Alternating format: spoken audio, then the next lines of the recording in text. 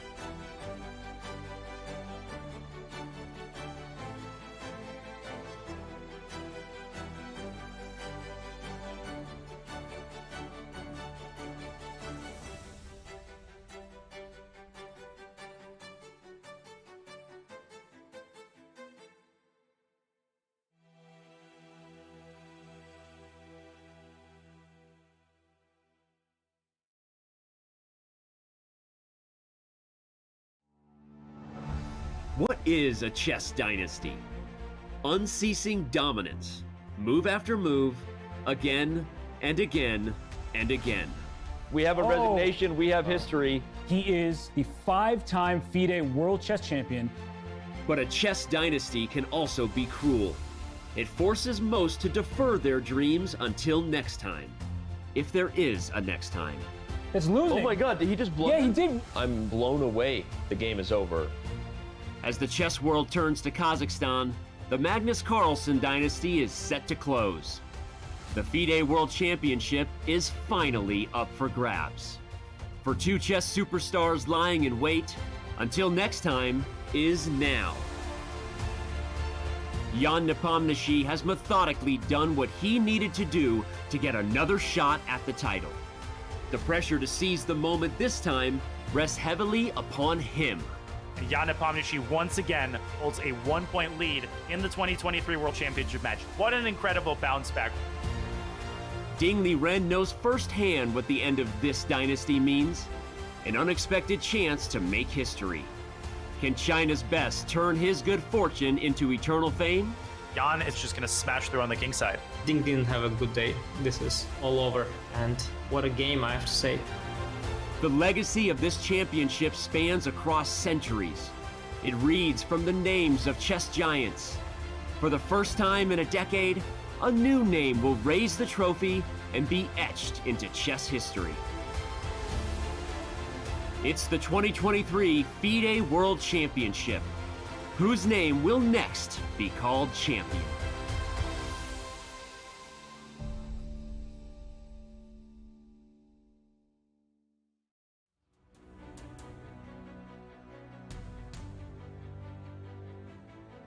Hello and welcome to Astana, Kazakhstan, where the FIDE World Championship 2023 is currently taking place between Jan Nepomniachtchi and Ding Liren.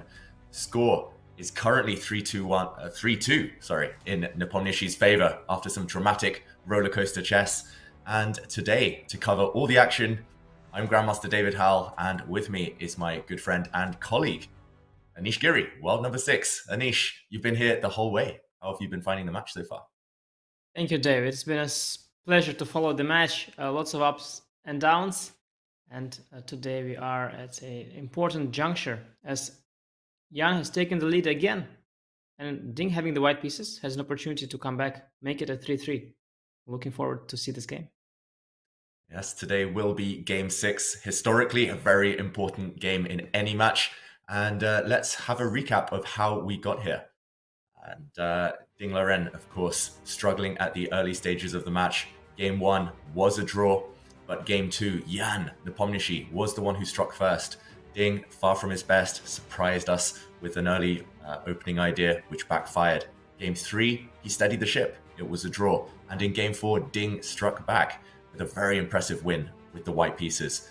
Yesterday, Anish, the rollercoaster continued this topsy-turvy match. Game 5, talk us through what happened. Yes, that was a special game. Jan has brought something to the table. He played his comfortable 1e4, his Spanish, got a small opening advantage, was really deeply prepared, played everything very quickly. Ding was on the back foot, didn't find the best defensive setup. Jan just kept upping the pressure and without any major blunders, just continuously being under pressure, making a few inaccuracies. Ding eventually lost the game and had to resign. It was a masterpiece, to be honest. Yeah, masterpiece indeed. And that does take us to today. Ding will have white again, will be wanting to strike back. But of course, we're just watching from home out in Astana. We have chess updates and weather reports from Mike Klein himself. Thanks, guys. What a match we've already had. 3 out of the 5 games have been decisive. That's sometimes more than we get in an entire match. Before we talk about the game today, though, let's talk about the weather. Many questions were asked about it at the press conference. Nepomniachtchi did take his customary walk, despite the fact that it's negative 19 Celsius wind chill outside. He bundled up, put on a lot more clothes, and did his thing. He is Russian, after all. But yeah, the weather is taking a bit of a Benjamin Button effect. We were in T-shirts outside not only a few days ago, and already now we're back to wearing winter coats. We've gone from spring back to winter. I can't really understand it. In fact, it did affect gameplay a little bit, although Nepomniachtchi said it's not like a sporting event, but Nepomniachtchi could be seen circling around the board a little bit, doing a lot of pacing, and he said he did that just to stay warm. As far as the game, Ding said that this loss was more painful than his one a few days ago. One of the nice things about this match from a player perspective is that we know that a one-game advantage is not necessarily enough to hold up, like in some previous matches. There seems to be no indication that the players are going to play more conservatively just because they have one win in the pocket. Ding has already come back from a one-game deficit once. We will see if he can strike back right away and continue the string of decisive games. For Chess.com, this is Mike in Astana. Now back to you guys.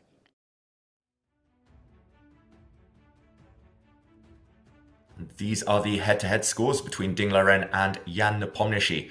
After Jan's victory yesterday, he does lead in classical chess 5 wins to 3. Still a small margin, still more than half the match to go. And Anish, it was interesting to hear Mike say that Ding found yesterday's defeat even more heartbreaking than Game 2. What are your thoughts? Is he going to be able to strike back today?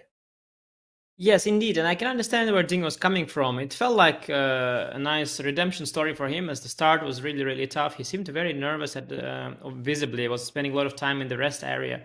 was making lots of weird moves, weird decisions that are uncharacteristic for a player as good as Ding. And it seemed like everything was turning around. His game 3 was good. Game 4 was even better. He won. The score was even. Jan looked shaky. And he was very optimistic, Ding. But suddenly, the trend shifted back again. And he lost the game when he felt that everything was fine. And he said that was a devastating feeling. And I understand where he's coming from. That said, he has come back before, and he will want to come back once again. So I don't think he will despair. Even if not today, there's still plenty of opportunities in the match. It's a long, long match.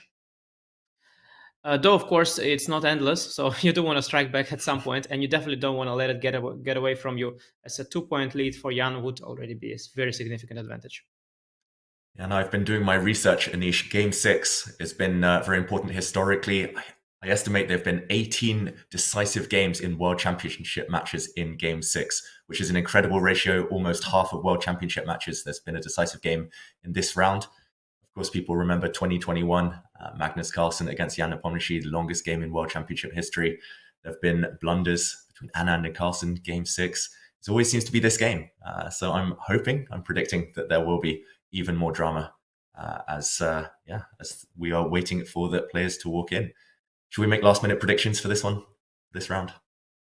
Yeah, I think I can sort of give a prediction of what I expect will happen on a more general basis. I think Ding will go for something where a lot of pieces will remain on the board, where structure might be a little bit closed, and where there will be no direct trades in the center. But in terms of a concrete opening, a concrete first move, that's pretty hard. He might do 1c4 again, but he might try to do something similar, maybe a reti with knight f3 g3, an opening you are familiar with. Hard to say. Maybe I would say probably no e4, I think. And d4 is possible with a nimzo, with some sort of a nimzo maybe, but really hard to say. What are your thoughts? Yeah, you stole the words out of my mouth. I would love to see the reti. It's my old man repertoire where there's minimal theory. You get an original creative game very early on. But of course, Jan will have prepared for that. He's got a bulletproof repertoire at this point. I'm predicting a decisive result either way. I think that Ding's going to take big risks in this game. I just have a feeling from his mindset, from the way we've seen the match develop so far. And I'm not going to make any predictions either way because I think it could go either way at this point. That's the one thing the match has shown us. But meanwhile, we do see Jan arriving at the board, the first to arrive. And Ding, we saw a few moments ago in his rest area. Game 6. I will predict, a reti, just because I'm loyal to my favorite openings. Okay. No, fair enough. And Jan is back with the same suit as he wore yesterday, the lucky suit for him. I think looks. I like the way it looks on him. I'll try one on like that as well. Though I think it really depends on on your face color as well, how you match with the suit. But really liking the Jan looks very fresh last couple of days. And I wonder in terms of from a game theory perspective, how much risk should Ding actually take? And we have to analyze that. I'm not sure how to do this kind of analysis, but I am not sure intuitively. I feel that taking a lot of risks today could backfire because a loss would be devastating. A draw would not be the end of the world. But knowing Ding and seeing the way he played so far, I think he will take a lot of risks. And so I do think it will be a 3-result game. I think Jan very likely will get chances of his own as well. And I think anything can happen. Ding so far played very aggressive, even with the black pieces. That game after he lost the previous one in round 2, the game 3, if you remember well, with the black pieces. Oh, I believe he commentated actually with us that day as well. And he was very, very aggressive, very pushy there. So, we'll see what will happen today. I think another loss for Ding is not out of the question, and that would be really bad news. Yeah, it would be almost disastrous for Ding, losing another white if he does take risks, if they do backfire. Like you say, kind of game management, match management, game theory. I'm not sure it's going through their minds, Ding and Richard Rapport, when it's not in their style, really, to make those kinds of calculations. I think they both just want to get out there, play a game. And meanwhile, Ding, interestingly, still sitting in his rest area, reluctant to come to the board. What do you make of that, Anish? Jan looks ready, looks primed to go. Well, I heard yesterday was sort of cold there. We had our, chess.com weather report. We are branching out as, as a company. We're also doing weather management. But I heard that they tried to make it a little warmer in the playing hall today. So perhaps the resting area is also a little bit warmer. So maybe the players will be able to spend some time. Ding also looking dashing with his suit as well. I have to say, players looking very sharp today, ready for battle. A nice blue suit there for Ding, and well, both seem very much ready for game 6 as it starts in just 6 minutes as well. I like it. Dashing Ding, ready to kill with the white pieces, and he's going to be adjusting the moves, adjusting the pieces, sorry, and the first ceremonial move will be made in just a few moments' time. Yeah, the Reti, the English, it could be anything at this point, but Ding, I'm liking the fact that he has been sitting at the board the last few games. Yesterday didn't go his way, of course, kind of got caught out in the opening, and that's why I think his strategy will be to remain flexible, take the game into unknown waters as early as possible. And you must be impressed by Jan, right? Just the way he bounced back. I know I was here in game 4. We made those predictions just before the rest day that Jan would struggle psychologically after his defeat. He came back with a very impressive win. Now it's up to Ding to show that he's got that mettle again. Ding with white pieces. I think Jan made a very good call yesterday. I mean, in hindsight, certainly he did. He played this one of the main, main things in his repertoire, the Spanish, and he did nothing weird. Put pawn on d3, c3, a4, all the standard moves. No unnatural play there. Everything was very clean and clear cut. Then he started fighting for the only weak square on d5. Then the game sort of played itself in a sense. I'm not to take any credits away from Jan, and certainly his conversion was very impressive. At some point, he took some very strong decisions. But in a way, I think he was fortunate to an extent that he was able to bounce back immediately and got these opportunities. And well, he did everything right. It's always how it works in chess. Yeah, you cannot force a win. You always need a mistake or a bad decision from the opponent. But if you do everything right, well, the mistakes are going to come. And yeah, he did his job in the previous game. Now the task is cut out for Ding. So far, I feel, I don't know if I'm being subjective here, but I feel as though Jan is a little bit better prepared in the opening. Cannot quite pinpoint as to why, but somehow his ideas with the white pieces, they're just, they feel a little bit more poisonous to me. It feels like he puts a little bit more pressure than Ding does. Ding is just much more trying to simply get any sort of game, any kind of position without without fighting for much advantage. Jan's still trying to fight for some sort of an advantage, I feel, and is able to do that in his white games. So I don't know. I think it will be harder for Ding to make something happen today. But as we had seen in his previous white game, things definitely can take shape for him. And yeah, the players are having these last 3 minutes before the game, the most nerve-wracking ones, the ones where you cannot leave the board anymore, but you also cannot make a move and you are stuck in this limbo. Fortunately, it only lasts 3 minutes. You're going to get out of it very soon. Yeah, they will be allowed to start the clocks very shortly. And Anish, you mentioned that you feel Jan is better prepared. Do you think this is just kind of prior experience? He's been here, he's done it before, 2021. Okay, that didn't go so well, but he's been in that zone. He knows what it takes. And Ding, with his second rapport, do you think it's a bit of inexperience on their part? I wouldn't criticize Ding by no means. I just felt that Jan's prep was even more poisonous. But I think, indeed, when you prepare for a World Championship match and for the candidates, and you do that with a large group of people, then your prep, it sort of accumulates. Your knowledge accumulates. And I think Jan, in the past few years, he's been able to accumulate a lot of knowledge.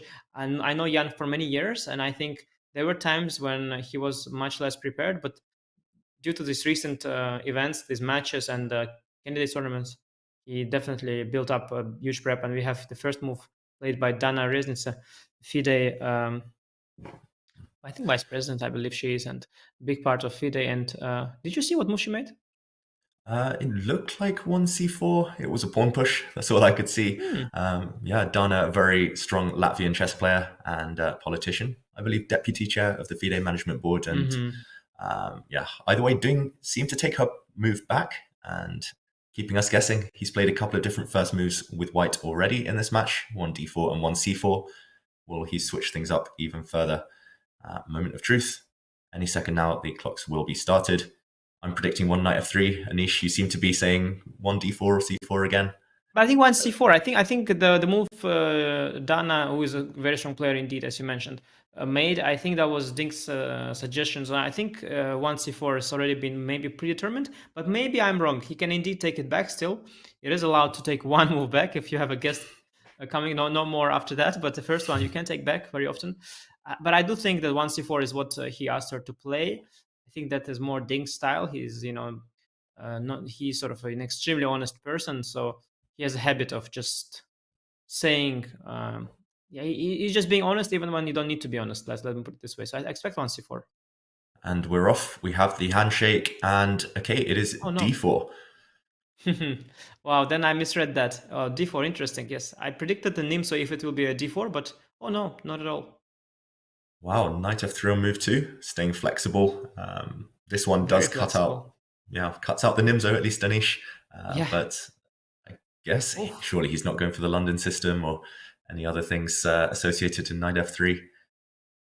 Yes, he does. He is. Oh no, the London.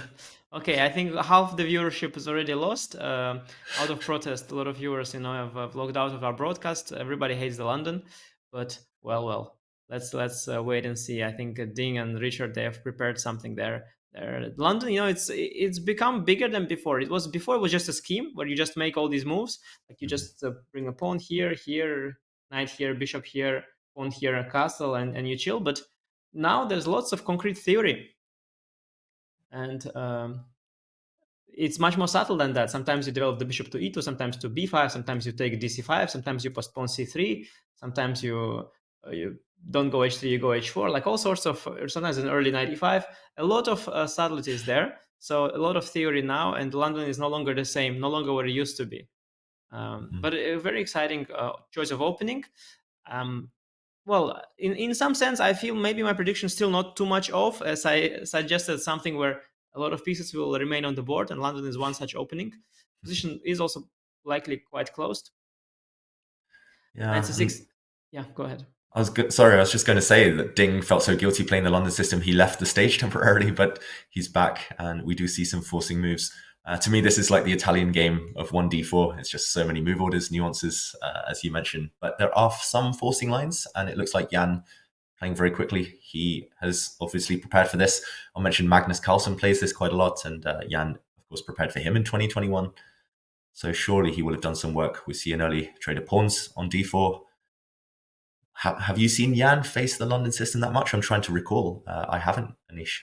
Well, I've played it against him myself, so I know that for a fact. I've played it against him in this online tour, I think a season ago, or a season or two ago, that the first season of the tours, 2021, I think we speak. And I think my logic was that Jan used to be a Greenfield player.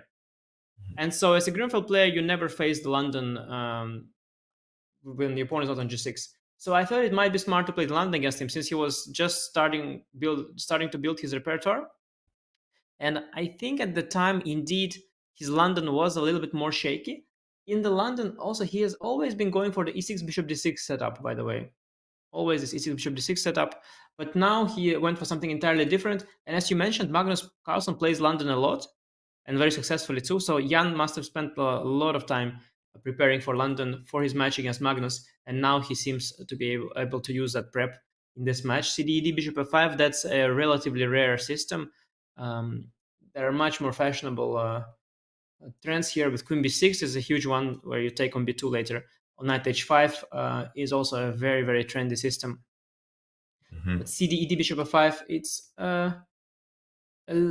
a thing as well, a very natural way to play. You take and develop the bishop, but there is quite some theory here, but it's a little bit less known. I think bishop b5 is how it goes, and then queen comes to b6 very often. You go c4, and it gets complicated. And I think at the end of these complications, actually, black does have a very solid position. So I think I understand what Jan is trying to go for. But Ding is thinking he can also play it differently than bishop b5. He can just play it, just finish development with c3. But then black has a comfortable position. He'll go e6, bishop d6, castle, and finish development. Yeah, actually, this system with bishop f5, recently I was looking for a very young student, and the student wanted kind of a repertoire where it required almost zero theory, almost zero knowledge, where you could just get a position and play as black against the London system. And I recommended this one because, yes, white can play bishop b5 and maybe some direct lines, but I think majority of London system players will just develop pieces. And Ding has that dilemma now. If he doesn't go bishop b5, if he just plays like c3, as you say, Anish, it's going to become a very long maneuvering game. And we should also remind the viewers of the time control. They do have 2 hours for 40 moves, no increment. They do gain 60 minutes after move 40, and it's only after move 60 that they gain 15 minutes and a 30-second bonus. And maybe Jan is going for one of those long games. We know in 2021 he had, I think it was 7.5 hours against Magnus Carlsen, multiple time controls. Okay, Ding does go c3, so avoiding any direct kind of conflict here. And like you say, e6 is coming, bishop d6 is coming. Not much white can do about that now. I've got to say I quite like these types of positions for both sides. Just in practical terms, the Carlsbad. But is the Carlsbad the Carl's good here, Anish? We know that they had this pawn structure against each other back in game 3. Yeah, I think colors reversed, but basically not reversed. So like that, if you know what I mean, like the colors have reversed, but so did the players. So they are still on the same side of the Carlsbad. Yeah. The Carlsbad structure is referring to these 2 pawns against these 2 pawns, usually with this attached to them as well. And then we spoke about this minority attack plan. I mean, very long term, of course, not early. First to finish development, prepare b5. Or there is this f6, e5, f3, e4. But with the knight already on f6, usually it's the minority attack that you do. But you can also, sometimes you can also go for the e5 break and try to hold that position with an isolated pawn. Especially with black, you can often do that. Yeah, David, you mentioned a student that wants to know little theory and just get a playable position. You're talking about Magnus Carlsen here or somebody else? No comment, Anish. No, it's someone a few hundred points lower rated than Magnus Carlsen. Okay, just to clarify. You know, what is a big thing, by the way, is this. So queen b3 is a very tempting move. Mm-hmm. And then you surely are aware of this pawn sacrifice. Bishop d6, queen b7, bishop takes f4. Yeah. Queen c6, queen f8. Yeah, maybe we can show this on the board, because if Ding is feeling ambitious, then this is one of the few direct attempts he can go for. Otherwise, it is purely maneuvering, I think. And here we do see Queen b3. Anish, talk us through this line, because Bishop d6, I guess it's only come to light in the last few years. It's been spotted by engines and so on. Yeah, I must say, it's not like I have too much to say on this position. Well, I don't like. It's not like I have pages of the analysis here that I would share, but I think it's a trendy thing, and I think in some of the versions, sometimes the bishop is on g4, sometimes on h5, sometimes on f5, and depending on where that bishop is, some of these positions are very good for black, some of them are not as good for black. It's very concrete, so black has the bishop pair, the white queen is a little bit misplaced, and the black king, although it looks like it's sort of in trouble as it hasn't castled, it will actually find a very safe place on g7 after g6 or g5 and king g7. So the big question is if white will be able to finish the development, bishop e2 castle, and then protect the b2 pawn as well somehow after potential rook b8. And if white will be able to consolidate this position up a pawn, but certainly some compensation for black, and it's very, very concrete. I mean, some computer analysis are required here. I don't know if Ding will take this direction. I think, honestly, I'm not sure. It will be very unpleasant for him if he's not as well prepared as Jan. Because the problem with the London system, and it's one of the decent, one of the good openings. But the problem with the London system is that black has so many different systems to choose from. And I've had that issue myself with the white pieces when I played the London. Very often, even though you prepare, you are the one who is choosing the opening, so you chose the London. But then it's so hard to guess what black will play. There are like 10 systems that equalize and 5 more that are maybe very slightly worse, but you have to know what you're doing. And so even if you know you're going to play the London and you spend the entire day preparing for it, you still might be less prepared than your opponent, who will actually choose one of these 15 lines. And we might see the situation here. Ding sort of chose the London, but he is the one who is less prepared for this game. And I think that's what happens, and one of the reasons why London is still not as popular as it could be. Like, just has a lot of choice, and this is just one of the many lines. Yeah, and we see on the camera Ding not really showing positive body language right now. Either he's asking himself, why didn't I check this exact line? Like you say, Anish, there's so much to prepare for. Why didn't I check this specific move order? Or he's just on his own. And yeah, either way, it can be unpleasant. I don't know about you, Anish, but I find myself so many times around move 10, 15, just sitting there, beating myself up in my head, just saying, okay, I could have checked this. I could have refreshed this recently, but instead it's just that really unpleasant decision. Do you play into your opponent's preparation and risk even more with the white pieces, or do you just play on and admit you have no advantage in a quiet maneuvering system? What do you think is going through Ding's mind? Yeah, I think his body language suggests that he maybe intended queen b3, but now realized that he doesn't want to dare. Or sometimes, you read too much into body language. As our colleague Danya always likes to say, he doesn't like to read too much into body language, and it is true. Well, you can indeed, if you want to, you can just finish your development. But the question is then, well, how ambitious are you? Let's say bishop e2, probably bishop comes to d6. You can trade, you can castle, and then you have various ways of playing this. You can try to go after this bishop maybe, though trading that bishop for a knight is not going to yield you that much. You could also just not trade that bishop. I think the other move that comes to mind is bishop b5, where you apply a bit of pressure on the knight, so potentially you control the square a little bit better. But it's all it's all not so much. And I think, yes, a big choice here, queen b3 or not queen b3. But I think Ding should be in his prep, but he looks really pissed. Could he have already mixed up here that he should have played bishop b5 and he played c3 and now he's upset? Like, why is his body language so negative? Yeah, it's really hard to get a call on Ding Liren's body language right now. I think you might be right. Either he's mixed something up or he's annoyed at himself that he hasn't looked at queen b3 and this whole line kind of in the recent past. If you're going to go for this queen b3 as white and go pawn hunting, then you want to have looked at this in the last few days. You want to be fully aware of all those nuances, like you said later, Anish, because actually that position with the two bishops and the misplaced black king, it's very dangerous for white, as far as I can recall.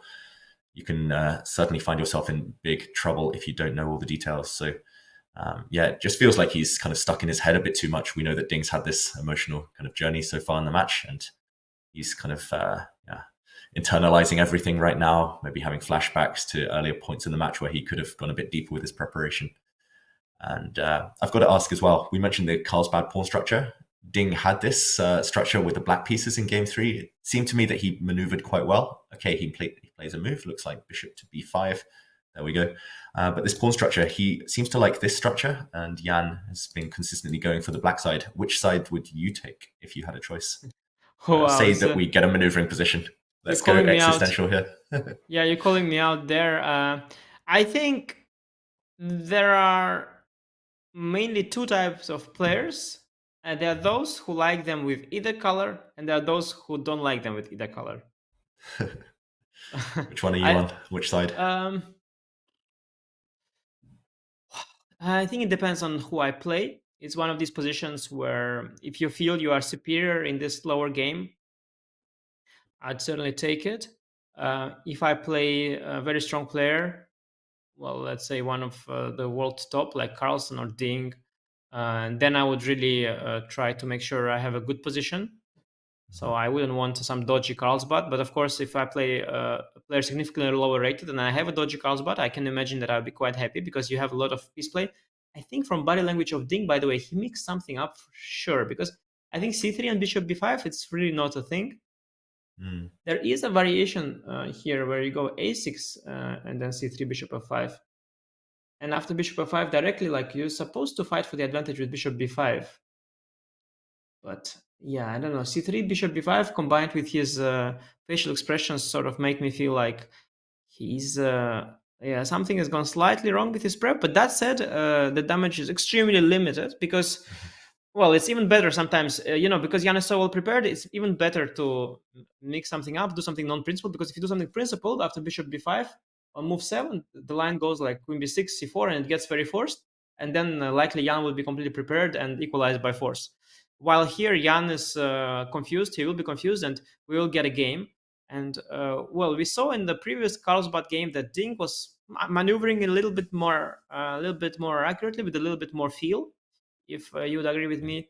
And then, if we look at it from that sort of a more global sense, then yes, Ding might be not too unhappy with the fact that they got this position. At the same time, having the black pieces, Jan, of course, was worried about something, some prep in the opening. That there would be something danger somewhere, a pitfall. But here he knows that, well, he gets out of the opening with a equal position, he will be able to finish his development, castle short, and then it's a standard equal position where in order to lose, you have to make many inaccuracies or many mistakes. And Jan definitely feels somewhat of a relief there, but long term, he could get outplayed as Ding. To me, it feels like Ding is the player with a little more experience, a little more feel for these kind of structures. But well, a very long way to go, and not to ruin it, but a very slow maneuvering game is incoming for us. I think this one will take a while before it gets too exciting. Yeah, a London systems kind of a London system player's ultimate fantasy, that slow maneuvering game. Yeah. But for the viewers, perhaps not the most exciting yet, but it will heat up later, judging by the way this match has gone. And Jan does sit back down at the board. What moves are we predicting here? Either you put some pressure on that bishop that's just landed on b5, I guess, or you develop with bishop d6, try and trade off those dark square bishops immediately. And okay, that's what Jan does go for. Very natural move. Yes, and when preparing for Carlsen, you have to look at these positions quite deeply, because Carlsen, he likes playing them. He likes even playing the most innocent versions of things, like even that are not threatening. He just wants to maneuver back and forth. So I suspect Jan would have looked at these kind of positions in great depth. Just not just bishop d6 castle and let's play, but even further down the road, he would look at the plans, the ideas, how does the play continue? Where does the f6 knight go? Is it going towards e4? Is it going towards d7? Do you push e5? Do you push f6, e5? Do you give up the f5 bishop? Do you keep it with h6? All these questions. Do you go for b5 or do you wait with b5? Or are you afraid of b4 after b5? Are you not afraid of b4 after b5? All these questions that come to mind, I think you would want to have them answered in your prep if you're facing Magnus Carlsen. And I suspect that this is leftovers from that match. Because I guess you don't need to prepare 10 different systems against London. So whatever you prepare for Magnus, you can use for Ding. Yeah, and I guess that's the difference between these kind of really elite grandmasters or these top players in the world compared to some of the rest of us. Me, for example, I would stop my preparation around here. I'd say, okay, black is fine. I'll work it out at the board. But at the World Championship level, they must have played training games in this type of structure. They must have gone into detail, that you say, about the plans, the pawn breaks, where you want to put your pieces, which pieces to trade off. And yeah, I really like black's position. I just think he's got a kind of moral victory out of the opening, but that's not to say he's ever going to be better necessarily. We're in for a long grind this game. And any predictions on which plan Jan will go for? You know him. Is he going to go for something maybe just kind of in the needs of the position? Or I don't know if he can whip up anything dynamic here as black, which he would love to do, of course. For starters, I think you castle short, right? I mean, you could make a case for I don't like the move, but you could make a case for knight d7, because you could say maybe you are afraid of taking on c6 and knight e5, which I think you're really not. You're really not, because of c5 there, actually. But yeah, well, I mean, making a case for long castle would really be insane. I think that's a horrendous idea in this position. I think this is really quite outrageous. You create the same balance for no reason at all. King is very weak on the queen side. I don't think you'd want that.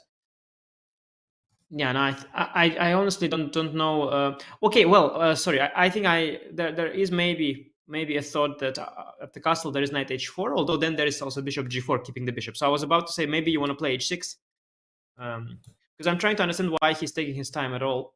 Because castle is sort of so natural. But first of all, he has a lot of time. But secondly, yeah, maybe knight h4 is a question. But yeah, knight h4, keeping met by bishop g4, where I keep the bishops. And also, I don't think bishop g6 is the end of the world. But maybe you want to, if possible, avoid giving up the bishop for now.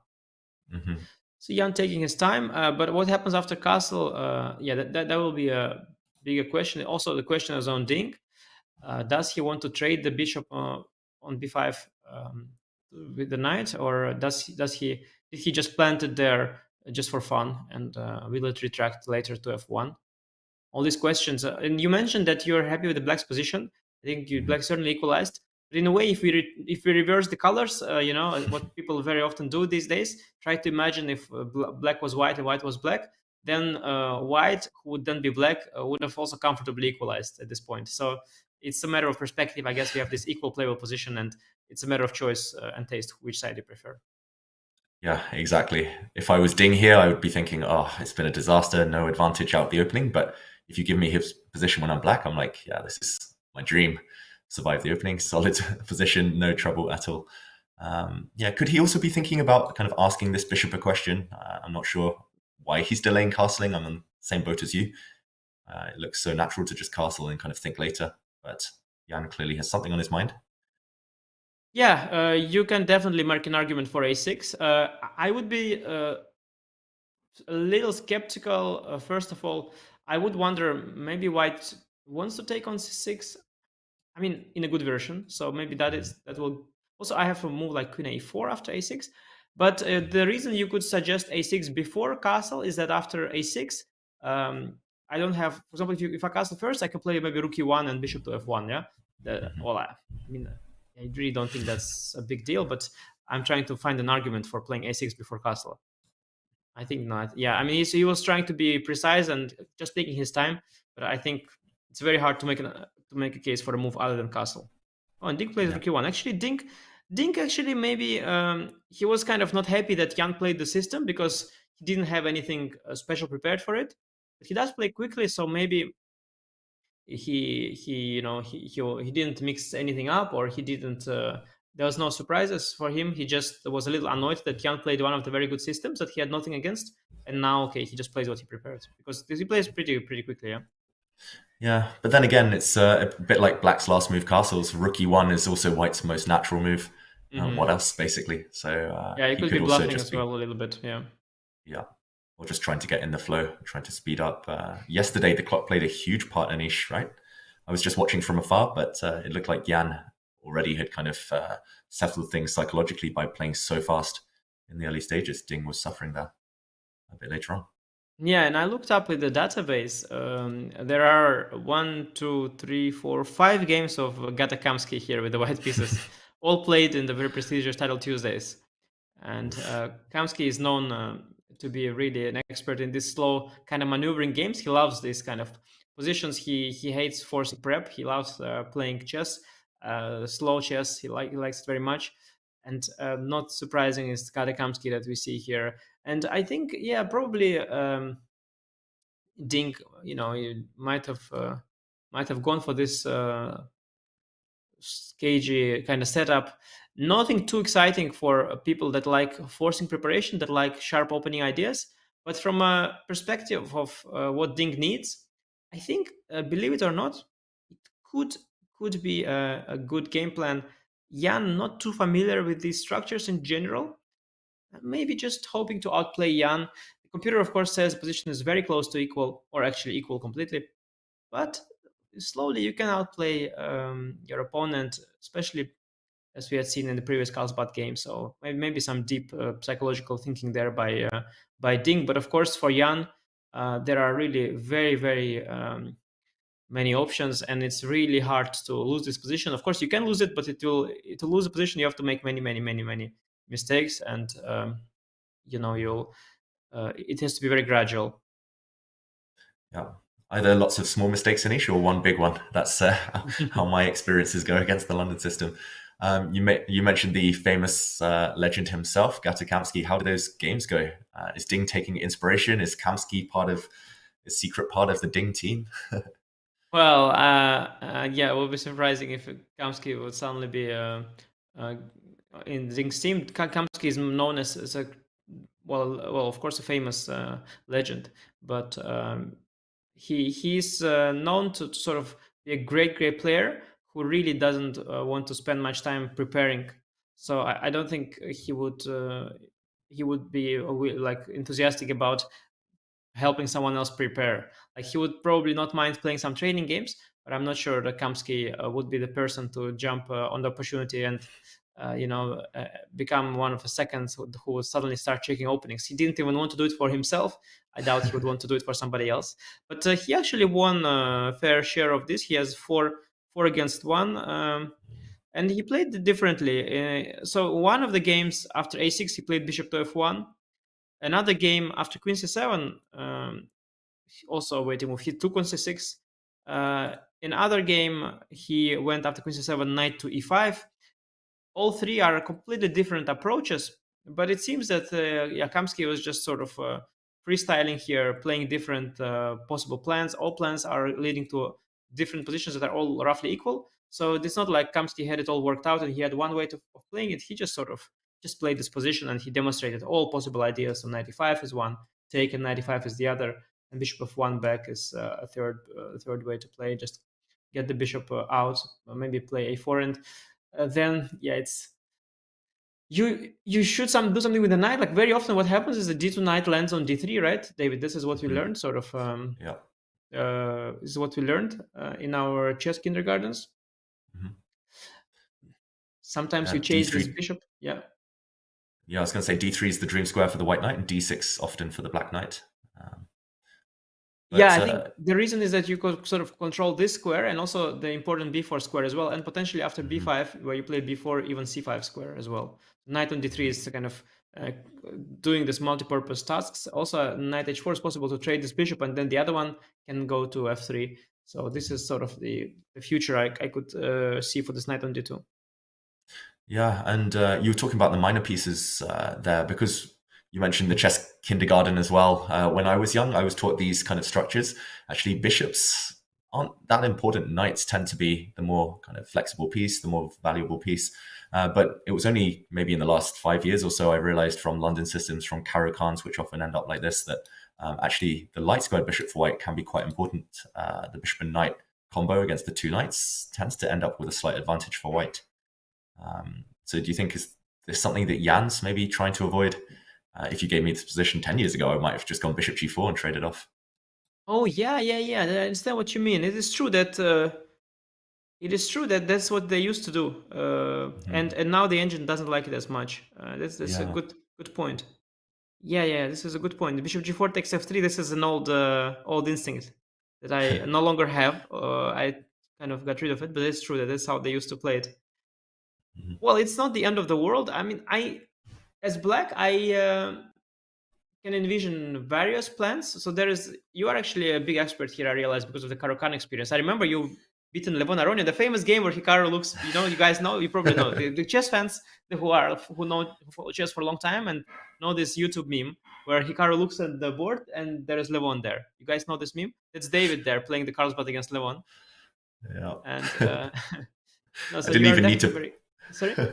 I didn't even need to pay you to drop that in, Anish. Thank you. My best game ever. I mean, the transfer has already occurred. So yes, thank you for. But you are definitely a big expert on these structures. Jan plays h6, as you mentioned, keeping that light squared bishop. The light squared bishop that is important, as you had mentioned. Yes, I think one big question in these kind of positions is, does black go for the minority attack with a6 b5? Because that is actually the standard, the old way of doing it. But I think very often, more often than not, after you do this a6 b5, white will just go b4. Then the knight's heading to c5, the pawn will go to a4, and you will just create a weakness on a6 for yourself. So I think they don't rush it with b5 very often these days. And another question is, sometimes black just chooses to prepare e5 and accepts isolani and just holds it. This is another way of playing. I think both of these are unnecessary. A big question, I guess, with this f6 knight, like you want to throw it in or you want to throw it back to support e5 square, one of the two ways. Sometimes they even do, like after h6 it's less likely, but sometimes what even happens is some sort of I was going to say some sort of a stone wall with f5, but Ding has played knight e5. You usually make this move when black cannot recapture. Then it's a very safe move, yeah, because you have a fork on the queen and the knight. So knight e5 is a safe move. I guess Jan might play queen c7, and then he introduces the idea of capturing the knight, and then white has a choice to take on c6 with the bishop or with the knight. Yeah. What do you think Ding's plan is? Maybe we can jump into a board and play a few lines, play a few moves, because knight e5, very direct approach. I thought maybe white would just maneuver a bit first, but as you say, queen c7 would be my first instinct, again, by analogy with some other openings, the Caro-Kann. Because this is a bit of a strategic threat. I think if black trades off one set of minor pieces happily, then should be okay. You mentioned taking on c6. I don't really like it with the knight, just because black gains time and gets to play c5 next move. No.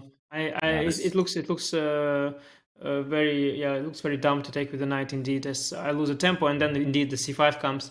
No, it feels wrong. I feel, you know, I have this big urge, like I see potential for taking on b4, and then the slide squared bishop on f5. It could kind of be a bad bishop that is like staring at all these light squares but doing nothing, and my other knight can head to c5 sometimes.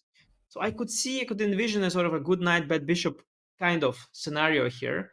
But I think it's a long way to go. I think you start with a5, probably you want to get rid of this potential weakness. After, the bar is liking white, by the way. What do you do here? Do you just go a3, or there is something more? Maybe even knight b3 sometimes. I'm not sure if that's too ambitious, just to rush in with the knights. Yeah. Maybe that's actually smart, because I was wondering after a3 just for because I wanted to kind of keep the pawn structure more I don't know what's the word, like more solid. Like after cb, the d4 pawn is of course it's not really weak, but I wanted to keep the pawn structure this way. But I was wondering after a3, like how outrageous is to play a4 and take away the b3 square from the knight. I don't know, it's maybe a big weakness, and I just go rook c1, c4. Yeah, no, I think I've completely misplaced this position. Rook c1, c4 just looks very good.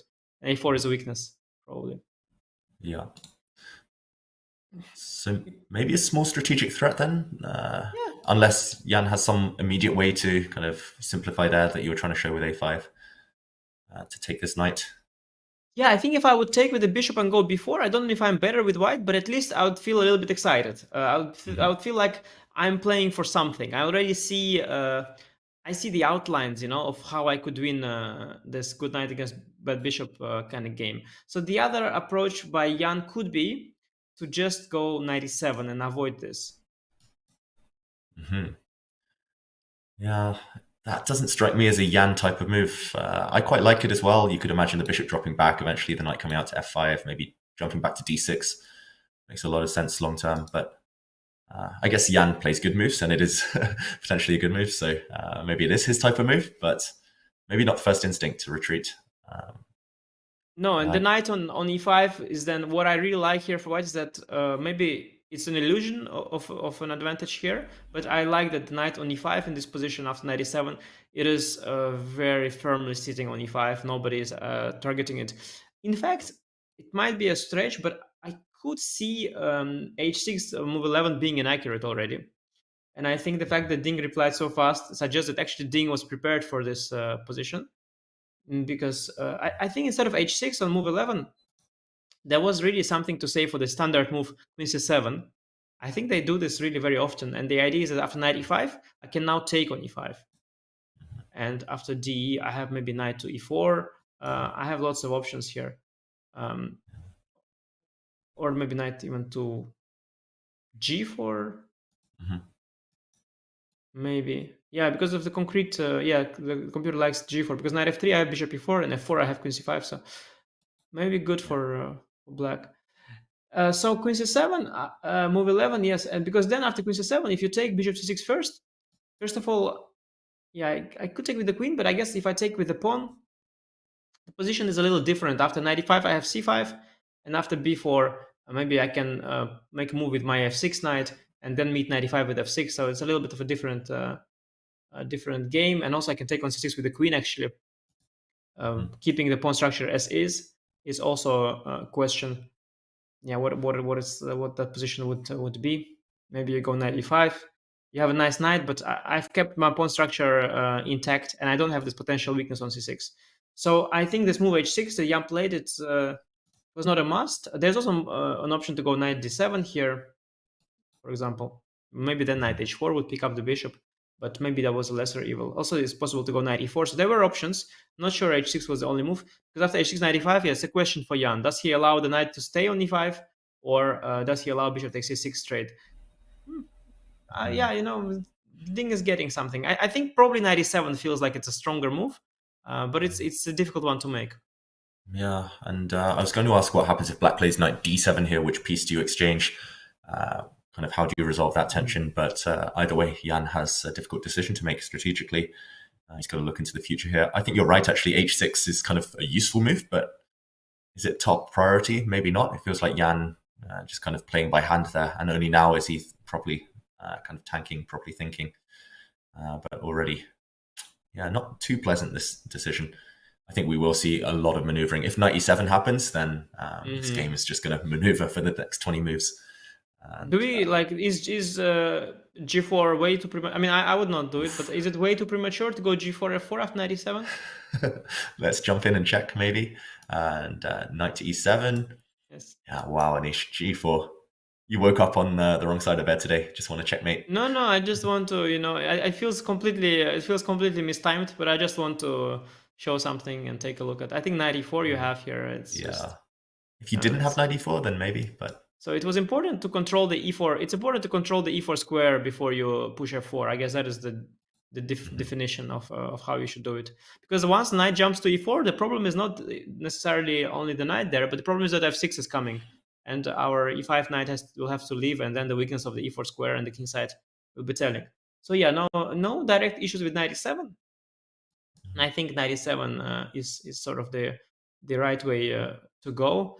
I think Jan will play it. If knight d7, which you mentioned after knight e5, I was thinking about so trading on bishop takes c6, bc, knight d7, queen d7, and knight b3 to c5. I was wondering about that, and yeah, I mean, I cannot assess this right away, but there is a part of me that really worries for black here, because this black square bishop, it could be just shooting empty air, and I have this knight on c5 which will forever stand there. You will never be able to get rid of it, and I could see all sorts of, I could envision all sorts of scenarios where somehow these positions end badly for black. So knight d7, I think the most risky move of all, actually, getting rid of all the knights and allowing knight on c5.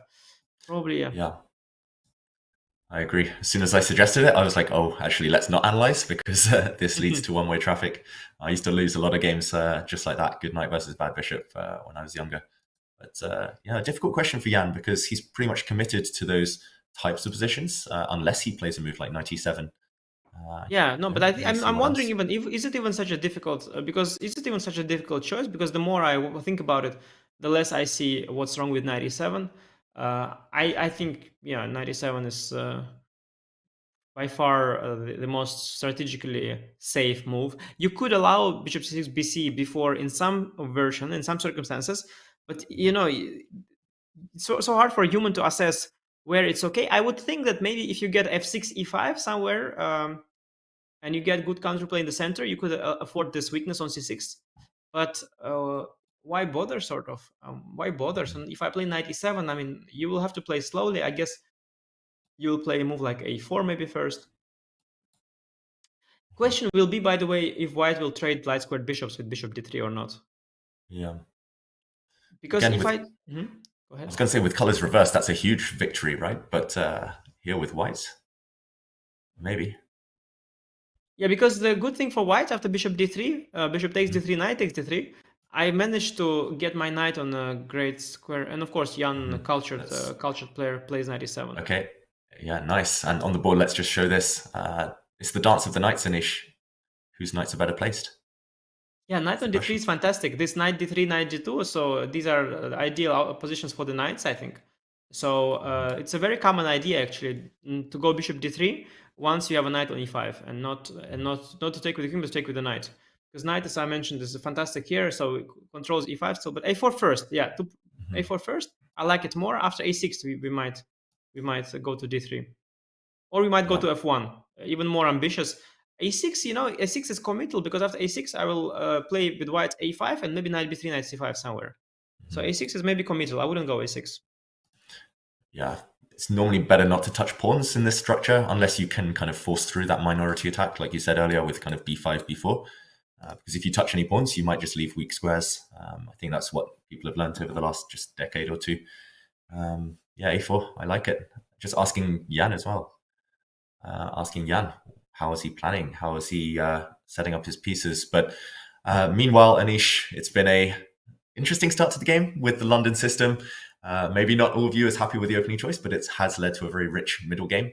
And I think just while Jan ponders his move, let's go to a short break. We will be back with more action in Game 6 in a few moments.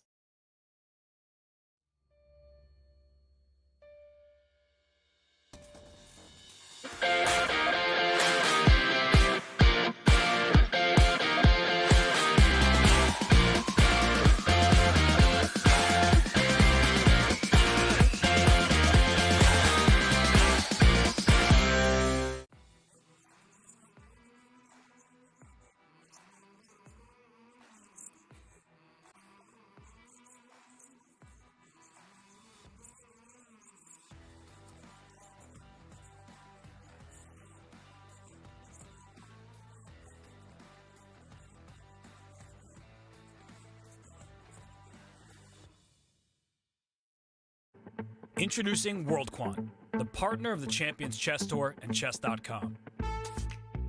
WorldQuant is a global firm in the field of quantitative asset management.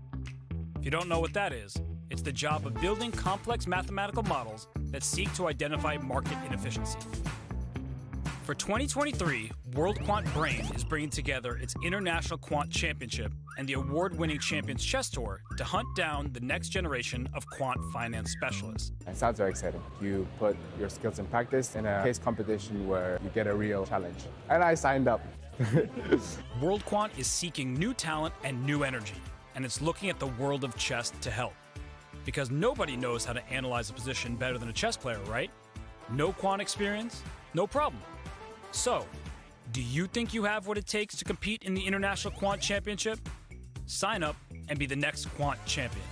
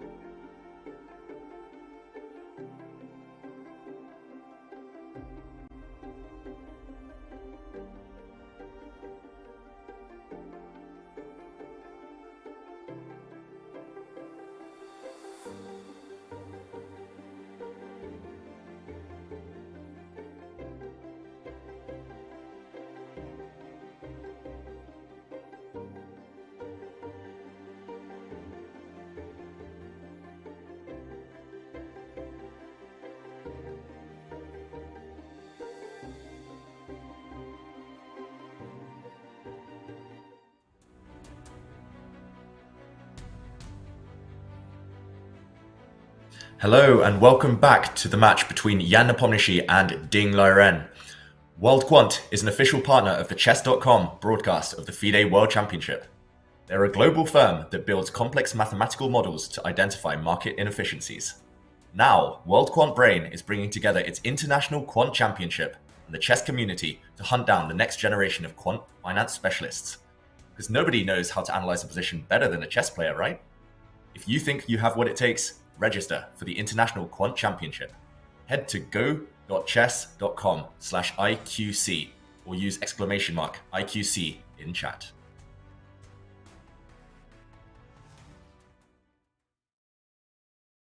And Anish, we're back with some moves. I see a look on your face. You're not liking the developments here in the game for Jan Nepomniachtchi, making some big and committal decisions. No, it's horrible. It looks horrible. It looks horrible what's happening here. I think he's very unfamiliar with the position because I really don't like what he has done in the last two moves. I think the move a6, as we talked about, I think it's a positional mistake. Because after bishop f1, a5 was coming. I don't think that trading this knight this way is also fantastic because knight on e7 I think is not a great piece. So maybe I am underestimating black's potential on the king side, but I really don't think so. I think if I just take, play a5, we pull up the analysis board, so we see that the left position is still with Ding's to move, but here I think Ding will take and play a5. I think it's an automatic. You block this and then the knight comes to c5. The knight standing marvelously on c5. After that, you can never kick it out with b6. That's why a6 is a positional mistake. And then I will play even b4. I no longer have to worry about the c-pawn. It will be firmly guarded by the knight on this file. And oh well, I have pressure on this pawn. The knight on c5 is also pressuring the e6 pawn. I really don't think that knight g6, f6 or anything like that is coming very quickly. And I think black needs that because, well, what else does he... I mean, he just has... I think the position is really... like, it's a horrible position for black. And it's happened so fast. I think he's made one inaccuracy after the other. I think h6 was inaccurate. I think knight e7 was okay, but then I think a6 was inaccurate, and I think knight d7 also was inaccurate. I think maybe the only way to still try and make sense of this move is to just go a5 and, or better or worse, weaken the b5 square, but at least keep control of the c5 square. Well, you don't need to go b6 or just yet, of course, but yeah, well, even this I don't like, but there is at least potential to eventually go for b5 and somehow break this pawn structure open, because after a6, a5, I think he's drifting. Yeah, it feels like dark square domination is imminent, and Jan is pretty much just saying, okay, take my dark squares. And Anish, just to, while we have the board up, just to kind of go a few moves further, I'm not even sure what black plays in this position. Let's say, I don't know, let's move the queen. Once the knight ends up on c5, like you say, there's simply nothing to do about it. Even if black ever captures on this square, let's give a few moves. Let's say here, even if black captures, I mean, there's permanent weaknesses here. It's even worse. And if you'd never take this, if you can't take this piece, then it's just going to stand here for the rest of time. But David, I noticed one thing. To the king side. As you were showing, maybe I missed something there, some detail. Because as you were showing the line, I realized after knight d7, queen d7, a5, he will play queen c7. After knight b3, he has knight c6, of course. So this, I have to take some of my words back. I missed this detail because now it's very hard to get knight c5. So I can play like rook a3, queen a1, but well, that is a little clumsy. And while I do it, maybe you strike in the center with e5. So maybe knight b3 was not accurate. Can we take a move back? Because we can wait for a knight c6 and then go b4. Maybe here I should play...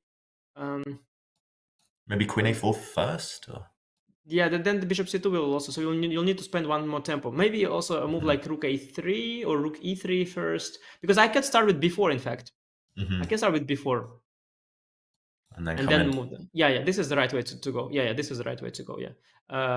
So I think I stick by my assessment. I think Jan did play an inaccuracy, but Ding has to... Yeah, Ding has to do it this way. And while he does it, maybe Jan wants to do some rook e8, e5, some... If black gets some direct play in the center with e5, it could be not so bad for him. So it's not maybe as bad as it looks now, especially if black plays it very well in the coming few moves. But I'm not sure black has this e5 break in a good version here. Yeah, I agree. This seems like it has to be what Jan is hoping for. Still surprising he played it quite quickly relatively because it's so committal. He's basically banking or kind of gambling on the fact that he can break in the center later. Is Ding considering anything else? I mean, starting here just allows a knight capture. I don't think that helps white at all. Knight takes d7 looks automatic, to me at least. Oh yes, I think Ding cannot believe his luck, so he's trying to double check and he is trying to see beyond what first comes to mind. So because the first thing that comes to mind is that you just take an a5 and knight b3, knight c5. Then maybe he thinks, okay, Jan is not a bad player, so he probably has a point. Then he realized maybe it's queen c7 followed by knight c6. Then he realizes, well, maybe I shouldn't go knight b3. So then there is something to think about, and so he's thinking about it right now. Because indeed, of course, the things are not too bad for black. He's got this queen c7 idea. White will have to be a little bit creative here about getting the knight to c5. But yeah, well, I think definitely not something I expected. I thought we would have much less action. I thought we would have much more maneuvers, much less committal moves, much less trades.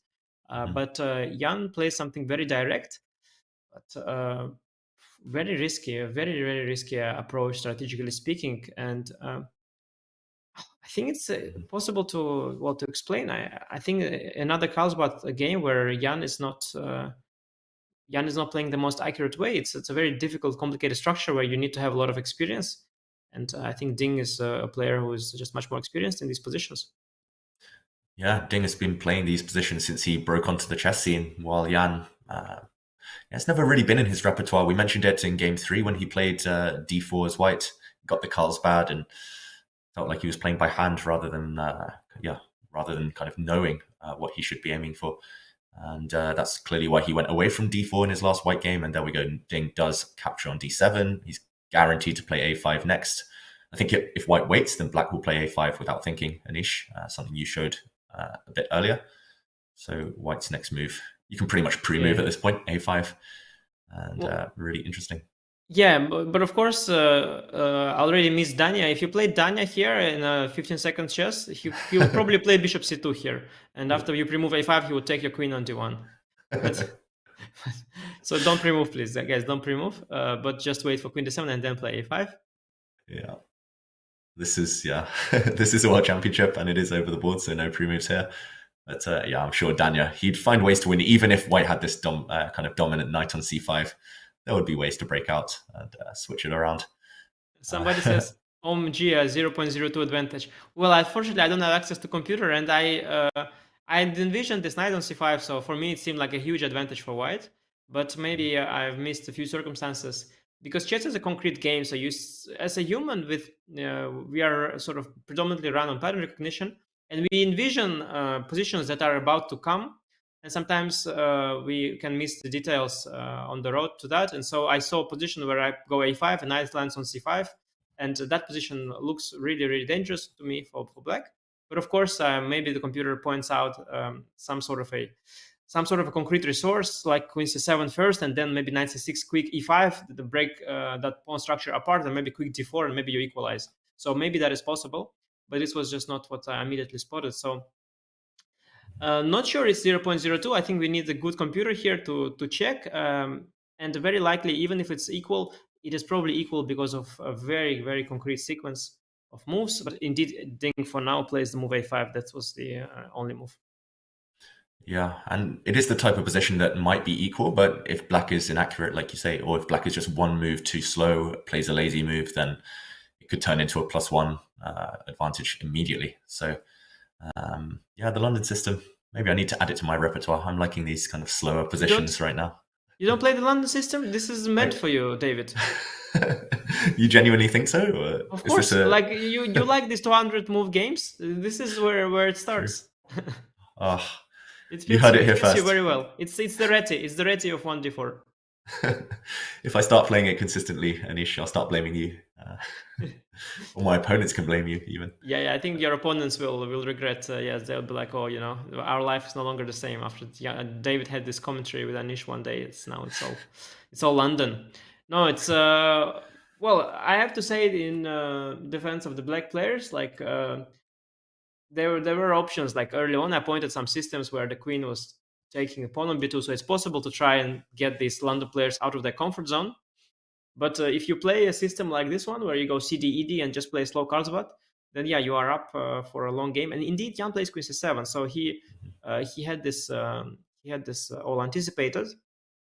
So I was a little bit too harsh there at first. I missed the queen c7 idea, so I take everything back, and we'll have to wait and see. We have to wait and see. If Ding does get a knight on c5, then indeed what Jan has done will be a mistake. But if Jan manages a quick e5 break and everything will be traded, then Jan's judgment would have been very, very deep. Let's see. Yeah, I'm just thinking, Anish, I'm obviously from the UK, and the two games I've been, or two of the three I've been here for, one was an English opening, and now it's a London system. It's as if, the stars have aligned, the chess gods are trying to say something. Yeah, no, the monarchy is, is coming for us, and yeah, very, very impressive, of course. I mean, it's generally an interesting topic, the names of the openings. There are some openings are named after countries, some after cities, some after animals. Like there's the orangutan and all this kind of stuff. And it's some after players, of course. It's all a very interesting, topic. And even some openings or variations, they have names, and many strong players don't know these names. And that's like a whole, yes, there's the whole culture of giving openings names.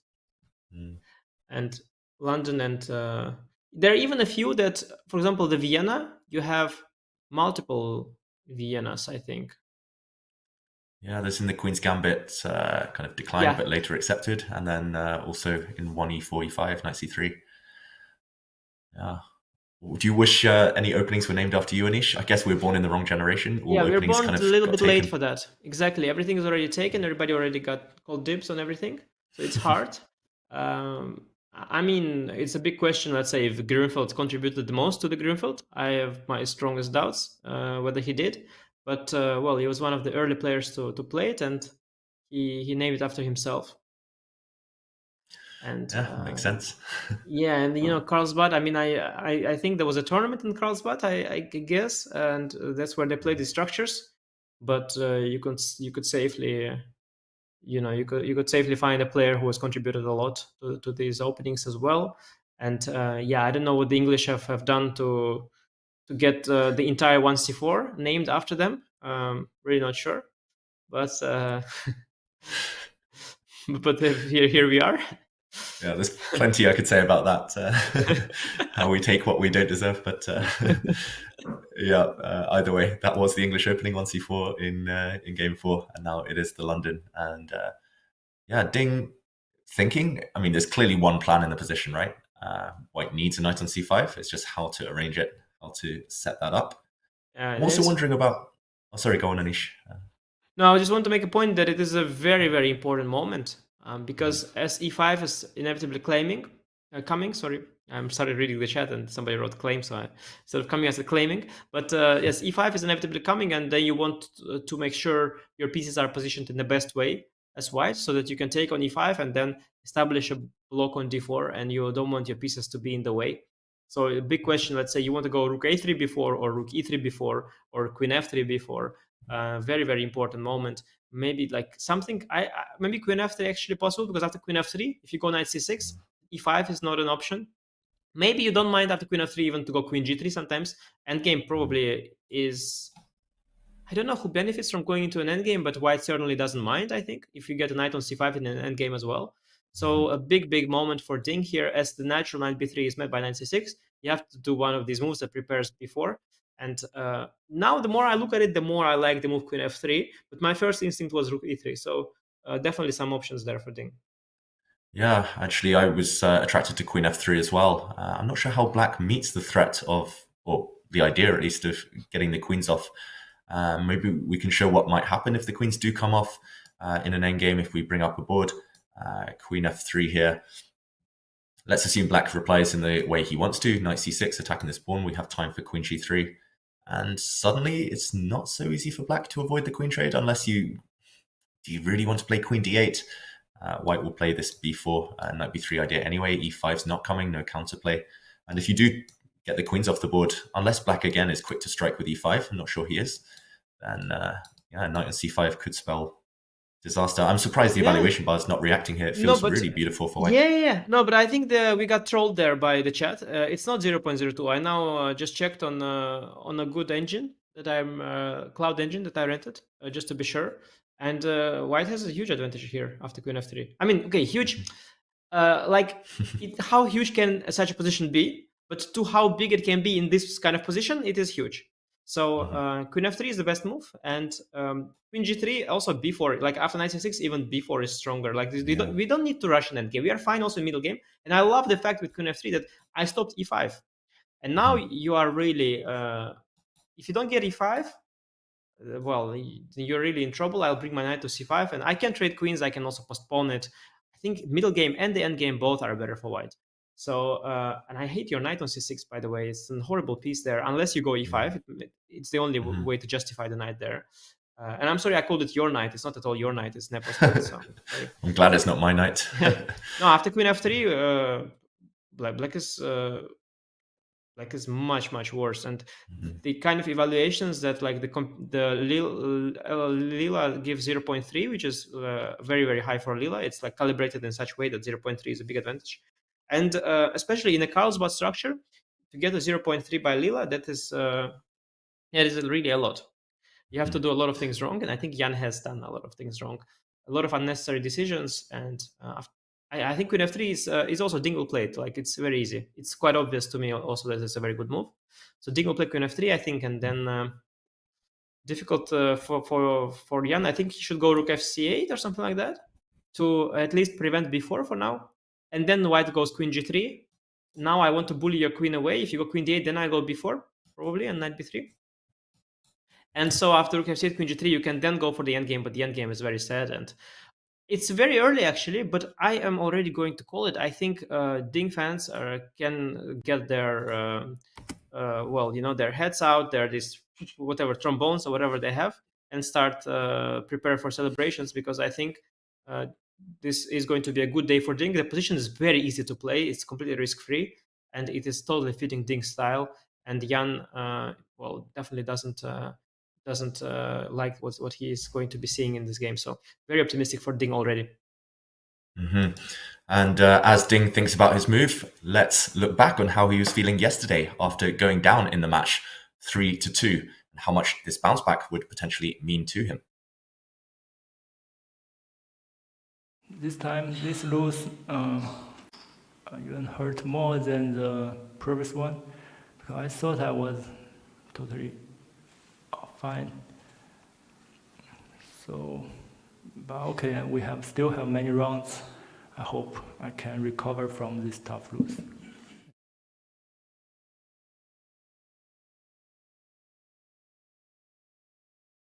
And Anish, Ding saying it there himself. Of course, this game would be huge for him. He's already got a better position, we think. The type of position that suits him, that Jan is maybe uncomfortable in. And are you sticking with your prediction? Big words. Thinking he's going to strike back here. Yeah. I'm calling it. I 80% chance that he was going to win. I think like Magnus watching this game is just face palming, because he's a big fan of Carlsbads. Like he loves. I'm not even sure he plays them as well as he loves them. Like he loves them so much, and he's always happy to get a Carlsbad. Sometimes in some complicated Carlsbads, he even can make mistakes, but in the clear-cut positions like this one, Magnus really excels when it's all very clear and the post structure is clarified and there is no murky play on the king side against the king. And when it's all about the squares and maneuvers, I think Magnus really understands these things very well. And I think Magnus must be shocked looking at this game, seeing how quickly things deteriorated for black here. And, he must be loving White's position as well. And I think he's a little bit jealous of Ding sitting there, at the World Championship chair. He's thinking today is a little bit of a FOMO, I think. He thinks, I could also be sitting there against Jan. I could have also converted this position. So, yeah, the 2021 match could have been a lot more straightforward if Magnus has picked up the London system potentially. And earlier, but I think it was straightforward enough in the end as well. Let's give him credit where it's due. Yeah, perhaps. And it all comes down to this A6 move. You mentioned that you don't like many of Jan's decisions. I just hate this one decision to put the pawn on A6. It was so unnecessary. You could have basically the same position, but with the idea of kicking the white knight out of C5 later if you need to with B6. Just feels like putting all your pawns on light squares just strategically just horrible for Jan. And there we go, queen f3, what we thought was the strongest move from Ding, really powerful stuff, multi-purpose, and he gets up. I think Jan maybe now will start to realize the damage he's done to his position.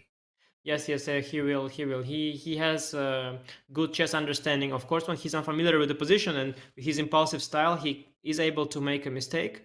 But with understanding that he possesses, it will dawn on him if it already hasn't. What he has done is wrong.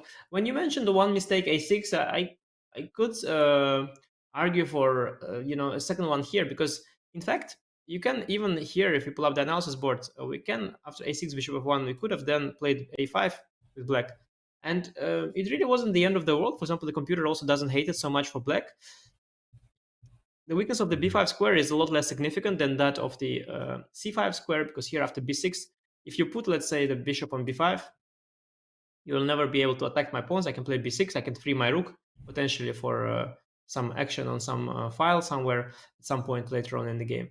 And here, your knight doesn't have the access to c5 square. My pawns are nicely protected. You don't have, b4 is not tempting, nor is c4 weakening the b4 square. So this is a very decent setup for black.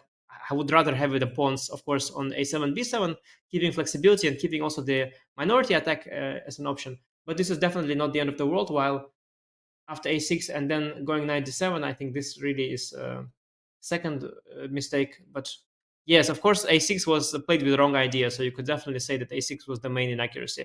I would also say that, of course, for example, the move h6 was unnecessary, but it was not such a big deal as this a6 move was. And yes, basically a sequence of decisions, each probably with a wrong plan in mind, led Jan to be in a significant disadvantage here. And he will realize after queen f3, which he probably missed, that situation is very difficult. And I don't know what to suggest for him here.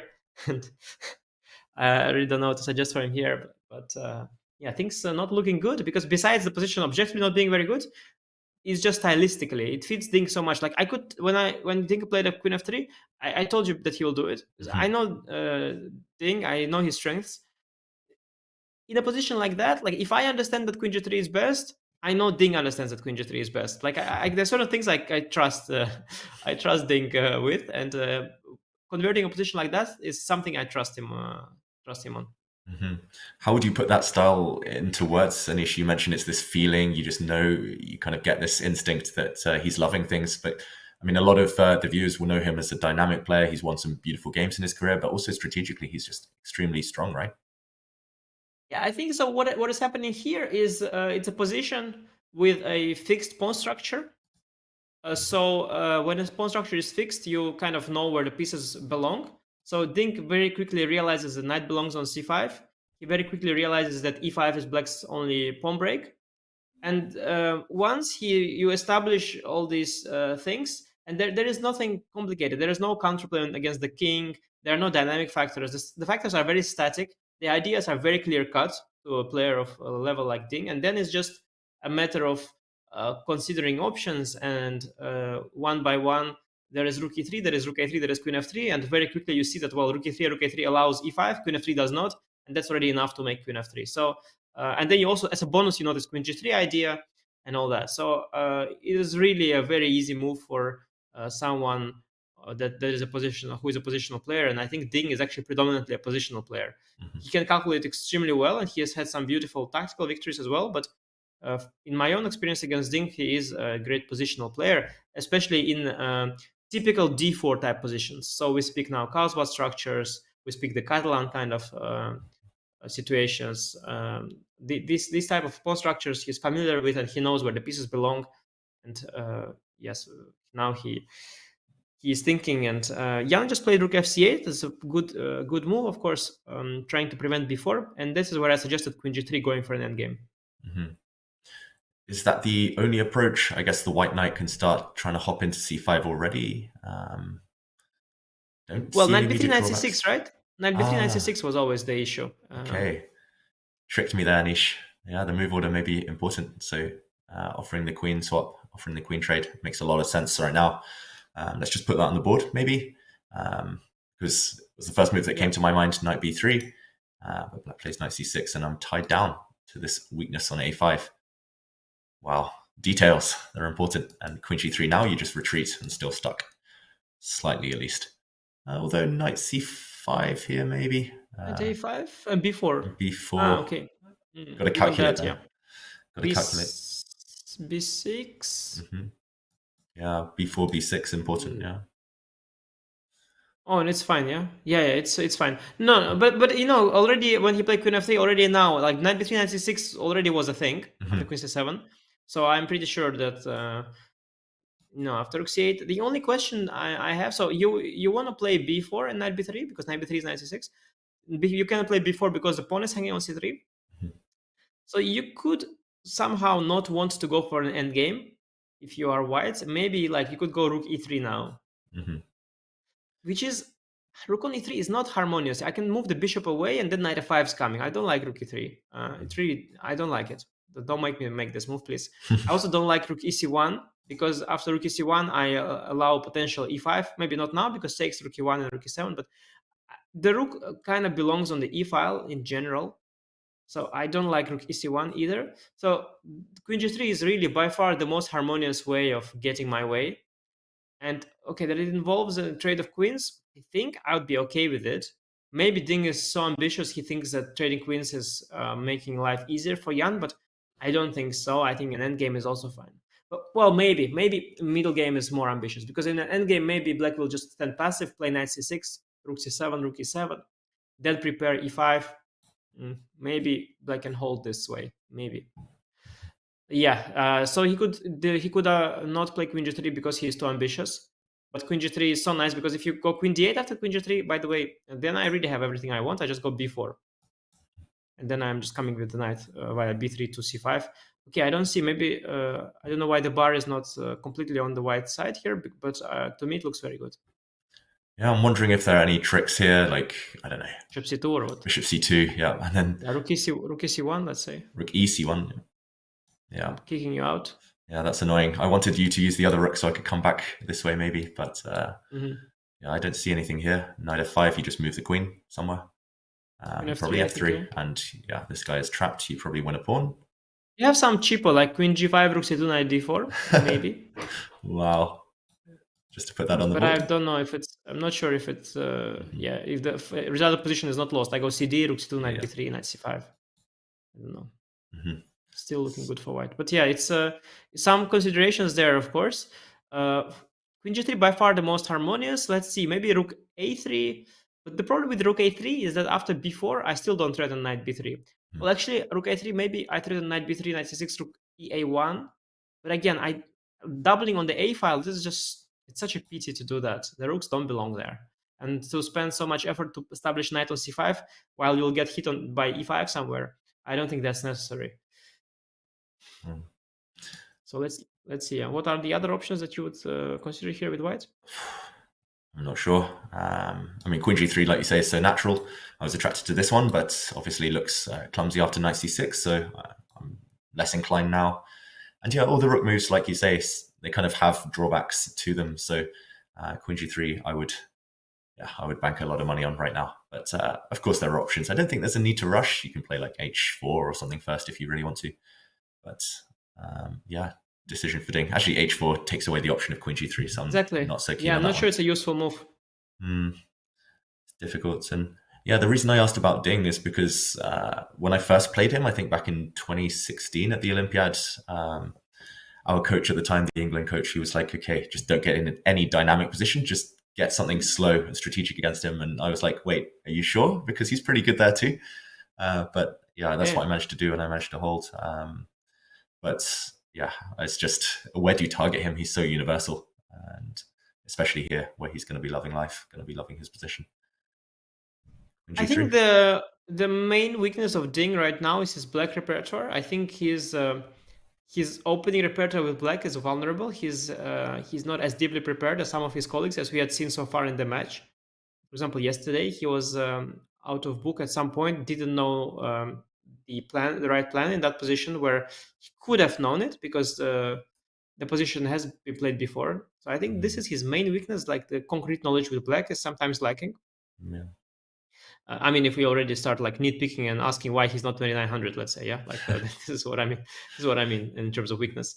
But other than that, yeah, like strategic understanding is incredible. Tactical vision and calculation is also extremely good. So, well, he's definitely one of the best players of our generation and of all time, of course, as the chess players become stronger and stronger with more and more knowledge available. So, yeah, I really am wondering here. So, I would circle in between these moves that we talked about. So I think rook c1, rook e3, queen g3. I don't see another useful move. So I would be choosing between one. Yeah, I have to say the big question I would have is after queen g3, how big that endgame is. Now, of course, white is better. I think that is safe to say. But I start wondering, yes, with accurate, not with accurate, with patient defense, how much is it? Is it enough for a win? That said, I still think that as white, we should take the opportunity. The computer, by the way, likes rook ec1 more. I see here. Wow. Okay. Mm-hmm. Very because sophisticated. The computer, yeah, of course. But I think the computer doesn't really see e5 working out for black anywhere. But as a human, I would be a bit concerned by that. I'd be concerned about allowing e5. Yeah, I would be inclined to agree there, Anish. Just allowing any central activity when your opponent's kind of stuck passive, it's counterintuitive for any human. Yeah, rook e1, I'm really doubting that will happen. I saw you pull up the computer there, and what other ideas is it suggesting? I had one idea. I didn't want to say it out loud. Okay. I was embarrassed. But I had that idea. And that is to go g4 and then queen g3. But I didn't want to say it because I was a little bit embarrassed of that. But actually, the computer doesn't hate it at all. Wow, I'm gonna guess that that's not going to happen. It feels no, it's outrageous. Feels too much, giving potential counterplay. Completely unnecessary and outrageous. But after g4, queen g3, 8g, you have improved your pawn structure quite a bit, and you kicked away the bishop from f5, which is an achievement. So it actually is like, it's actually sensible, but it's just, yeah, your hand cannot make that move here. It's just not it. And the computer also suggests a very deep move, rook a2. Okay, that is extremely deep. And well, let's try to understand. So let's make these moves on the board, perhaps. So rook a2, bishop g6. Okay, it's basically, I think it's like a waiting move. Yeah, he's just waiting. Because now after bishop g6, I have knight b3, knight c6, queen g3. Can we make not bishop g6? Can we make some other move? Just for... okay. Bishop just g6. for a purpose. Bishop h7. Can we bishop h7? Yeah. Knight b3, knight c6, queen g3, queen d8. And now what is the difference? Why is your rook on a2? The computer just... Very mysterious. Yeah, strange. Okay, Ding played rook a3, the much more human version of that same move. Very nice. Yeah, I didn't dislike this move so much. But you know what I didn't like about it? I didn't like the fact, but I don't want to go b4. I want to go knight b3 now, of course. And after knight c6... Let's say I wait again. Yeah, what do I want? No, knight c6. G3, queen d8. Is it as simple as just playing this move just to protect and then jump in? Yeah. No, we talked about it. I said that I don't like doubling on the A file, but it's a temporary measure. So you maybe double on the A file, then afterwards you plant the knight, you go before you go back with the rooks. Yeah. I was just concerned that while I do this, E5 will come at some point. E5 break will come at some point. So yeah, it was a matter of choice. I think my default would be to go queen g3. My default would be to go queen g3 because I'm okay with endgames usually, and I also don't mind often to simplify somewhat. I'm not terrified if the opponent gets drawing chances, but Ding needing a win and smelling blood, he plays much more ambitiously, and well, very possibly it's a better choice. So we'll let him have that. Yeah. Already you see a line, for example, passing by the way, which is exactly what I don't like. Is like bishop c2. I like bishop c2. Okay, and after rook to c1, yes, bishop goes back to g6. White goes b4, and then black can strike in the center with e5. And with the rook being on a3, slightly clumsy, I feel this can slip away and black can equalize here. So this is the kind of things I'd be worried about as white. But well, we'll see what happens. Yeah, and it feels like this is the moment that Jan will have a long think. He knows what's coming. The white knight is coming in to c5 in the near future. And while he ponders what to do next for black, let's have a short break. We'll be back shortly with more action from Game 6 of the 2023 FIDE World Championship. Yes.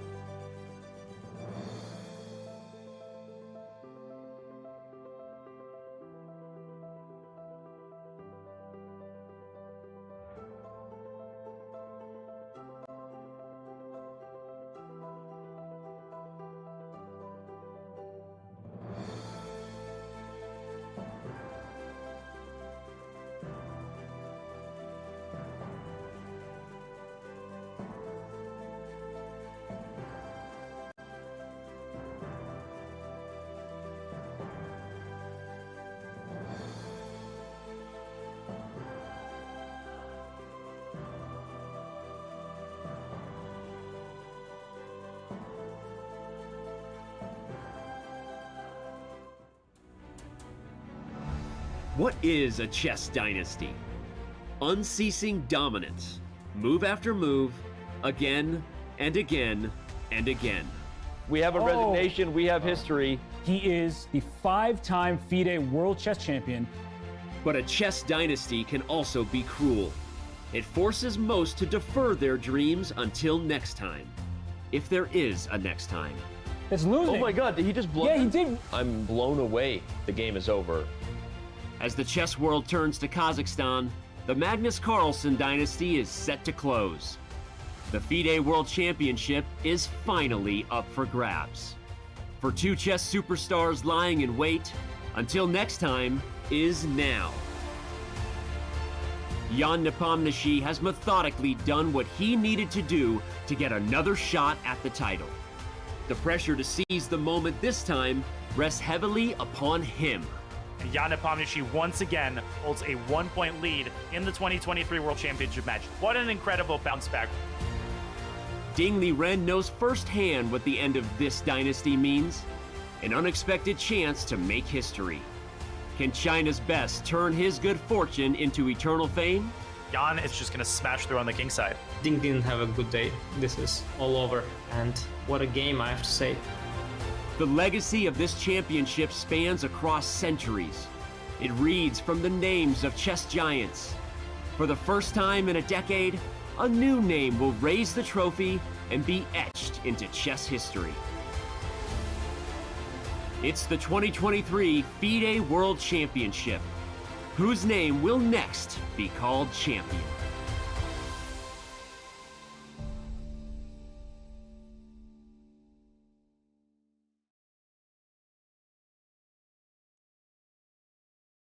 Hello and welcome back to Game 6 of the 2023 FIDE World Championship between Ding Liren and Jan Nepomniachtchi. As we see in front of us, Jan has just made a move and Ding is now thinking. It's move 19 for him after this turn. And Anish, we're still liking White's position. Yeah, of course we do. Of course we do. I think the big question is here in general in this position is how do players assess Queen G3 trade? Because I start getting a suspicion that Jan is not does not fear the trade, and Ding does not want to do it. Because I think the bishop on G6 is potentially vulnerable to Queen G3. So I envision a position where the knight comes to C5, Black knight goes to C6, A5, and then I have this knight E6 idea when the queen is on G3. So I think simply Jan is okay with Queen G3. He will just trade the queens and hope to sit it out. And Ding will probably also not try to do that. So maybe the position is it's more complicated than this. And then the question is, if Ding doesn't want to play Queen G3, then what will he do? Yeah, I guess the other option, he's just made a move, Ding. It is knight b3. I was about to say, the other option is knight b3 first. And only then, if the black knight starts putting pressure on the a5 pawn, like we were examining before the break, then the decision, queen g3 or not queen g3. I'm not sure whether we need to rush that with white. I think he's just delaying making that call. We haven't seen many endgames, Anish. I'm just thinking back in the match, other than maybe you could argue game 1, we haven't seen many kind of long, protracted maneuvering positions without the queens on. Yeah, we haven't. I think both players are very, very good. But having a passive endgame, I think the nature of having a passive position, it shouldn't fit Jan's style, because his opening repertoire has been Neither and Grunfeld for a very long time. And these kind of openings, they don't lead to passive positions very often. They lead to worse positions, but the worst positions with active counterplay. So I cannot imagine Jan being happy with the passive defensive setup. So I think an endgame with Queen G3 is welcome. Indeed, knight b3 first is a good way to start. Jan will play knight c6. That's given there. The question then is, does Ding then go Queen G3? And then indeed, the Queen D8 is met by knight c5. I think after Queen G3, Jan will take an endgame. Because when you are worse, as a defender, you often have a tendency to welcome a piece trade, even when sometimes the piece trade is harming your position. But in particular, in this case, I think it shouldn't harm your position. I think a queen trade is okay. Maybe it brings black a little bit closer to a draw, but yeah, still a lot of suffering in the endgame. The other question is, of course, maybe Ding does not want to play Queen G3, but then I don't know which move. This Rook E to A1 move, it's a very clumsy one. I don't think you'd want it. I think then E5 will likely come at a good moment. Yeah, I agree. It does feel like Ding maybe objectively should also go for the endgame, but maybe we should examine Anish. We've been quite kind of harsh and quite down on Black's chances. How maybe we should check out how both sides will set up once the queens do come off. Let's jump into an analysis board, sorry. And yeah, knight c6 I'm expecting as well. I don't see anything else at all for Black. You can maybe flick in bishop e4 if you really want an endgame, but queen g3. Do you think, firstly, is Black going to take on g3, or is Black going to allow the capture on his terms on c7? Oh, but if you allow the capture, I could also not capture. I could go knight c5 next, I guess, and go b4. Though I do think that possibly I don't mind to take on c7. No, I think you take on g3, probably you double my pawns, I guess. I felt the rook should come to e7 because I think defending the b7 pawn from the side is the most multi-purpose way, because you don't want to be defending it from a7, God forbid, or from b8 where the rook is passive. I think rook on e7 does a good job at, or c7, yeah, or good job at protecting the pawn and also potentially contributing to Black's play. The knight should probably land on c5, so we can play knight c5. Black could, in position like that, in structure like that, sometimes Black could consider a move like h5 to try to it's to try to cramp the g3 g2 pawn. In this particular case, I don't like the bishop on g6. I'm even wondering after a move like bishop e2 how you're going to deal with it. But if you had the bishop on f5, you could go h5 g6. Well, there would be an issue that the bishop would also have little squares there on f5.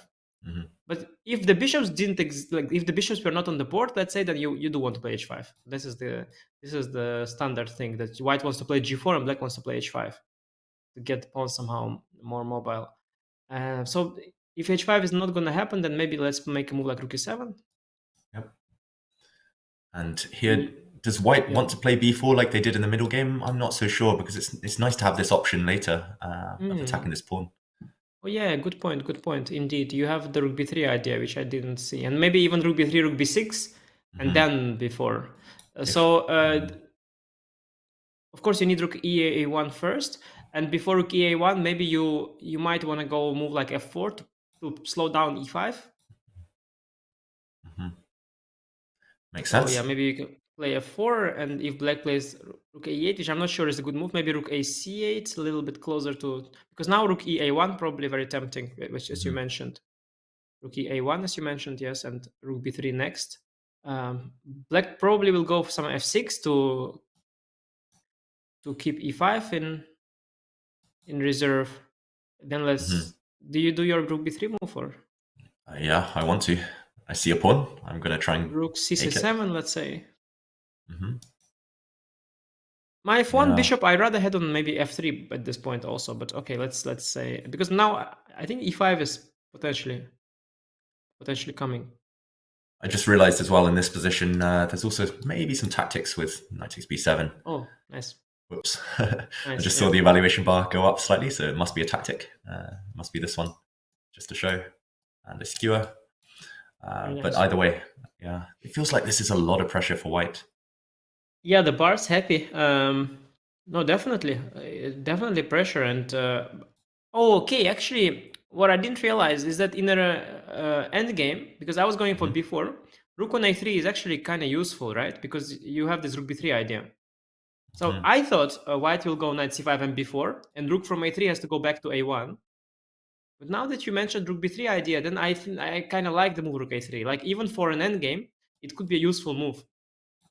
And bishop g6 is not. So maybe the inclusion of rook a3, bishop g6 benefits white. So maybe Ding has played it well. Yeah, he's, of course. Yeah, he's happy with the endgame, of course. No, he's happy with the endgame. He just wanted a better version. Of the endgame.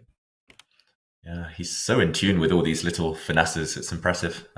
Queen g3.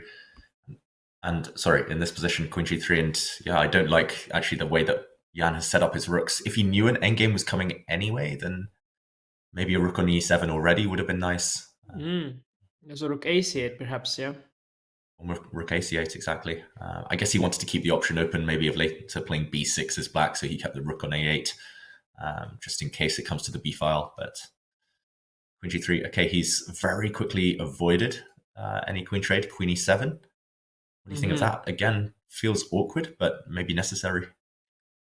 Yeah, but I do like it because I like I'm obsessed with this e5 move because I think this is Black's only source of counterplay. And so I like this move queen e7. I think after knight c5 he wants to go e5. And I think the e5, well, it gives him some counterplay. So I like this move. I didn't see it somehow. I assumed queen d because I was obsessed with this a5 pawn. But now that I realize that e5 is possible, I start liking his position again. Now, if we go back to position earlier, Ding, of course, could play queen g3 when the knight was on d2, so he could have gone before knight b3. Now, like, the way Ding has positioned his pieces is still a little bit disharmonious. So I'm overly sensitive to these things, and I would have preferred queen g3 directly. Because now rook a3, knight b3 look a little bit odd, and knight c5 is met by e5.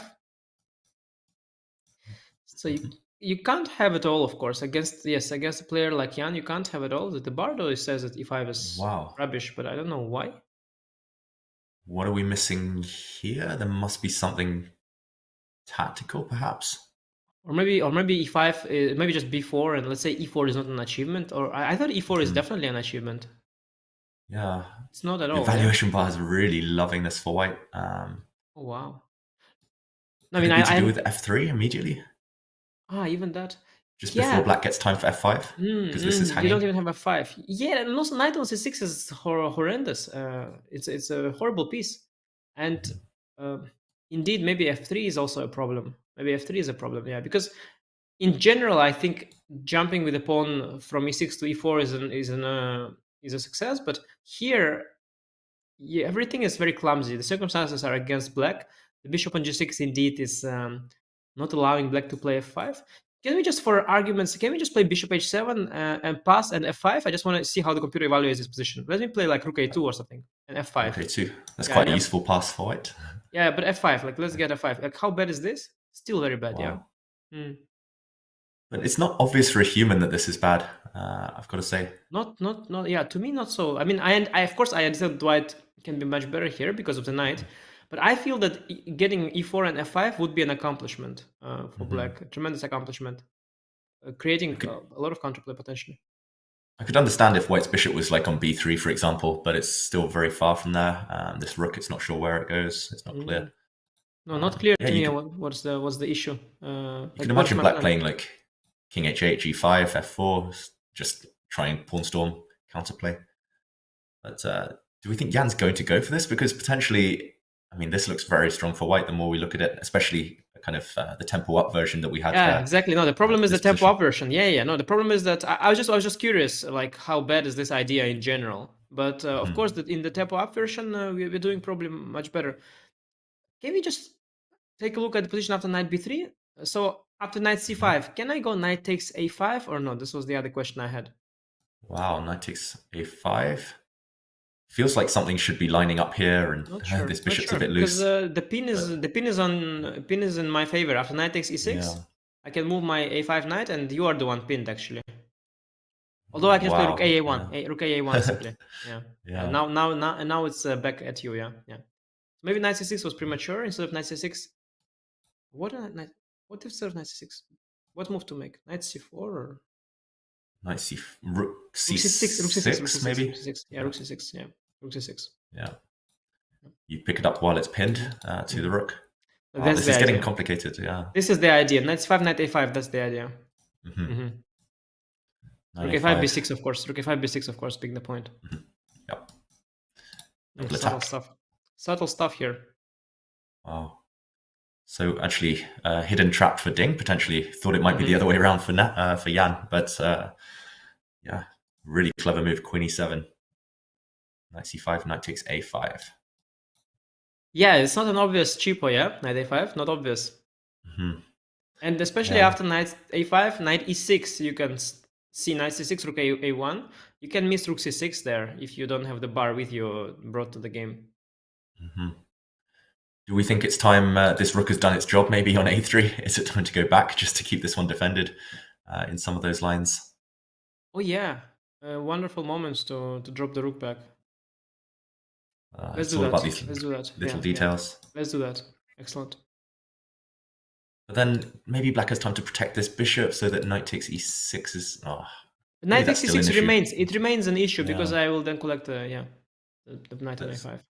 Let's show the difference here. Knight takes a5 is less effective because we can take, and yeah, this position is Still horrible nice for for white. black. Still nice, yeah, because e6 is very weak and e5 square is very nice for the rook. Yeah.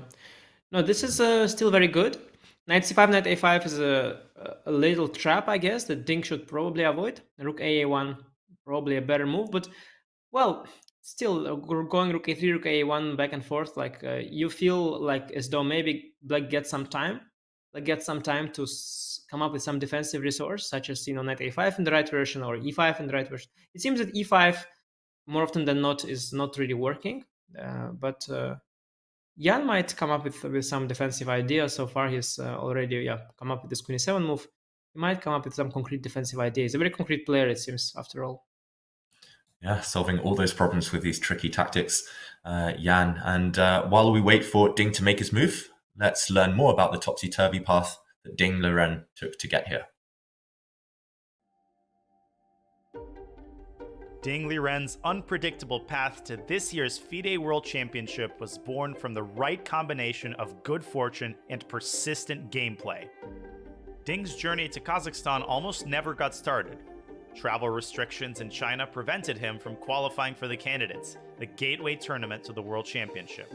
But when a spot unexpectedly opened up, Ding ground away to earn the vacated seat and punch his ticket to Madrid. His foot in the candidate's door, Ding struggled in the first half of the tournament, failing to earn a win and falling to the eventual winner, Jan Nepomniachtchi. But that's when the magic began. In the second half, Ding began to turn things around, starting with a resounding win over Jan Krzysztof Duda. We have a victory for Ding Liren, and his candidate's chances are not gone at this time. Ding then continued his momentum with back-to-back wins over Richard Rapport and Fabiano Caruana. In his final match of the tournament, Ding squared off with Hikaru Nakamura in a battle for second place. With rumors suggesting Magnus Carlsen might step down as champion, second place at the Candidates now had an entirely new meaning.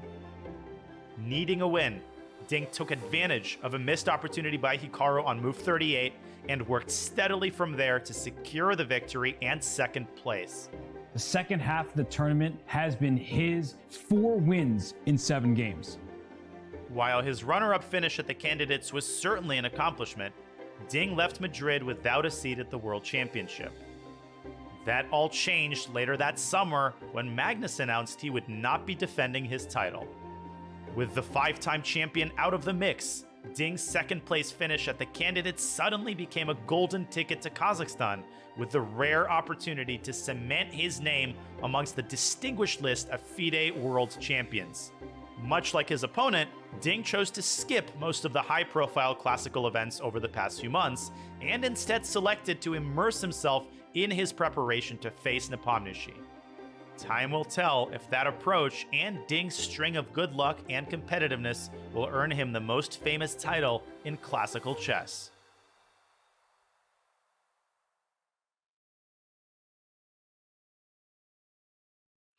And Anish, we talked about Ding's journey on previous days, but it's been so unique, his path to this World Championship. In some ways, it feels like it's a fairy tale. It's written in the stars, everything going in his favor. And do you think he's going to make the comeback? Is this title his destiny? Yeah, indeed. It will all come down to whether he will finally get it or not. The journey to the World Championship is very difficult, but only the ones that make it, will write their name in history. And I think the circumstances so far, they have been difficult for Ding, but the fortune, when it matters, always smiled his way. He wasn't able to play a lot of tournaments. He missed, for example, the FIDE Grand Prix tournament because of visa issues. He missed out on a lot of tournaments because of the lockdown in China, the COVID lockdown. He also struggled a lot in the online competitions, where everybody played in much more favorable time zones. He had to play always in the early in the morning, basically at night.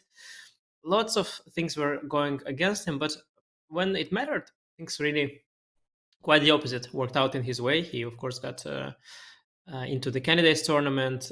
He got second place there, which never is enough, but in this particular year, it was enough to qualify for the match, as Magnus decided to skip. Now, Magnus had decided to skip, this year, not any other year where Ding wasn't the second. So he was very lucky in some sense there, but it will all come down to this event. If he will be able to win and become the world champion, it will certainly be a miracle. Miracle, not in the sense that it's in a way to take any credit away from Ding, but in the sense that so many circumstances have really worked out in his favor that he even got that opportunity.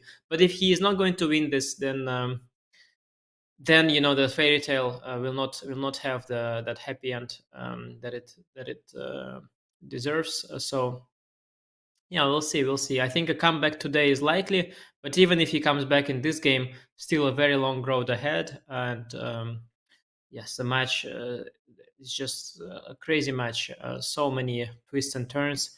The players, such different players, each of them have such different strengths and weaknesses, and it's just very hard to predict whether Ding will finally take this one home or not. But as for this particular game, things are looking good for him, although there are some challenges with this position, as we've seen. Knight c5, knight takes a5, a big resource there for Jan.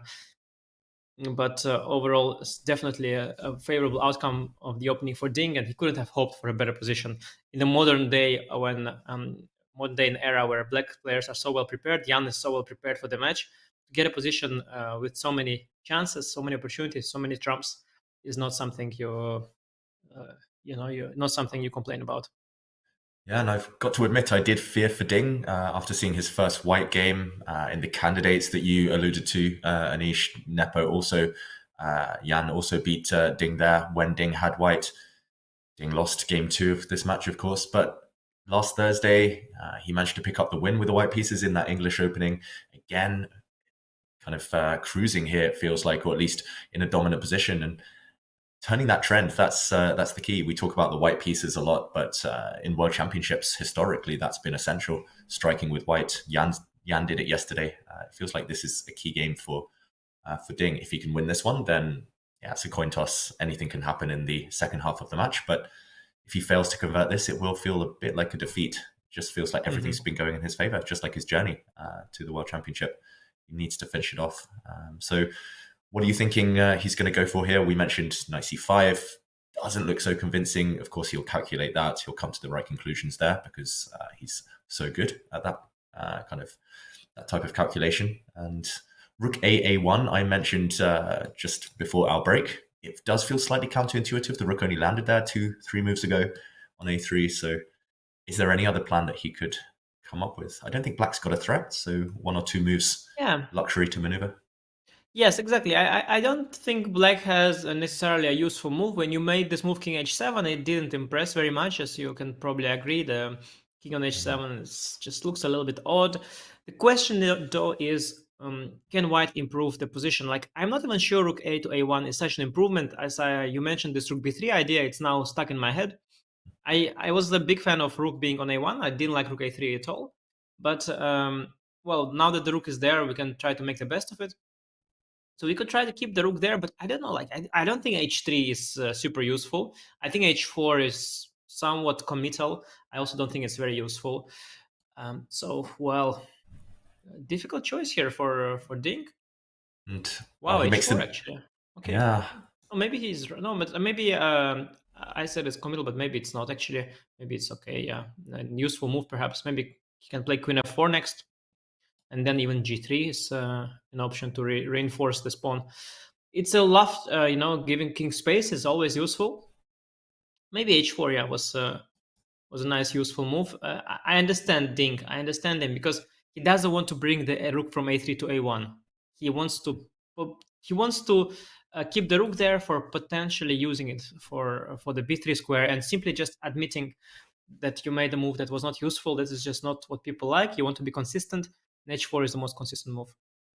Yeah, and Anish, before we dig deeper into H4, we are seeing a lot of messages from the featured chat about your mug.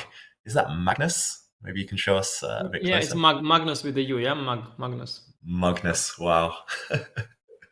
No, but I got it from the Legend. It's Legends of Chess, yeah? I already showed the cup earlier. It's Legends of Chess from back in the Chess 24 days. Is that an intentional use, an intentional choice of mug today? Well, you put me on the spot there. You know, I have about 20 mugs I choose from, and every day I choose this mug. So yeah. Either way, where can we buy this mug? Okay. Well, whoa. Just 24. So I want a percentage of these sales because you guys weren't selling mugs for 2 years. Now suddenly there are hundreds of orders. I want my affiliate code. Use the code Anish Champ 2023 for 0% off. I feel like I need to up my game now. There's a mug that I kind of want to use, but maybe for the next break, I'll bring it over. If you want to sell some mugs or some other cutlery, like here's the place, guys. It's not for sale, don't worry.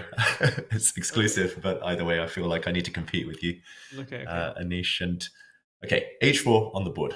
What is Black going to play? Big question. Yeah. I like that idea. I like the idea. When the moment I realized that Black has no useful move, I started liking the idea of a waiting move. I couldn't see one that looked pretty, but maybe H4 is that one. Yeah, maybe H4 is that one. I can go get behind it. Big question is if Bishop C2 is a thing. Oh, but it's not. So Bishop C2 is Knight C5, Knight A5, Knight E6, and now please don't forget, ladies and gentlemen, that there's a little threat of Queen takes G7. Rook A5 first. Rook A5, B6, Knight E6 here, even stronger. Yep. Just to show this on the board, there's a threat of mate. Even Rook D5, even just to finish it off. Yeah. Boom, pin and win. Yeah, Jan already made his move though, so let's catch up. Rook E8. Okay, the rook left the C8 square. So is Knight C5, Knight A5 still a thing, or is it no longer a thing? And does he want to go for E5 instead? Big question. It's still a thing, I believe. Yeah, let's try. We have to calculate this. Let's bring the board back up. Oh no, but H5 maybe. So has it changed? Knight C5, Knight A5, maybe H5. Oh, sorry, Knight A5. You wanted? Well, I think Knight A5 is gone because of H5. I think one of the reasons. Wow, and take now. And then Rook A5. No, Rook A5 first. Rook A5 first. Take here first. Yeah. Now that was the point. Now Knight E6, and now again Rook D5. Wow, beautiful geometry here, Anish. And you're hitting this bishop. We could see a position like this one, and take Queen H4 is there? Yeah, exactly. Yes. If there wasn't Queen H4, you could argue that maybe Black can cling on. Queen D6 as well looked like a tactic, but this double attack wins the game. Beautiful stuff. H4. Wow, this is literally an 8-move variation, but it's a key detail, the fact that White can throw in H5 earlier on. So Bishop C2 and Rook E8. Okay, there was a big difference. Rook E8 was played. Knight C5. So if Knight takes A5 doesn't work, he wants E5. You must. Indeed, he wants E5. Yes, and we are going to have this position, which doesn't look to me optically as bad as the bar suggests, and I can totally imagine a player like Jan or any other top player for that matter. Well, apart from let's say Magnus, who is usually like incredible understanding of this kind of positions, but most other top players, I can totally see them misevaluate this position somewhat. Because I don't think it's obvious that this is horrible for Black. I think E5, E4 feels like an achievement, feels like we're getting some play, we're going forward. And I'll be impressed if Ding will realize that this is not something he shouldn't avoid. At the same time, I think he should also go Knight 5 because I'm not sure what other move he can make at this point. What other useful move can he make? Yeah, E5 might come either way, so you might as well kind of post up and put your piece on good squares first. Should we try and kind of understand why this is such an optical illusion? Because to me as well, I think if this was a game situation, I would argue that I'd made a huge gain for Black. I'm assuming B4 just to solidify this knight, just to threaten to take this pawn sometimes. Let's say E4. Again, is it just F3 and the structure is good for White? Is it just, you mentioned earlier, Anish, this knight is a bit dead, and he's gone in, Knight C5. we're heading this Yeah, direction? I think it's the predominantly the fact that f5 f4 is very far away from happening, and that the knight on c6, that is a huge factor. I think if you had like a knight on h5 now, you could play knight h5 f5. I would hope the evaluation would be very different, but the knight is so far away from action. Like, where does it even go? At the moment you go for e4, you release the tension from the center. Knight no longer contributes to e5 and d4 squares. I mean, the knight contributes, but it no longer is relevant, because the d4 pawn guards the e5 square, the c3 pawn guards the d4 pawn. And once you go e4, like, you get excited, your e-pawn gets excited, but your knight on c6, it breathes a heavy sigh, because the knight on c6 now is completely left without a purpose. And I guess this is the main factor here, that this knight is completely out of play. Probably that's why Black is essentially playing a complicated position. You could say down a piece to an extent, and this is probably why it's bad. And I can play rook a2, switch the rook across, maybe to f2 even, and potentially FED, bishop c4 can happen, where I pressure the f7 pawn as well. And I can see why this is so good. Ding did some calculation before playing knight c5. He was nodding his head a bit. I think the calculation involved knight takes a5. I think Ding also spotted the h5 idea, and he was making sure that it works. It was a very, very nice idea, actually. I think, yes, I actually love this move, h4. And now that we saw it, it was not even just the abstract improving move, but it was a very concrete one as well. So it was a multi-purpose move. Very nice. Yeah, that's what this kind of top elite players, they always have these little details. It was not on my radar at all. Just that detail that kind of G7 mate, queen takes G7 mate, is so important in all these lines for tempo. Wow, nice move by Ding. And what do you think? Jan, we see his body language now doesn't look too positive. He was calculating clearly a moment ago. Is he looking at e5 now? Was he relying on knight takes a5, maybe having missed something, maybe missed this h5 move that we showed? What could be going on in his head? I think he was relying on e5 predominantly, and I think he might now start slowly be understanding that this is not as good as it looked to him at first. It's always hard to tell. At the same time, I don't think he has another way to play here.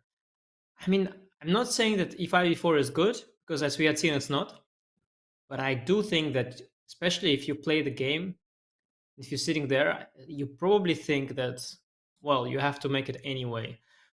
Of course, the one advantage of pawn being on e6 compared to e4 is that you have the potential to go e5 with the idea to somehow exert the pressure on the d4 pawn and get some counterplay. Because once you go e4 after that, well, you can no longer go backwards. As we know, as Danny Rensch once mentioned, pawns can't go backwards. So it's important that, you might want to preserve flexibility. At the same time, well, you even have to deal with knight takes e6 issues sometimes. Maybe not now, but potentially. Could Black try and put a pawn on e5, Anish, and try and leave it there? I'm not sure how. I was thinking, but how? Like, you're so tied up here. Yeah. Where do you move the queen? You need to move the queen away, yeah, to threaten ed. You have nowhere to move it. For example, queen f6 might run into knight d7. Yes, exactly. Yeah. And you win a pawn in some of these lines. Yeah, really unpleasant. And the queen often tied down to this pawn in a lot of variations as well. That's why white's knight is so good. And I have moves here to improve my position. I can play rook a2. I can swing to e2, indeed, if needed. At some point after rook a2, d takes e5 becomes potentially a threat. e5 on the board. This is all happening. It reminds me of this is Ding. This is Ding's kind of game. It reminds me of a game I lost to Ding. I also did this e5 e4 thing. I also did that. I did that in a slightly different structure, but I also did this e5 e4, and I was kind of hoping that it will be something. It was a very similar situation where you go e5 e4, and you feel like you get some space in the center, maybe some attacking potential on the king side, but somehow it is just strategically horrendous for you. And I remember Ding playing that game extremely powerfully. That was in Singfield Cup. It was a brilliant game on his part. He beat me, then he went on to win the tournament and beat Magnus on tiebreak. So for those wondering, where's Magnus, they should also know that sometimes these two players, they beat him as well. So it's not like they cannot beat him. And that was one instance where Ding has beaten Magnus in a tiebreak. So I think the Ding, he sometimes, or actually most of the time, he is able to show this very deep understanding in a position like that, where both sides have different trumps, and you can evaluate properly which trumps are more significant, and you feel intuitively, but also realize which pieces are better, which pieces are worse. And here, so we see the bar is in white's favor. It's not obvious at first to a naked eye that white is doing so well because black has so much space in the center. But I think Ding, he has this figured out. He has incredible strategic understanding, and he realizes that he has a wonderful opportunity here. And like you say, Anish, pattern recognition, he's had something similar before, and he'll be feeling confident. Meanwhile, he does move his rook. Wow, rook b3. And we'll be back in a moment to examine the last move that Ding has just played. Wow, okay.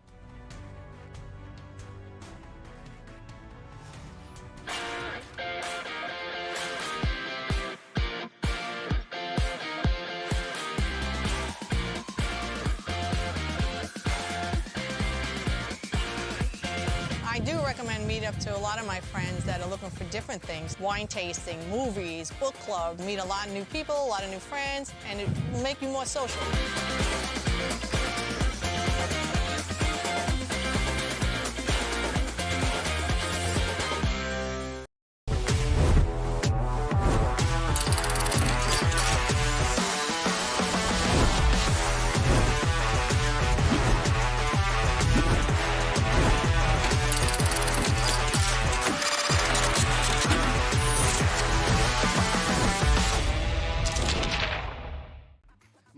From chess.com back in Astana. And my favorite Olympic sport was always the biathlon. You combine cross-country skiing and shooting, but here in Kazakhstan, it's a little bit different.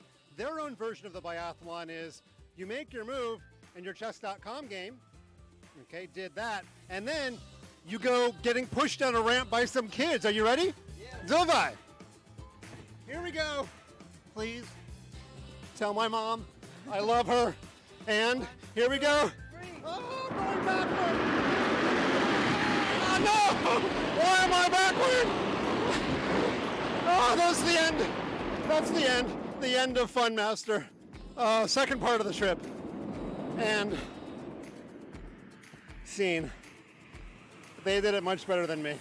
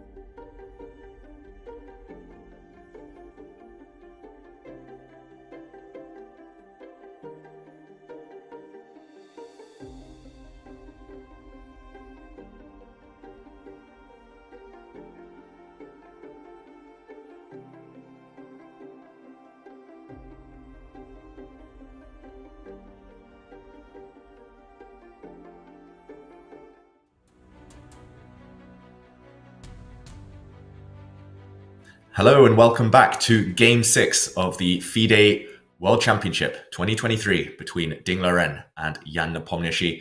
It has been heating up. Just before we went on break, we were saying how much we liked White's position. Ding, we were expecting him to just keep control, keep a bind with a big advantage, but instead he's gone for something much more direct. We saw a flurry of moves actually in that break and big changes in this position, Anish. Yeah, it's incredible. You just, go for 2 minutes, take a small breather, and you come back, and the position has changed so much. In fact, Ding has gone for a concrete sequence that we haven't anticipated. We have come to terms with the fact that b4 was a very strong, slow strategic idea with a very counterintuitive sort of way that you allow e4, and then eventually you realize that knight on c6 is completely helpless and all of that. But in fact, Ding had different plans. He had a very concrete idea in mind, which was also why he was nodding his head before. He was calculating something concrete, and we can maybe show what happened. So after knight c5, e5, he played this rook b3 sequence, which is completely forced. After rook b3, black has to take on a5. Then he takes on e5, so trades a5 pawn for the e5 pawn. The consequence is very unclear. Queen f6 is the only possible sensible response. And now it's Ding's turn. I mean, it could be great news for Ding and his fans. He might have done something really, really good. But we have to wait and see because we are in the middle of the variation. The position hasn't clarified yet, and we are yet to see what exactly is going on. I can see the bar is still liking White a lot, but I have to say I need time to understand what's going on here. I think rook a3 is probably what he wants to play. I don't see I mean, there is some knight d7 idea there in the air somewhere, but I think black has queen to c6. But I'm not. Maybe we jump in, Anish. It's getting complicated, so let's check out some variations on the board. Knight d7. You mentioned attacking the black queen, but she's not quite trapped. Only one safe square, or kind of one safe-ish square. Looks good enough. Yeah, I guess no, you could continue this variation. Yeah, but I don't think there's much to continue here. Yeah, it's just rook e5, because knight you can b3. take. Yeah. Yep. This is the key detail. And next move, this rook drops. Black emerges the knight up. You were mentioning also rook to a3 in the I think game that is position. the only move. Yeah, I don't see. Is there an alternative to that move? Do you see one? Not that I see, unless we swap rooks first, but I don't think there's a rush to commit to that. Swapping the rooks. Yeah, but what is the point of swapping them if after rook a3 anyway you're not gonna take on e5, are you? Mm-hmm. Okay, so rook do you want to take on e5? Rook e5, d5, queen b6. So dubious. I mean, there are some knight d7 ideas, followed by e6, perhaps. Yeah. Also, there is. I don't need to rush it as well. I have move like b4, perhaps. I think positionally, just I'm doing very well as well. I have e6, some kingside attack potential. No, I think rook e5 is dangerous after rook a3. But what else? And why is Ding thinking? That's I want to understand. So, what are the alternatives? What is he thinking about? Yeah, I'm assuming it's something to do with rook a3. I don't see what else either. Knight d7, you can rule out it's very forcing that variation we showed. It's very linear, very direct.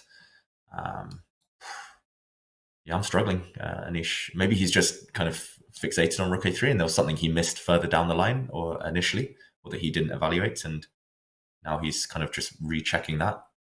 He's spent a few minutes on this move, but you would have thought that he was he could have tanked earlier instead of going for this whole line. He was the one who initiated it, right, with rook b3. Yeah, just 2 moves ago. Well, I assume he missed something, of course, because otherwise he wouldn't pause. But okay, let's say you missed something. Okay, you had a minute already. So I'm just wondering. He spends already 5 minutes, and well, the time is not like it's running out, but it is precious. Time is precious. I'm wondering.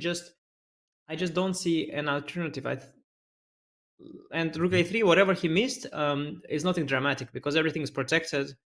I mean, maybe knight c6. He missed maybe that black can sack a pawn with knight c6, and he's afraid after rook d5 that there's some rook e1. But after knight c6, you have options. You have knight d7 now. Queen has to go to d8. Then you can take on e8. You have plenty of you have moves here. You have everything under control still. I mean, there's nothing to be too concerned about. I do. H5 and Oh, H5 is a nice one. Although, okay, I'll take on D7. It's not like it's the end of the world, but this is a nice tactic. But again, there are options. So I just don't see the need to waste the time. Maybe he wants, but taking on E8, this is so counterintuitive and so strange. Well, whatever it is. Yeah. Some intermezzo, maybe Queen E3. I'm just trying to look for other Queen ideas. E3, that is the move. Queen E3, yes, Queen E3. Queen E3 is alternative, maybe. Okay, maybe Queen E3 is alternative, maybe. But I can take H4, and then it's some move. Yeah, but it gets complicated. At least that's a move. Okay, because I just didn't see a move, but this is a move. Okay, now I allow him to think. Okay, he can proceed to thinking. That's fine. But Rook A3 is probably good. Interesting how the game took a completely different turn. Is now extremely concrete. In general, this kind of game suits Jan. The problem is that if his position is bad, it doesn't matter what kind of game it is. The sequence will lead to a bad position. But Jan finally has something to calculate, at least something concrete, because before he was strategically busted. But now, yes, some action, and it's on Ding to prove. So we'll see. Ding definitely taking his time here, but the bar is still happy. So Rook A3 perhaps. Yeah, Knight C6, I guess, because Knight C4 is. I can just take on B7 probably. Looks like a free pawn. Yeah, although it will be not so simple. I'll take on E5, play Queen B6, or Queen B6 first, and then Queen B2. Which way does White take? Yeah, I don't know. I was planning with the pawn. But then I see Queen B6, then Queen B2. Well, it's not looking clear to me. I can play Knight D6, Queen B2, Rook A5, or Rook A4, but well, I don't know. The A pawn is there. Of course, I have some nice tactical tricks like E6 and some H5 is in the air. I love my Knight on D6, Queen G3, Pawn E5 combination, but it's a clarified position with limited material, so maybe Black has play of their own. And Ding is tanking, yeah. Yeah, this is a dream for Jan, at least kind of psychologically, compared to that passive position that we were expecting for him. And this is the current position. We're expecting Ding to play Rook A3, go a pawn up, most likely, but still messy. And yeah, Queen E3, another option, or Knight D7, all these lines. But yeah, big think. He needs to speed up. I was actually about to say before the break that I was really impressed by Ding's kind of time usage. Just really quick, just trusting himself, kind of upping the pressure, playing nice, sensible moves quite quickly. He's moved 24 now, Anish. He's got 44 minutes to make 16 moves. Should still be fine, right? Yeah, of course. For now, it's fine. But yeah, if you want, if you are rooting for someone in general, it's not like I don't have skin in the game here. But if you are rooting, so if you look at it from the perspective of Ding or his fan, if you're rooting for someone, I think you want to see speed and confidence, right? You want to, because the moment somebody thinks this long, you kind of start wondering, well, he missed something. What is he thinking about? You want, more action there, and Ding is clearly taking his time. Could also be a positive side. He might be very optimistic about his position. He might be thinking that it's time to to calculate a sequence which will lead to a very good position. So he doesn't want to sell it too short. He sees Queen E3, he sees Rook A3, and he thinks one of them might lead to an overwhelming advantage. But I don't know. I mean, I really don't think Queen E3 is that tempting, because you can take on H4. But well, maybe there is something that bugs him after Rook A3, especially Rook A3 Knight C6. I think was also unclear. No. It did get very messy. Some of those lines we were showing with Knight C4, also Knight C6, as you mentioned. Just going back with the Black Knight, and Black's going to get the E file. I just really don't like the decision, even if objectively the computer still says it's a big advantage. What is it? Almost +1 apparently, but yeah, it just feels like lack of control now. And like you say, if Jan gets this kind of opportunity to strike, opportunity to calculate his way out of trouble, he will take it. He will seize it. The margin for error is far lower now for Ding. Yeah, a little bit disappointed because I made this whole big speech about how Ding is, with his superior understanding, he is capable of playing B4, allowing E4, and now he didn't back me up there. I feel somewhat betrayed by Ding, but that said, I understand that, okay, this is also a very tempting and it's a very concrete approach, and I think he got seduced by something here, and now he probably realized that what he planned is not so simple, so he's taking a moment there Because of course, it's before business. It was not so obvious. But I did think that since he was going for this line, I thought that okay, maybe he has figured it out. But it seems that yes, like every human, he just got seduced by something concrete there on the road instead of going for the strategic solution. Yeah, and a few moments ago in the featured chat, Anish, we did see a kind of interesting statement. Ding's problem, maybe overthinking, and Jan's problem, underthinking. Do you think that's a good summary? Yeah, for sure. There are two types of players. There are those who overthink and there are those who underthink. That's clear. And sometimes you are, it happens to you. Both happens to you. Like in my case, I think in my case it's mostly overthinking. Mostly for me it's overthinking. But sometimes you try to speed up and then you underthink. So it can happen. Jan, of course, is really usually overthinking is usually not his issue. And Ding, yes, of course, he does overthink things a lot, for sure, yeah. He sometimes doesn't trust his intuition very, very often when he's in bad shape. In the Vaikanze tournament, where he was not in his best shape, he was not trusting his instincts. So many games. Even in the one against me, I played a game with him, and so often it was clear what the direction should be, and so often he would start thinking for a long time and make a move that was clearly not on our radar, both of our radars at all. But he just kept going deeper and deeper and started to overthink and came up with these weird moves that were also not very good. So Ding definitely prone to overthinking when in bad shape. And having lost 2 games in this match, we cannot yet speak of Ding's good form. He has to prove it still. And he might start overthinking here. But let's give him a benefit of the doubt. He has still 40 minutes. The bar is with him. And let's see what move he will make. Maybe we can take a look at the engine lines here to see how they evaluate. Oh, the engine actually really likes rook a3, and it says it's the only move to maintain the advantage. Queen a3 is liked a lot less. Mm-hmm. Yeah, as someone who's prone to overthinking, I do empathize a lot with Ding. It's one of those positions you can certainly get kind of too far down that rabbit hole. You can get carried away with calculation when at some point you just need to kind of take yourself out of the position, as you say, Anish, and just kind of talk to yourself.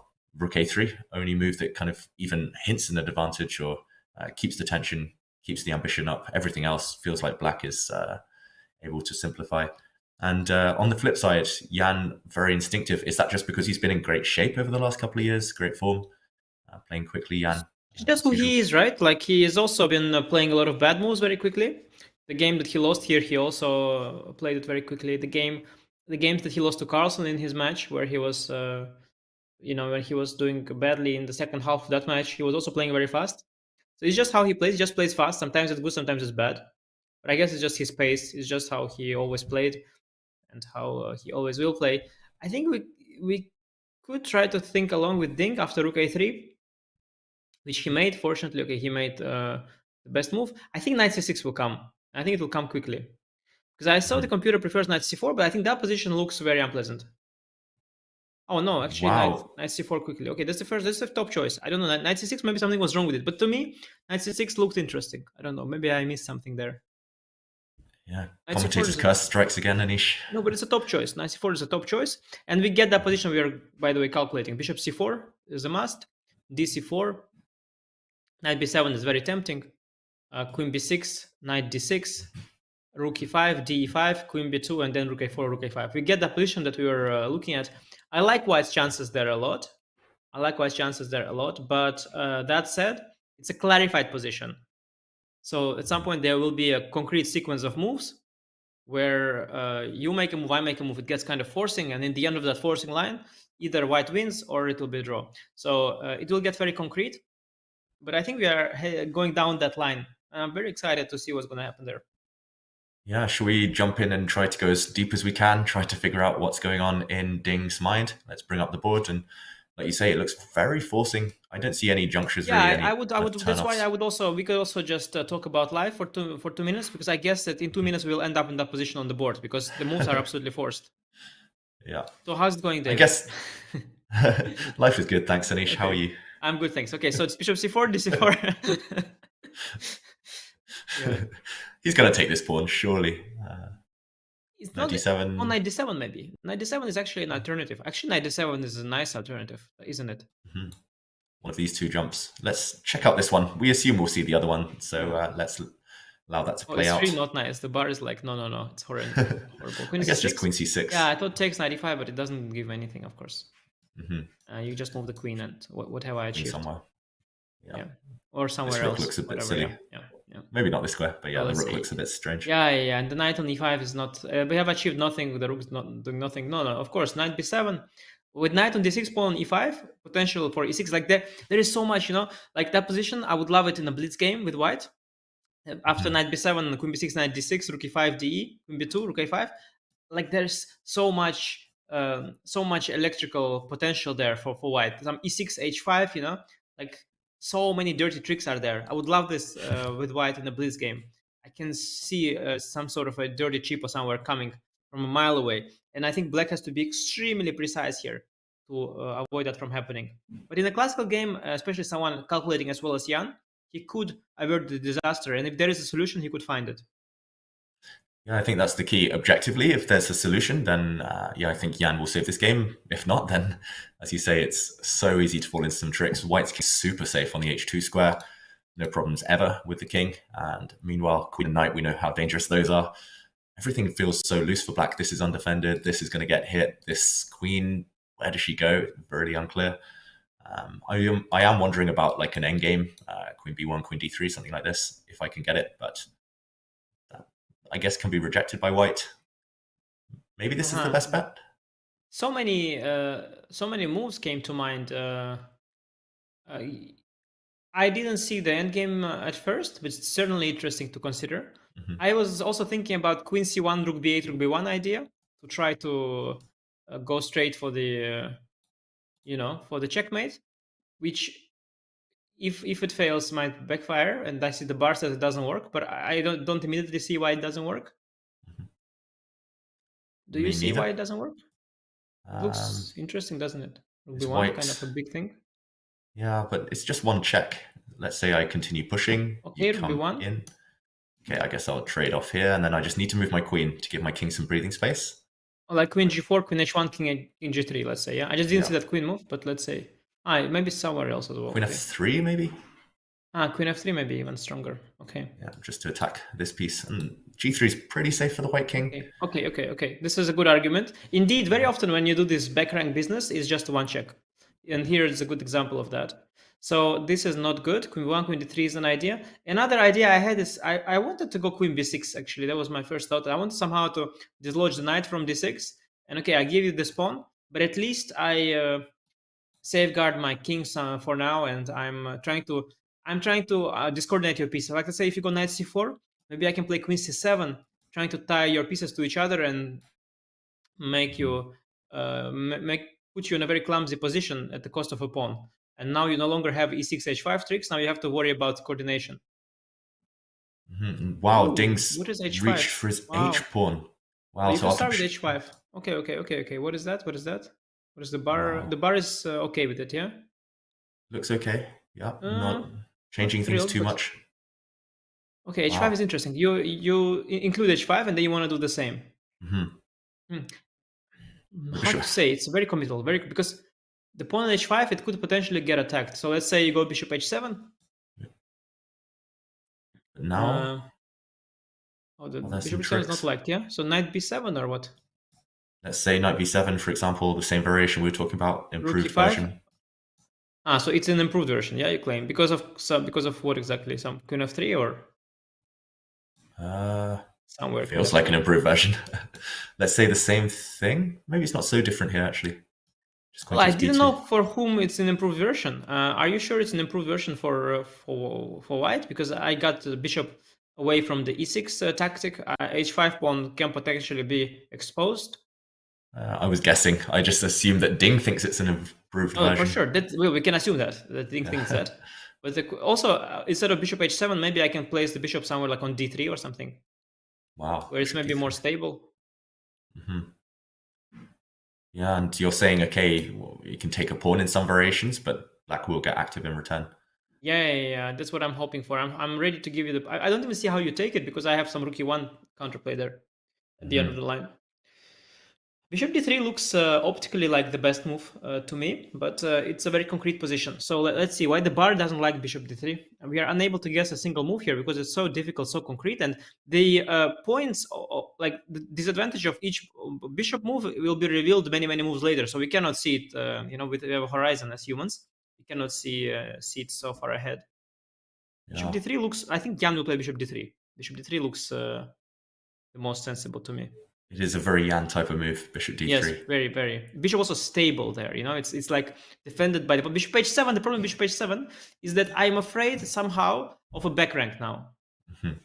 Like the back rank could be an issue, so I'm very worried about that. I don't want bishop h7. I hate that move. Instead, if I have to choose, yes, I think I plan the bishop on d3 because, okay, on c2 it's kind of weird and vague, yeah? It's hanging in the air somewhat.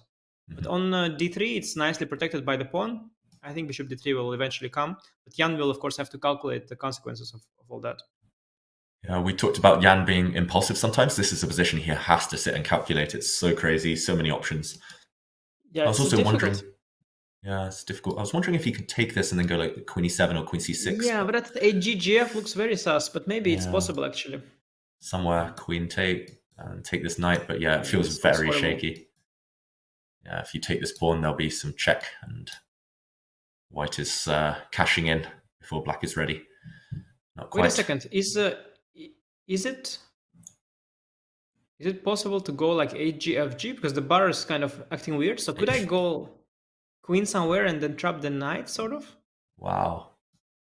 Here? Or with the queen else? Yeah, no, but like then I'm trying to understand. Queen d5 and queen d1. Oh, when? So queen d8, sorry, queen d8 and queen d1. Queen d8. Ah, whoa, a niche in this position. Take, and this is crazy. Oh, but I just saw the bar. Yeah, that's why I found it. Of course, I'd never find it. I just try to make sense of the bar, and I try to understand like how does it not transpose. But Jan can do this, by the way. This is such a beautiful resource.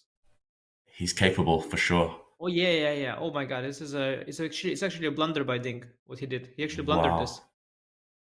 Can he still somehow salvage it after rook e5? Rook takes e5. Queen takes feels wrong. No, endgame is bad. D, queen d8, maybe here like rook a1. Just to stop any checks. But now the black bishop h5. Yeah. Can take. Now it's just a worse version. Queen f3. Queen f3. Sorry, I have queen f3. Maybe that's the move. Okay. I have queen f3. In this position, yeah, instead of rook a1. Yeah, I defend and defend the pawn as well. Okay, this is some damage control there at least. Still looks pretty good for white. Bad. Yeah, this still looks bad for black because I take knight b7 and it looks actually as bad as ever. This could be one way that Jan might spot the idea, but then reject it anyway, right? Yeah, exactly. You might get briefly excited, but then you see queen f3 and you think, okay, you have an even worse version. And you have to also realize, as a human, of course, players, they don't have the bar. Oh, to c2. Oh, wow. Okay. And if that's the best move, then I just take my head. Tip my head. Let me just check. Can we just check if that's the best move? Because I just want to see, because this is just such a random move. I want to see if this is the best move. Let me. It feels wrong. It's like you say, this bishop is floating in the air now. It's going to be a tactical target. It's going to be hit with tempo and some variations. I'm surprised that he played it so quickly. Bishop d3, we weren't refuting yet. Okay, it's the best bishop move because bishop d3 is met by b4, which is an incredible positional cheapo. But you know, the only defense that Jan had in this position, bishop c2 is kind of close to lost. Because knight b2, rook e5, queen e5. Wow, just queen takes. Queen b6, knight d6, queen b2, rook a5. That position is apparently like close to winning. But the defense Jan had is actually a rook e5 only move, de queen d8 that we saw. And after queen f3, queen d2. Wow, Anish. Hg, queen e1, king h2, queen e5, g3, queen c5, queen f7, king h8, and you're okay. You've been doing your puzzle rush, your geometry. This is crazy. No, I've been turning on my engine. Is what I did. The engine's been doing its. The engine been doing puzzle rush day in day out. Here, I can tell you. Wow. How much did Jan take for this move, by the way? Crazy. Bishop c2. How much did he spend? A couple of minutes, I think. Okay, he spent about 4 or 5 minutes. And he had 58, yeah? Mm-hmm. No, this is, of course, another case of Rushing. bad... yeah, of course. It's a very bad time management, of course, by Jan. I mean, this is... it's always the case. So when Jan wins, like yesterday, it was a wonderful, yeah? He was playing fast and good, but he's also playing fast and bad. Like, this is clearly a moment to think for a very, very long time. He has, like, half an hour more than Ding. He could have definitely invested 15 minutes here, without a question. 15 minutes for sure, maybe even 20, maybe even 25. But playing bishop c2 quickly, when there is this... Especially if you see rook e5, d, queen d8, I think he missed it altogether. I think he was only thinking about... He only thought about rook e5, d, queen c6, which is horrible. So he was only thinking about which square to choose for the bishop, and he actually chose the best square. Yeah. But he missed the resource. Yeah, that in itself is impressive, just his instincts, Jan. But here we go. Knight takes b7 on the board. Knight takes b7 now has just been played. And yeah, Jan, I'm getting confirmation he spent 3 minutes pretty much on that move, just over 3 minutes. It's too quick. This is way too quick. I don't mean like it has to be taken in a context. I mean, let's say if he has 4 minutes, it's good. But he has 58. If Ding had maybe 3 minutes on the clock, he would you could justify it by saying that he didn't want to give Ding additional time. But given the circumstances, given like the pot odds, as they say, and all the stuff, yeah. Given the amount of time the black had, the amount of time the white had, the kind of problems that he has to deal with on the position. This is like a classic case of a very bad time management, and this is nothing new. It is the flip side of Jan's strengths, and in a bad position, it becomes his weakness. Yeah, as someone who has a lot of experience with bad time management, I'm actually on the other side of the scale. I spend way too long, but I know when my opponents are bluffing, and here it's clear that Jan, I mean, you need an hour here to work out all the different options here, all the variations to calculate as deeply as you can, and nobody can do it within 3 minutes. So actually for Ding, that's a confidence boost. He knows that Jan is just kind of playing on feel here. He's not worked everything out yet. So Ding, trusting his calculation, takes on b7. And some of those variations you showed, Anish, it's actually similar to those lines earlier with all the cheapos in the air, or the tactics in the air. But maybe now it is an improved version for Ding. It feels like he's going to get centralized very quickly with his pieces. It seems this queen e5 is the way to go, according to the computer. So I was like looking at de before, because I had this e6, but now rook e5, queen e5. Now the endgame is completely gone, because if you go queen e5 de, rook b8, knight d6, rook b2, rook a6, f7 pawn is very vulnerable. So the endgame is finished. Let's show that on a board, maybe. Yeah, let's show that on the board, perhaps. Very important. Rook takes e5 here. And yeah, it's all about this one pawn, this one detail. And next move, check, and this pawn will drop. Yeah, now h5 bishop g6 is just a tremendous inclusion. Yeah, like if the pawn is on h4 bishop on g6, this is still very much defensible. You go rook b3 and so on. But yes, now the endgame is gone. So you go rook e5, queen b6, or queen b6 first. Jan played queen b6 first. It will transpose. I play knight d6 because of this nice trick, queen d6, rook e8, of course. Yeah. Wins the queen. So yes, he has to take. He has to take, and now queen takes is the move preferred by the engine. Not obvious, but okay, it's preferred by the engine that you take with the queen. And after queen b2, I believe it was just rook a5. And there is this surprising threat of knight to e8. Well, not unfindable, of course, at all, but just somewhat surprising. It's not. Not obvious, but well, let's say queen c3. Let's say if queen c3. Also, there's some knight, isn't that? Yeah, so let's say, can I play here? 98.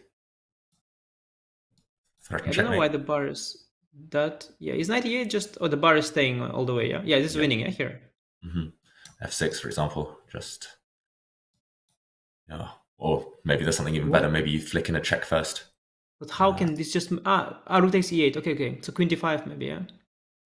Yeah, queen d5, just keep things simple. On knight takes f6, king h7, knight takes f6, and queen b7. That's nice. Nice. Oh wow, yeah, nice. This is a puzzle rush, yeah. Check. And next move, we take the rook with a check. All comes with tempo. It's no surprise though that the tactics work out here for white. And can black defend better here against this threat? How was the exchange side? Because it didn't seem obvious to me. So queen c3, knight e8, rook e8. How clear is this? So why is it so clear? I have rook takes ace. No, but why is this on the winning on the spot? There's no checks, so there must be some mating idea. Let's say we take. Yeah, I was hoping to take queen d4, and I was hoping I have queen d1 check and the c pawn, and it's some queen f7 maybe just protects the h5 pawn. Yeah, defends this. So this is just one. Yeah, check. it's just a winning position because I guess rook a8 is a threat. Watch this. Material, of course. Queen g6. Oh my god, this is so pretty. Wow. This is so cheap. Had to fantastic. do it. You had to. Fantastic. I actually didn't even see it. Yeah, wow, this is a shame. Very easy. Okay, so definitely some juice there for Ding. Some juicy stuff there after knight d6, rook e5, queen e5. I guess this queen takes c3 is the mistake, yeah? If you're looking back at this analysis that we looked at. Either way, Ding has to play knight d6 here. And yeah, what is the... Yes, I mean, what else? He's, by the way, taking his time, but what else? He's the opposite of Jan in this game. He is taking his time when you think that you don't need to. And Jan not taking when you think you need to. So it's just the opposite. It's remarkable. Just different styles, clash of styles. Yeah, really. I guess queen f3, but it just feels so wrong. As soon as you see you can put your knight on the d6 square, you go for it, not right? even close. Like I'm seeing here, I just put the engine lines just to see the options. I mean, there's not even a sensible alternative. You have to why is he spending? Okay, he just wants to double check that he's winning, but he has no option, of course. Is that a sign of nerves? Is it just the fact that he's not felt in the flow this tournament? Because Ding on form plays this move in 10 seconds. A little bit of that, but also, as I already said yesterday, I think that he doesn't care about Jan's time spending. He has his own. He has 2 hours and he has 40 moves, and he is just pacing out his time. So he has the time, so he just spends it. But, well, 28 minutes. It looks still okay, but when it looks like 20, because the old clock, okay, nowadays they have seconds, but I don't know if you remember, back in the day, the old Digiti clocks, they would show only minutes until you would go down to 20 minutes. After 20 minutes, they would start showing seconds. Yeah. And that would be a big panic moment for me, because I would see seconds and I would be like, okay, wait, this is now it's going down, Yeah. So I was of that generation. There weren't even seconds on the clock, Henish. Yeah, the ones with the flag that falls. Yeah, the flag that falls. No, I played that as well. But I think 20 minutes is the kind of mark that gets you a little bit nervous. That's when you... and he has... Okay, of course he plays 96. He has still to make some moves. So he shouldn't be thinking forever. Luckily, he played 96 already. He has 27 minutes, still enough. And after rook e5... I think he will take with the queen because pawn takes is not so attractive now. Yeah, and after queen takes, queen b2, rook a5, it's really on Jan to find the defense. And it's very difficult. Yeah. Difficult position. Extremely difficult for Jan. And again, body language. Either he's got the best poker face ever or he doesn't realize Jan. I'm not sure he's calculated. Maybe he just doesn't have this 98 move on his radar. That's an easy one to miss. Without it, maybe it's far less clear, right? But even if you see queen 98, I don't think you panic as black. Like, you think that you have options. Let's say rook e5. Rook e5 will come, especially from Jan, it will come instantly because there's no alternative. Let's jump in, maybe. Okay, rook takes e5 on the board. Yeah, as a spectator, the thing I like about Jan is that if the move is the only move, he makes it just immediately. This is nice. This is just, there's no, there's no dead air on stream. He just makes that move and okay, we get the action. But Ding, he just double checks, triple checks. Yeah, I've got to say, Jan, when I first met him, we were 8 years old, European Under-10 Championship. He played the whole game against me as if it was blitz. So he's true to himself. Most of us, we get slower with age. I get much slower. But what was the result? I managed to draw, but he got the gold medal. I got the silver. Is that the one where Magnus got the bronze or not? Oh, that was a couple of years later. Because there was one where the three of you were, or no, there was you, Magnus, and who was there? Is Jan or correct? Jan got the gold, Magnus silver, me bronze, and then some other Andrakian I think came fourth. Plenty of strong players this 1990 generation. But crazy year up. Isn't 1990 it's an insane year? It's by far the strongest year of all the years around it. It's unbelievable. Bashir Legrave, Karyakin, I could go on and on. Yeah. Plenty of 2700s, but it's already enough. I mean, just to mention Magnus, Jan, Karyakin, MVL. I mean, that's already you as well, of course. Slightly lower down. Yeah, is Andreikin exactly 90 as well, or? Yes, I think so. Andreikin as well. This is absolutely unbelievable. Hammer, I think 94 Saric, is like plenty of others. my year 94. I think we did, but I don't know. Like, who else is in the top from 94? I think nobody is from 94. There's a few 93, Wesley. 92 a couple as well. 92 is also a couple. I think Fabi is 92. And Ding. And Ding is 92, yes. Yep. But yeah, 1990 is just crazy. Yeah. Crazy. I've already planned if Jan wins the tournament, I'm going to rehash that childhood picture of us standing next to each other with our medals just for the social media, for the likes. Yeah, and you can use this picture for on many occasions, if Magnus does something as well, or you always have this. By the way, DE5 is very much an option here. And I have to say that even though the computer has everything worked out, the calculations you have to do here to conclude which move is stronger, it's extremely hard. And personally, I am an intuitive player, so I would take that decision somewhat intuitively. I don't know. I have to say that something in me likes the DE move, like especially without H5. There's a part of me that likes this DE move, especially I think the knight on D6 gets the stable support and the potential for the E6 break as well. I have to say I'm guilty of liking DE, but I know that the computer says Queen E5 is the move, the money move, and Ding spends a lot of time, and he doesn't have that much time left because he has to make 11 moves in a crazy position, and he cannot think forever. He only has 24 minutes left. So Ding will now go all out. It will be his last big thing, an important big thing, and he has to, he's a calculating kind of player. He might find the best move, but the calculations are so extremely hard, and the modern computers, they see everything very fast, but there are so many deviations and options. After Queen E5, Queen B2, Rook A5, I think Black must have many candidate moves. And while Ding takes this big decision, it's 50-50, Queen takes E5 or D takes E5, we will be going to a short break, but we will be back in a few minutes with further coverage of Game 6, the 2023 FIDE World Championship.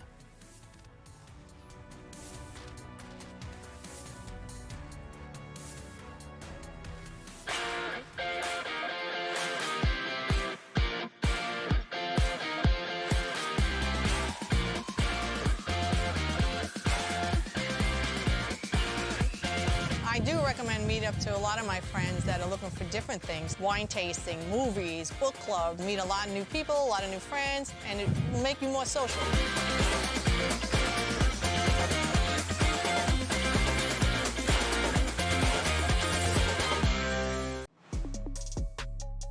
I have 3 puzzles here. It's chess, yeah?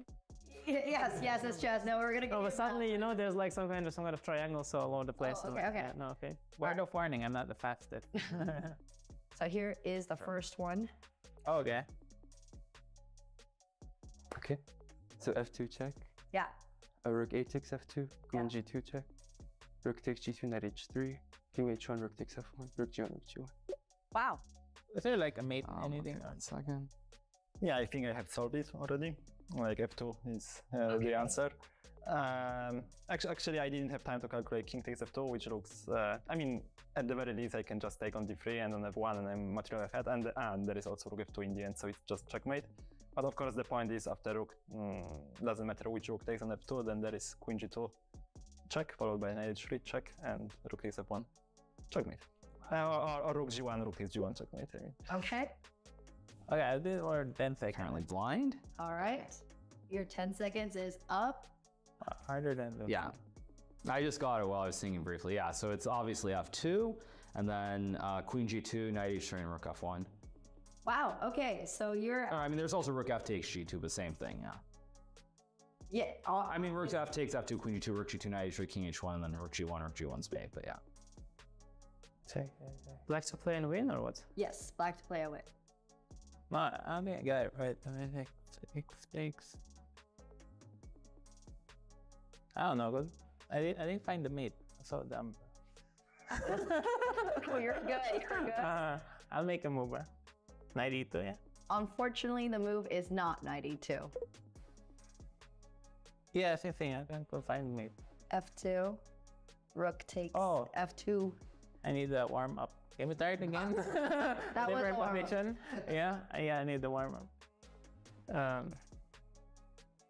If it was a game, I would go 92 takes, G3 and C4. But I think that's just perpetual there, no? Or I don't think it's a mate. Yeah, no, I don't. All good. The correct move is actually F2. Yeah, rook BF2. And then. Oh wow, like that. Somehow it's an unusual pattern, but it's really cool. No. Exactly. Yeah. It's so easy.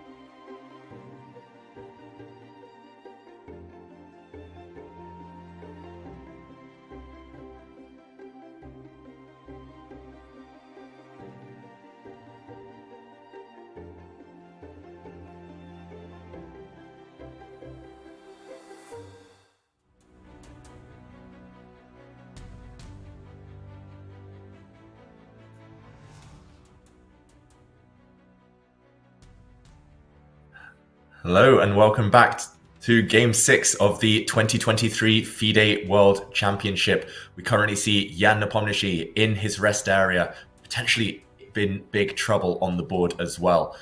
Ding has just played the sequence of moves we were predicting, computer approved as well, and White in charge right now. And it is actually Jan Nepomniachtchi's move. He's still sitting there, not returning to the board. Anish feels like he's in big trouble. Do you think only now he's realizing the big threats that face him? Yeah, for sure. He realizes the importance of the moment. I don't know if he's an optimistic guy, generally very optimistic player. So I don't think he thinks that he is in trouble yet. He He probably hopes that there is a solution, but he understands that he has to think about it very seriously now. This is the moment to think, and he is thinking now on the screen. He will take a bit of time there, then he will think on the board, because he understands that 98 is coming. If there is a solution, he will believe that there is one. He is that kind of guy. It has to be here, so he's taking his time. What I really like, by the way, I told you about the psychological 20-minute mark. I don't know if it's a coincidence or not, but look at Ding's clock. It is 20:00. It is 20:00. You're a prophet, Anish. And No, there's it's no incredible. increment either, so he must have timed it on the spot. That's when the panic sets in. No, well, I think it will be crazy to actually time your move with the clock like that, but it's a nice symbolic mark. It used to be big back with the old clock. It used to be big because that is when the seconds started ticking down. Now with the clock showing seconds from the first move and from already, it shows seconds even when you have more than an hour. The clock has changed. Of course, it's better this way, but now it's less impactful, less symbolic, but still he left himself with just enough time. I think 20 minutes for 10 moves in this position might just be enough. And the important thing for him is that, well, he has a very clear idea. It's 98, and it's a huge threat. And actually, the question is, how do you stop it? I see this Queen C1 G5 staring at me. But this might be a huge panic. I think the endgame might be bad, but Queen C1 G5 is sort of it's a big move to try and at least trade queens, but there are potentially all kinds of downsides with that. I don't know. Yeah, the endgames could be lost, but besides Queen C1 G5, I don't know. Queen C3 we discussed already. Queen C3 98. We didn't see a defense. What else? How else do you defend from 98? Some Queen B8, but that's just very, very sad. Yeah, it's a sad position in general, though, Anish. And just before we jump in to analyze some of these variations, we do see neither player at the board right now. It feels like, okay, this is one of the rest areas. I think this is Ding's rest area. Maybe he's just off getting refreshed. No, he's returned to the board. And it's actually his opponent in move, Jan Nepomniachtchi, still not returning. Maybe having missed Rook A5, which wasn't necessarily obvious. White had options there too. Really powerful play by Ding, it's got to be said, in this dynamic position. And we do await Jan's return to the board. And yeah, I while believe...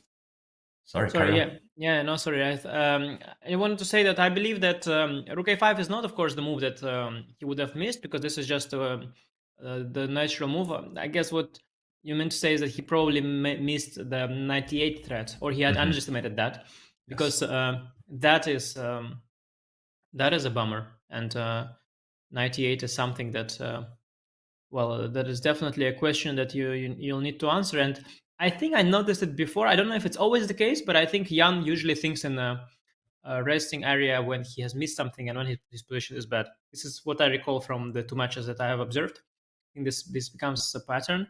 And I think when he's uncomfortable with his position, when he's uncomfortable with what he had just missed, prefers to think in his own intimacy, in his own resting area. Yeah, that was definitely the case in 2021 after he lost Game 6 against Magnus. His future defeats, whenever there was a blunder, whenever he'd miscalculated, he would often stay away from the board for a long time. And I think it happened in, was it Game 3 and 4 as well in this match?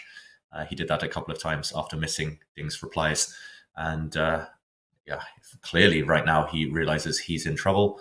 I'm not sure how to minimize the damage, Anish. You mentioned some ideas trying to get the queens off the board. Feels like that has to be part of the plan. It's just whether you rush that. Maybe the Queen C1, Queen G5 maneuver still on tap for later on. Maybe Black can defend the C4 pawn first. Oh, that's a good point. Yeah, after 98, you can still do Queen C1, Queen G5. That's a good point. Good point there. I'm not even sure if 98 is, if that is a threat or rather a response to Queen C3, if you know what I mean. It's in the air, but it depends on what Black does, right? Exactly. Actually, the move that was staring at me is this move King H7. I don't know why, but it's been staring at me. Wow. Intricate. I don't know. It's probably horrible, but I was just thinking about it. That's cunning. Maybe we can jump into a board. I remember now what was my idea. My idea was 98 through K8 Queen C1. That was my idea. Let's put this on an analysis board. Yeah, beautiful. Again with the geometry here. Anish, this is a check. And because the Black King wasn't in check. This Queen C1 to 4 is the most thematic perpetual ever. Yeah, everybody always looks for that pattern. Yeah, King H7 I like. I think Jan will play King H7. I love the look of this move. Yeah, I wasn't aware of this move. It wasn't on my radar. I was looking more at kind of defending this pawn. And if knight e8, firstly, this was on my radar to check and come back with the queen. But then also I realized maybe you can go back this way with queen b8 now. It's only after you said queen b8 in another variation, Anish, that... Nice. This pin. I have to say, all of these positions, they don't look lost to me. I don't know about you, but they all look to me, they don't look lost to me, all of them. So I don't know why the bar is so excited. The bar is excited because the engines are so strong now. When they see an advantage, they either see a defense, then they show it's a draw, or they see a win, and then they show it's kind of a win. So the computers are just, they see too far ahead. Basically, the position is promising for white, but I don't feel that it's winning. King h7, I don't see a win. Bishop d3, I don't see a win. I just don't see why it's winning. And I see, limited material, relatively speaking. I see the a pawn still there on the board. I don't understand why. Of course, I see white is dominating in the center and has all sorts of promising ideas. But I think it's very early to speak of the game being over. And the situation on the clock, too, is not in Dick's favor. So I think after Jan makes a move, it can be bishop d3, it can be king h7.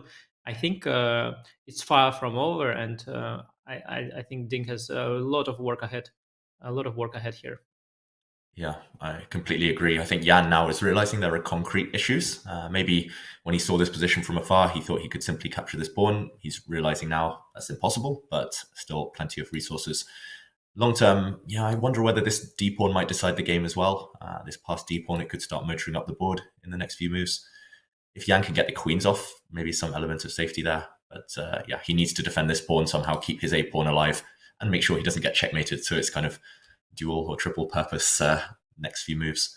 High stakes for Jan. And still not back at the board. Yeah, but I just don't see... of course, I understand the d pawn maybe one day, but you have to show me the line. Like, I don't see anything wrong with neither king h7 nor bishop d3. I don't see why black is in such trouble. Yeah. Can you explain me? So let's say I play king h7. Please explain. Okay, let's jump back into the board. And... it's my man. Wow. He's my man. King h7, yeah. You called it, Anish.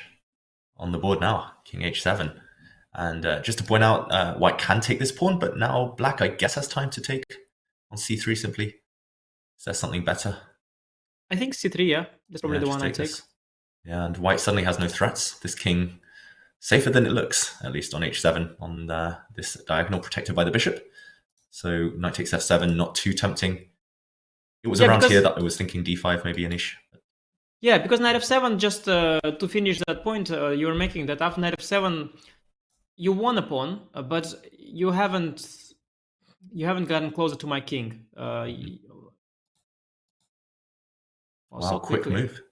Quick reply. Rook c5. Probably a good move or not? Is it a good move? Feels decent, at least from a human point of view, going to the 7th rank. What could be more natural? Oh, yes, I see the point. So the queen on e5, it prevents queen c1, queen f4 idea. The knight on d6 is ready to go to e8 or f5. And so Ding is improving the rook. Also, if you start with king h2, which was another tempting option, you started with king h2, I suspect queen c3 was already a serious candidate move. Because now knight e8 is rook takes c8, there's no more check. So actually rook c5 is kind of an obvious move in a way. Now a big question I have.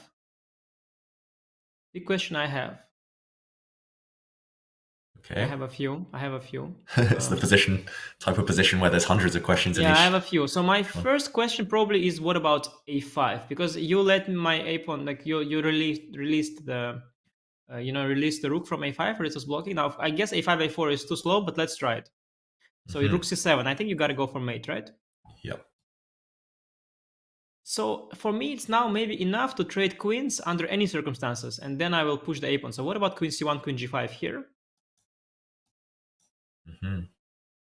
Suddenly I can't really run away from that exchange. No, I'm really not worried as black here. I'm really optimistic about defensive chances, because we'll trade queens, then I'll push my a pawn, then you have to go passive, and then I'll get some... take maybe knight c4, knight a3, but well, I'm not concerned. I think this I should be... No? Not should be, should I be able to... Okay, you have connected passers, I understand. Yeah, we have connected passers. c4, d5, they're gonna go very fast. Okay, so I have to be more accurate than that with black, yeah? Yeah, maybe in the current position, is there a more useful move than a5? I'm wondering as well, sometimes white's just going to take on c4. Just gobble up the pawn. I was wondering about f6 originally, just to try and destabilize your queen, but maybe there's still a good square for her. f6, yes. f6 is also a move. So taking on c3 was bad because of knight e8, are we correct? Is that still the case? It was earlier, but now you could... Now I can take on d4, yeah? Get rid of this. Wonderful version of things. Yeah, no chance you lose this as black. Attacking the rook, some checks as well. Even if the queens come off, if you can kind of get this pawn, even at the cost of black's queenside pawns, should be a draw. What's the idea there? Yeah. I mean, I'm not sure. Let's say if it's impossible to lose out with black, but let's say it's not the end of the world either. Mm-hmm. So after queen c3, okay, maybe just rook c4, yeah, for now. Just collect the pawn for free. And I have to get out of the way. I'll maybe give a check. Whoa, Yeah, engine sure. hates this one.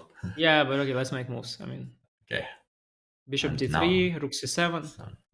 Yeah. Now it's just attack. Big attack for free. Maybe the black queen needs to find a better square. And, yeah, what was a better square? Something closer, like d2, maybe something closer to...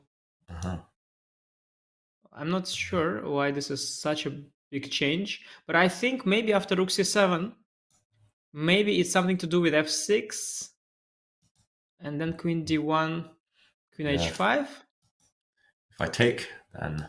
And queen g6, yeah. Yeah. Now I'll take with the bishop. And I got away. White's got to be careful here of the passed a pawn long term. Wow. So queen c3 is fine or not? To conclude, queen c3 is fine, not just... Looks playable. Queen takes c3. Maybe just take a look at what did Ding miss. So why was the bar saying that? I'll just take a look one moment here on my screen. I'll just take an engine just to see because I remember the computer was saying that white was winning, and I no longer understand why he is. So Jan played king h7, which is the best move. Oh wow. Some crazy stuff. I imagine this is the computer's dream where it's all concrete, it's all forcing, the stakes are high for both sides. This is some weird engine. Let me check another one because this engine, it says queen e1. Let me just try another engine. No They way all will say that queen e1. be played, Anish. Queen e1? Really? My god, they all saying queen e1. So the best move after king h7 was queen to e1. What the hell is that move? So back in this position, instead of rook c5, which was played in the game, just to drop back with a white queen, but yeah, just defend not the instinctive. just defend the c3 pawn and collect c4 or f7. Just as greedy as that. Can you imagine? Wow, such an ugly move to go queen e1. How can you do that? Yeah, of course he went rook c5. Now queen c3, yeah, and well, there is the option of knight takes f7. But already white's advantage, yeah, it's not decisive at all. Yeah, it's not decisive. If anything, actually, it's very drawish. Jan is probably going to escape in this game. Actually, Jan's probably escaping this game. Do you think it was influenced by the clock, that last decision, rook c5, because there were plenty of options? I mean, queen e1, we can definitely forgive Ding for not finding. I don't think many mortals would find that move, but maybe there were other things he could have considered. He played rook c5 very quickly. He's kind of just guessing at this point. Yeah, he has no time he cannot afford anymore. But he was never that clear cut anymore. I think his big mistake was on move 23 when he didn't go b4, because that position computer evaluates it as kind of strategically winning. It says it's just winning. Actually, it gives the advantage of like, I don't know, like depending on the engine, it's like +2, and this strategic advantage was huge.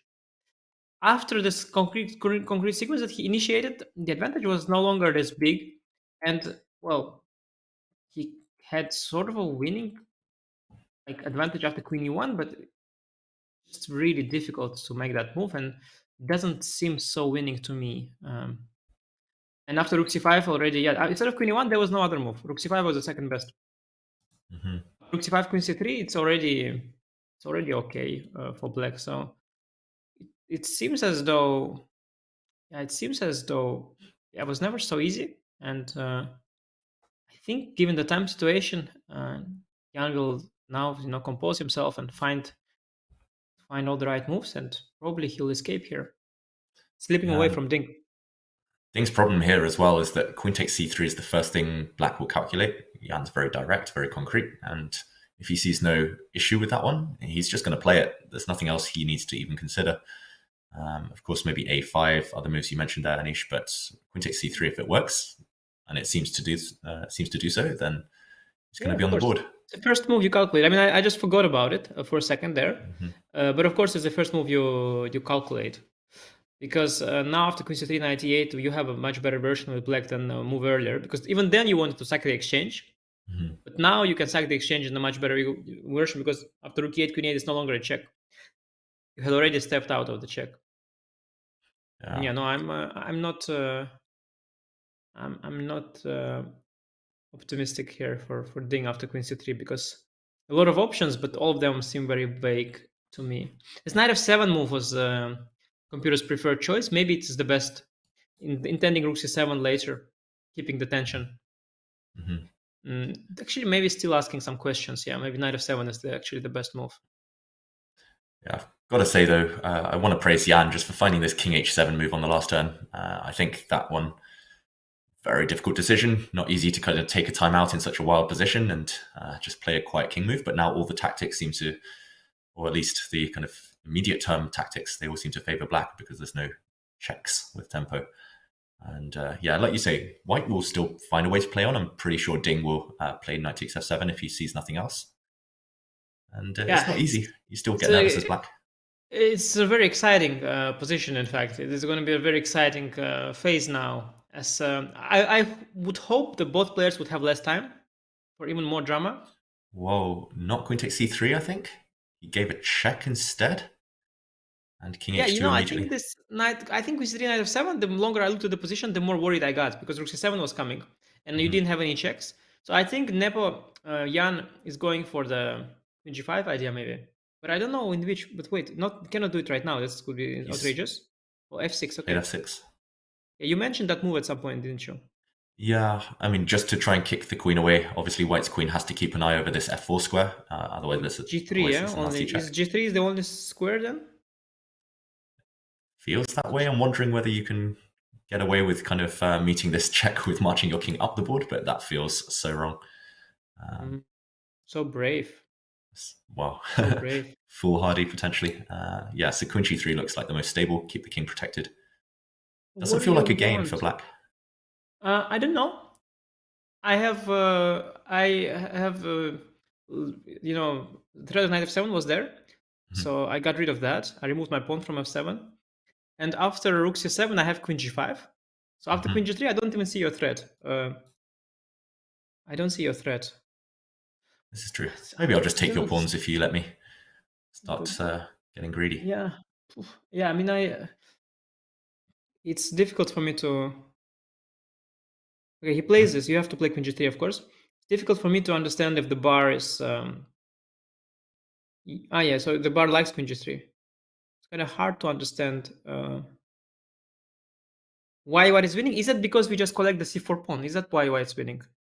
It's possible, right? Long term, any endgames will be winning for white if you just take on c4. Yes, connected passers simply, right? And then even an endgame. Yeah. Simply connected passers. Is that enough? Maybe. For example, a5. Let's say rook c7, queen let's g5. Bring up a board to show this. Yeah, let's just show it because I think it could be real. So a5, rook c7, queen g5, queen takes g5, h knight c4. Is that winning for white? Is that what the computer is implying? I mean, it looks close to winning for me, but it went a bit down. Yeah, no. so that was not. So is a5? So is my point after a5 to go knight c4 directly, and then after a4, and then after a4, I don't go rook c7. Oh, knight e. Can I go knight e? What to cut off the? Yeah, but it's not sure what's the point because rook c8, rook 7, you have rook g8. Cut this one off. Let's keep going. Rook g8, but maybe now I just go behind, right? Or even some behind, or even some knight d5 kind of attacking business. Knight can come back in. Yeah, maybe knight d5 as well. It's interesting. Yes, sort of a slow attack, second wave kind of thing. And actually, yes, white wins a pawn. A pawn can be stopped always with the rook. Okay, maybe. You know, sometimes some people tend to overestimate the dangers of the passed pawns. You might tend to over-evaluate your a pawn, and not an intuitive decision. Queen c1 f6 by Jan. It felt wrong, it felt wrong. But I guess queen c3 knight f7 was also looking very scary. I have to admit it was looking scary. So yeah, fortunately for Ding, he's still in control here. He's still very much in control. And now Jan is also dropping lower on the clock. Ding is feeling more comfortable. It's a big deal when you are in time trouble that the opponent joins you. It's a very big deal. Because being in the time trouble alone, you probably know, David, is a very lonely journey. Yeah, I'm a very lonely man, always in time trouble myself. But meanwhile, a5 on the board, Anish. We're heading straight down that line we showed. But I don't know, like, is Ding going to go for the endgame or not? Because the endgame is also reasonably tempting, isn't it? Like knight c4, knight a3, I hate the look of it, but if I get a knight on a3 and then I go c4, d5, start marching down the board with my 2 pawns, it's possible. But of course, knight c4 is the money move. Of course, you don't want to trade queens. You want to keep you want to keep it all in reserve, and you want to somehow be fearless and not be terrified by the a pawn marching down, because it's not so fast. The a pawn is still not so fast. Big choice here for Ding. Rook c7 is a risk-free option. Knight c4, knight e3 is the more ambitious one. I think knowing Ding's style and his match situation, knight c4, knight e3 will come.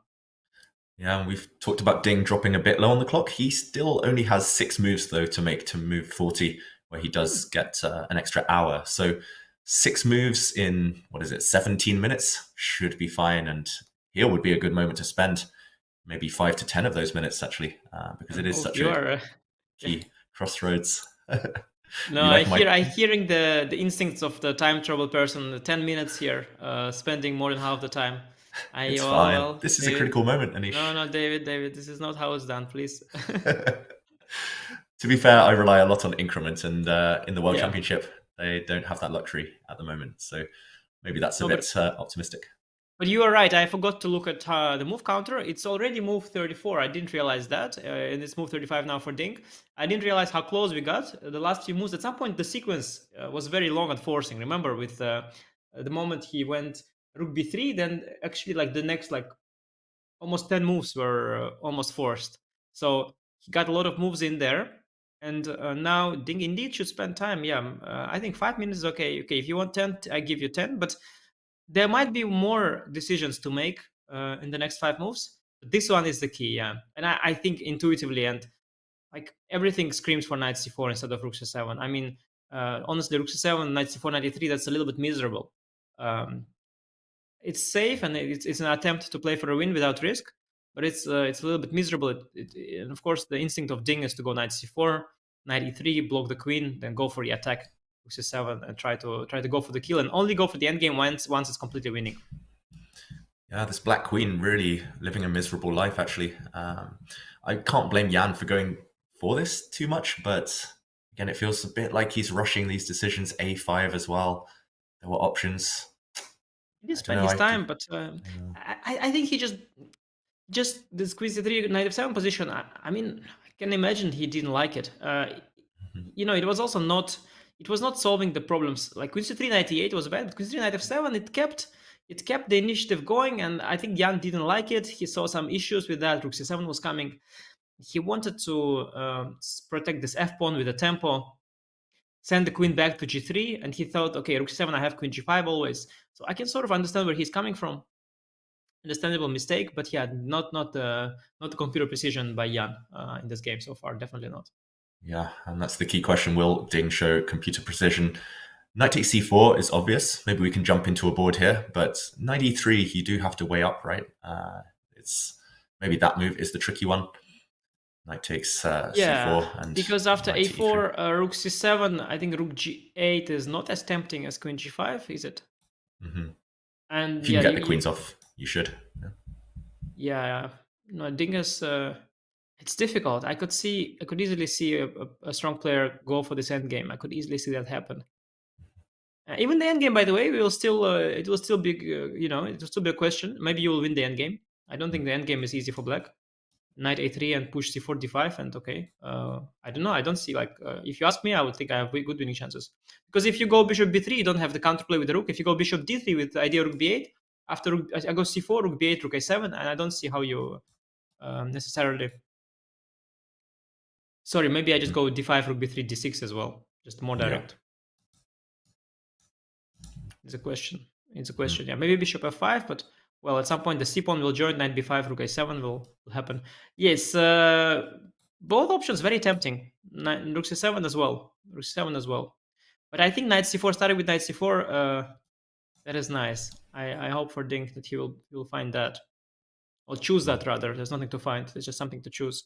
Mm-hmm. And I guess he can do it from another move order, but just less accurate potentially. Rook takes c7, you might as well keep your options open here by taking on c4 first, with this idea of dropping back with the knight, which we also thought was strong. You might think that you avoid rook g8 with rook c7 first, because after rook c7, rook g8, their knight e8 wins on the spot. Nice. You might think that you avoid that. But wait, why am I not winning on the spot? King h8 or what? Whoa, this looks over, Anish. I agree. Queen g5 just to show there is a fork here. Knight f6 using the pin.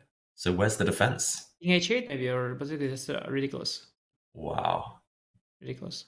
This looks like it should be checkmate, but maybe not. Knight c4, knight c4, knight c4. Anyway, knight c4 is the move. Is the move. On the board. It's anyhow the move. Basically, however you think about it, knight c4 was the move. How much time did he spend? It was a long think. Yeah, like longish. 7, yeah? 7 minutes. He did in between. He followed. He listened to commentators and he decided to take the middle road. I recommended 5. You said 10. He took 7. Yeah, it's good decision there by Ding. A4 will come instantly. I think A4 is a must. Jan will return from the rest area, play A4 instantly, and then it will be a big choice. Rook c7, so human to go rook c7. Knight e3, even more ambitious. Both moves are very close to winning. Matter of style, matter of taste. And as you predicted, A4 immediately from Jan. That pawn was actually attacked as well, so you might as well push it and hope for the best. Last pawns are there to be pushed, but more importantly, checkmate. I think he's going to play knight e3. Ding just, it feels like he's in that type of mood. We haven't seen that many endgames this tournament, this match so far. Feels like he wants to go for kill. Let's bet. I'll take rook c7. What are we betting, Anish? Everything. My house, my... I don't want your house. I just want that Magnus mug. I'll trade it for the... Okay. I'll trade it for my mug. Okay, I'm not gonna put my Magnus mug on debate here for some... I'm not gonna jeopardize, He's nervous though. You're not nervous when you play rook c7. You're nervous when you don't play rook c7. Yeah, this is true. But you're also nervous in endgames when you're facing an A pawn when you only have a knight. Knights are so bad against A pawns. I've seen those go wrong plenty of times. And he's about to make a move. Yeah, my mug is on the line, Ding. Don't you go knight e3. My mug is on the line. If he doesn't go neither, then okay, it's all good, yeah? Knight b6 or something. At knight b6 or something, then it's nobody gets my mug. Knight b6 very likely also, by the way. Knight b6. Wow. Sorry, Anish. Oh, wow. Ding there with the computer precision, smelling blood and going for the kill. Going for the throat, wow. It just feels like his mood this whole match. It's like do or die. It's checkmate or be checkmated. And he learnt yesterday the queen and knight versus the queen and bishop. It's a bit of a kind of mirror image where Jan outplayed him with the knight versus bishop. And he's trying to do the same. And I'll ask Chess24. I'll ask Chess24 to send you a mug on my behalf. Of course, I'm not going to give you my mug. I mean, I'm not that stupid, but I'm going to get you one ordered. I'm not going to clone you, Anish, sure. But meanwhile, rook c7, a huge threat now. Jan, what's he going to play? I don't really see any tempting moves for black other than pushing the A pawn, but that looked miserable. The variations we were showing there. I was thinking about a move. I don't think it's it's losing, but I thought of rook a7 preventing the rook c7 move. But then even worse, I go to the 8th rank. I go queen b8, rook c8. So you cannot control the 7th rank. You have to prioritize. The 8th rank is even worse.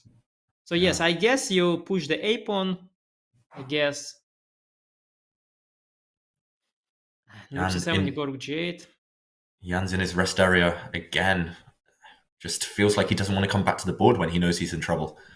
When he knows he's missed something or misevaluated something. Do you think he missed 93? Surely that was on Jan's radar. Well, I think from afar he misassessed a bunch of things. And I think he underestimated knight e3 as well. I think from afar he pinned his hopes on the a pawn, and he thought as long as he's not mated and the a pawn goes up the board, it's all okay. But now I think he realized that the a pawn is not as strong as he had hoped for. It's very limited what it has accomplished. And the threats, the second wave of the attack is very strong. So rook c7 followed by knight d5. That is still a massive attack. And he was somehow hoping probably that as long as he can defend with rook g8 after rook c7, he will be sort of okay. And I can understand that. I can understand this thinking process. But yes, there's sometimes yes, it just gets a little bit deeper than the first instinct. And of course, yes, it's still not clear. I mean, it's still not so clear to me. I don't think it's all over. So let's say a3, rook c7, rook g8. Yep, let's jump into a board. Let's put this line on, a3. Very forcing, defending checkmate. Yeah, is this completely done? So so knight, do you go for knight d5 already, or are you just controlling my pawn first? Which one? I'm Probably very both passive are in good. these. Yeah, I mean, they both look good. I would just at least look at this one first, because now I have a threat of just capturing on c2 and picking up this pawn. Yeah, and maybe I need to move my bishop, and I cannot move it to b3 because of knight f5. When well, the g7 square is also falling. So I need to move my bishop somewhere to like e4 maybe. And Yeah, then that's a good square, stopping me jumping forward this way. you have many options, of course. You have many tempting options here. I even wonder about a simple move like queen to d6 if you're not just picking up the a pawn. But okay, maybe you want to preserve the c pawn, because maybe this is not as much as I can get. Maybe I can also play like queen f4 first, queen g4, a lot of different moves. Yeah, it feels like it should be winning, right? This black queen is so Yeah. far detached from the action, so offside right now. And yeah, the other move you mentioned, Anish, more direct, maybe suiting Ding's mood more for the game, is knight d5. Yeah, Instantly knight threatening. d5 is more direct for sure. No, knight d5 is the money move. So then you just have to calculate king h8, only move. Then you can probably calculate knight e7, I suspect. It's the most tempting. Yep. Then you have to move the rook, let's say, to e8. And now, now you have to finish it. There must be a How do way. you finish it? Yeah, knight f5, queen g5 is not immediately over. So here you have to finish it. How do we finish this game? I mean, I'm again tempted to just Play come rook back and a7. stop your Yeah, pawn. yeah. I think that's maybe how you do it. Maybe. Yeah, and Jan does Because return to after- the board. Oh yes, excellent. Because after queen g5, I can just take on g5, and I can even. Clicking a check if Yeah, you but I want. thought king h. Yeah, this was my plan, but actually king h7 maybe is some fighting chances. But well, there's many moves there. I think even d5, d6 maybe, or just retracting the knight back like to some square was also looking very good. Let's see. Janusz, okay, so bishop b1 first. He wants to keep the bishop away from a trade potentially. And now rook c7, knight d5. It looks so good. It's even like it's up. We are up a tempo. Yeah, it's not even a good defensive attempt. Just up a tempo. Yeah, it feels odd from Jan. Bishop b1. No, it's just wasting. No, it's wasting. It's the same line we looked at, but just with the a pawn only one step further away. No, this is just hopeless. Now knight d5. You have to play king h8. Then knight e7. You have to play rook e8, or some other rook move. I don't know. I don't see what his defensive attempt is. It looks totally hopeless to me. Yeah, it feels like he's just almost given up. Body language, he's still at the board. Ding's got 10 minutes left, but yeah, it feels I like think he Bishop essentially b1's did. admission of defeat, right, Anish? And only 3 moves to make for Ding. Only 3 moves to make for Ding and 10 minutes. Wow, Ding completely in control. Completely in control here. And suddenly we are in a position where Ding just has to convert it. And it does look... it is not yet that the game is over, but it is becoming already obvious to both the players. I think that White is winning, completely winning most likely. And you just have to put the finishing touches here. It's not that the game is decided, of course. There is still a lot of tension there in the air. But I think it's quite clear you're up a pawn. A pawn is still so far away from queening. The counterplay is too slow. There should be a decisive blow here. Knight d5, knight e7 is, I suspect, how it begins. This is just too tempting of a start. And that will already be move 39. Only one move before time trouble. Everything is here going Ding's way.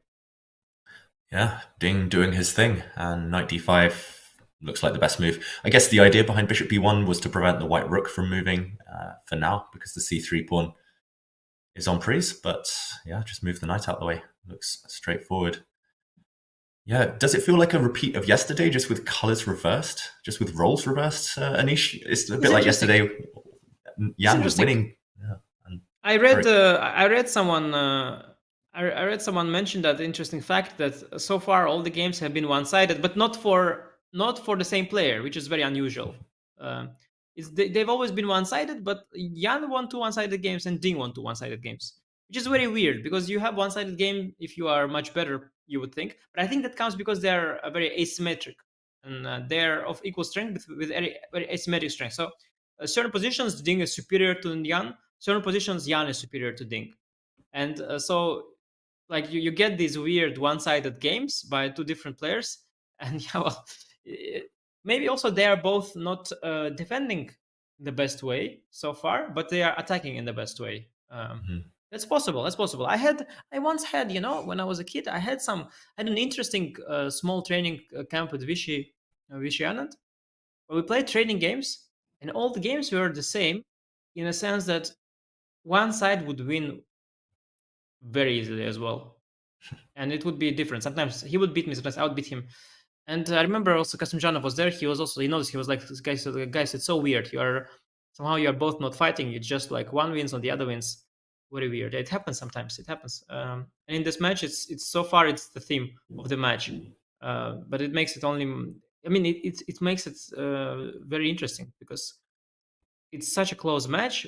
The games are so not close. Yeah, remarkable. Yeah, that's a pretty cool experience, Anish. Pretty cool name drop as well. Just hanging out with Anand at the training camp, playing some training games. Meanwhile, so I only had a few such opportunities. Of course, it was not the first one, so I was already a little older. The first camp with Anand, I can tell you what happened. I played a lot of training games with him, and I like a lot, like we can say like 50 games, and I won 2, and I wrote both of them down. So the entire camp. So it was kind of funny.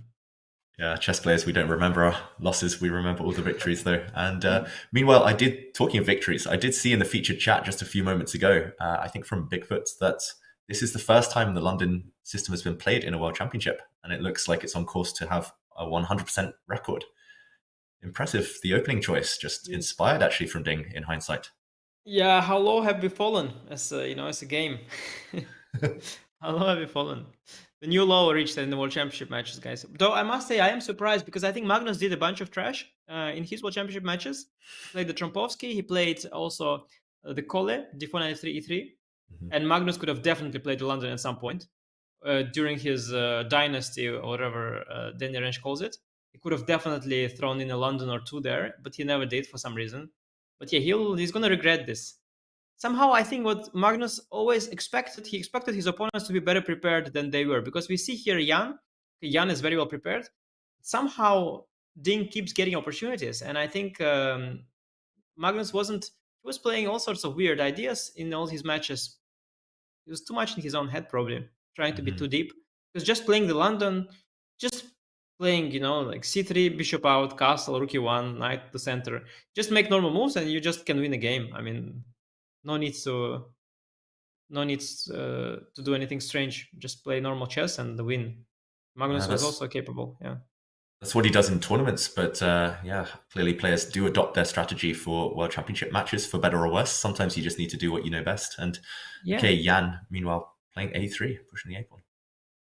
Yeah, no, I think indeed Magnus was mostly shining in the tournaments because probably he expected some special prep from players in the match. But it seems that their prep is just as ordinary as during a normal tournament. Because at the end of the day, what more can you do? When you play a tournament, you also try your best. You just have to try your best. Okay, you have a bit more time. At the end of the day, you cannot memorize everything and you cannot understand everything. And we should probably talk a little bit about the game as well because things are moving somewhat. Yeah. And it is now Ding's turn. It's move 40. How much time does he have? It's 5 minutes. Okay, it's a lot of time for one move, and he is ready for action. So I think is it 97? What are his options? Is it 97? That's at least the most obvious move. Maybe because we've pointed it out before. It's stuck in my head now. That move. It looks like Ding is about to play. And there we go, knight e7 indeed. But what? Yeah. So how do you finish after? Same question as we had before. So how do we finish it off after rook moves? Just to be clear. Yeah, and we'll look for that finish in a moment, Anish. It's worth pointing out we have reached move 40. Ding will get an extra hour on his clock, so he's left the board. Understandably, he'll go and refresh, and he's got that luxury, an extra hour to figure out how to win this. I think by now he'll know that he's winning. He's up a pawn. Yeah. Black's a pawn is under lock and key. This white rook is going to keep it nicely in check. And yeah, should we jump into a board, Anish? Yeah, I think it's obviously completely winning, and I think it's there are multiple ways to do it, but I'm just looking for the one that forces a resignation. You know, I'm looking for a clean finish. So, oh yeah, I think I maybe see what it. No. So I was going to, or yes. Say I move my rook. Yeah. So queen c7. Wow. Threatening knight g6. If rook e7, which was what I was worried about, maybe I have queen b8. Keep the queen on diagonal. It's preventing any checks by keeping the white queen here, and you take. And assuming you're in time here with anything, just queen g3 back, if you need. Trade queens and go back. Yeah, this is the worst case. It's enough. Yeah. And just in time. And I push my own pawns as well. Yeah. But after rook e8, queen c7, maybe the defense is king h7. Yeah, it's the only move maybe. Which I didn't see initially. Yeah, so yeah, this is not. Yeah, this is not the forcing one. I missed king h7 from afar. Okay, so I don't do queen c7. Let's see how else to finish it off. Okay, any knight move is a candidate. Yep. Knight f5 is queen g5. Knight g6. 8g. Okay, this is not maybe winning on the spot, although it's very, very good. Yeah, I'm not seeing the win immediately either. What about knight f5? I'll drop back with the queen to defend. Yeah, you could probably even trade queens. I should. I think I should because h5 is hanging. Yeah, knight d, knight d6, knight e3. Yeah, I don't want to allow a2. I don't want to allow a2. Okay, knight g7 also. I don't want to allow a2. I want to win on the spot. So if I go knight d6, attacking me. Oh yeah. Rook a7, knight f7, h6. This is mate. So just mate. Wow. It's a nice mate actually. Yeah. Check. Got trapped there. Your g pawns keep stumbling into these. Yeah, g6, h6. Yeah. Mate. Next move, guaranteed. Almost forced. And is that it? I think that's a win. I'm not sure it's the win, but it's a win. It's good enough. Maybe I messed up here, Nish. Maybe after queen takes queen, I should take with the f pawn in hindsight, just to prevent you mating me in that way. But that position is anyway lost. So let's say I go knight d6, rook e7, knight f7. Sorry, rook a8, knight 7 is king g8. No, rook a8 check. It's much more accurate. King h7, knight f7, g6. I can take on a3 and just win it slowly. I suspect. Yes. But maybe, or hg. Yeah, I can even go hg first. Because if you take with the bishop after knight e5, your bishop doesn't support the a pawn. Yeah, I think this is the most straightforward human way to win. This is enough. So rook e8 maybe is the losing one. Maybe you can try some other rook move in the starting position. But I don't think they'll help you. They look even worse. Maybe rook f8 or. You don't have many. You pretty much have a choice of 3 here for Jan. He's thinking over his move 40 with 22 minutes left. But yeah, it looks like all roads lead to Rome at this point. That's one of many, as you say, Anish. And Ding has an hour to work out whether he can go for checkmate, whether he can pick up the a3 pawn. Yeah. Even better situation. Amazing match. Seriously, this is completely remarkable. What we are seeing. I haven't seen something like this in a long time. I mean, I've followed all World Championship matches, starting from Kramnik Topalov. I think I followed them all kind of live. And okay, Kramnik Topalov was an insane match though. It had some crazy start with Kramnik losing a game, then I think not showing up to the second one, getting a loss as well. So he started down 2 games. And then he somehow came back with 2 wins and took it to tiebreak. That was that. I think the one that comes close is Anand Topalov. That was very tipsy-turvy. Yeah. Anand Topalov had Anand bouncing back once, then Topalov bouncing back as well. and then losing in the final round. So I think, yeah, we had some ups and downs in the World Championship match history, and the recent World Championship match history. But the more recent ones of Magnus, they were much more cagey, much more slow. Just so many draws were always there. Unfortunately, the matches, they didn't bring the best out of Magnus until the last World Championship match, where after he managed to somehow open the floodgates in Game 6, then he started collecting win after win. But a lot of other Magnus matches, they were just very slow, and we got used to the slow pace. While here, okay, it's completely different. Just a win after win by both players, and after this game, we'll have an equal score again. Remarkable stuff. Yeah, and you mentioned those two words, Game 6. It always seems to be Game 6. I'm just remembering, Fischer against Spassky, Game 6. Magnus striking, of course, Game 6 last time. This blunder between this mutual blunder between Anand and Carlsen, Game 6 in 2014. Just always seems to be this game, and Jan must be sick of the sight of this one. He wants to get to the second half at this point. Yeah. Okay, he tried Rook F8. His idea is that after knight f5, queen g5, he no longer loses to this. No longer loses the tempo to the knight d6 move. So it makes a lot of sense. Can I try something different here? Is my question. Can I try to finish it off on the spot? I'm wondering, Anish, whether we can go for that variation you mentioned earlier, Queen c7, because now the rook on f8 will be hanging after knight g6 in many lines. But it anyway goes to g8 though, right? Uh-huh. King h7, knight g6, rook g8, yeah, probably. I'm looking outside this move, queen d6. I don't know if it's at all good, but it's a move with a very clear threat. Yeah. Also, this pawn will be under fire from queen d6. Oh, yeah, I like that one. realize. Oh, actually, I didn't realize. There's actually a double attack potentially there. Yeah, maybe queen d6 is the cleanest here. Looks like there are many good options here for Ding Liren. He's away from the board. So is Jan Nepomniachtchi. We have reached move 40. Both players have been given an extra hour on the clock. And we think this one is going to be a win for white. But let's take a few minutes break and we will be back with a conclusion of Game 6 of the 2023 World Championship.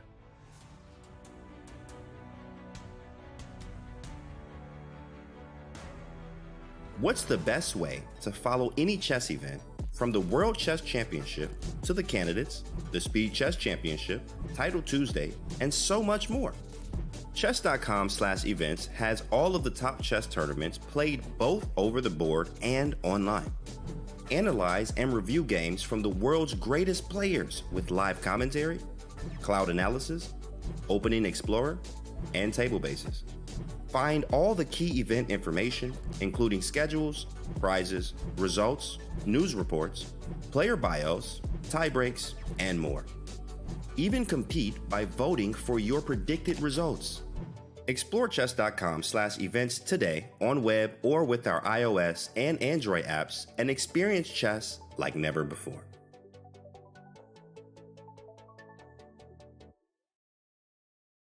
Hey everybody, it's Danny here, and as you may know, Chess.com and Chessable are now one, and I'm here to show you how you can make your Chess.com and Chessable one in just a few clicks. To start, let's log in and connect our Chess.com account. I just scroll right here above the browser and click Login. Scroll down and click Continue with Chess.com. Now, if you're already logged into Chess.com, it's just going to ask you if you want to approve that connection. I'm going to say yes, sir. But after approving, it'll bring you right back to the Chessable homepage. Now, the Puzzle Connect feature can be found under Tools, and you click Puzzle Connect. Now, what that does after you type in your username is it's going to pull positions from the games you played on chess.com, create your very own personalized Chessable course, and then quiz you with the positions where you may have missed the best move. And the more you play on chess.com, the more games it will have to quiz you as long as your account stays connected. It's pretty sweet, and it's going to help you get better learning from the mistakes in your games. Yes, this is a pro feature at Chessable, but if you go to chessable.com/link, you can get 30 days of Pro for free.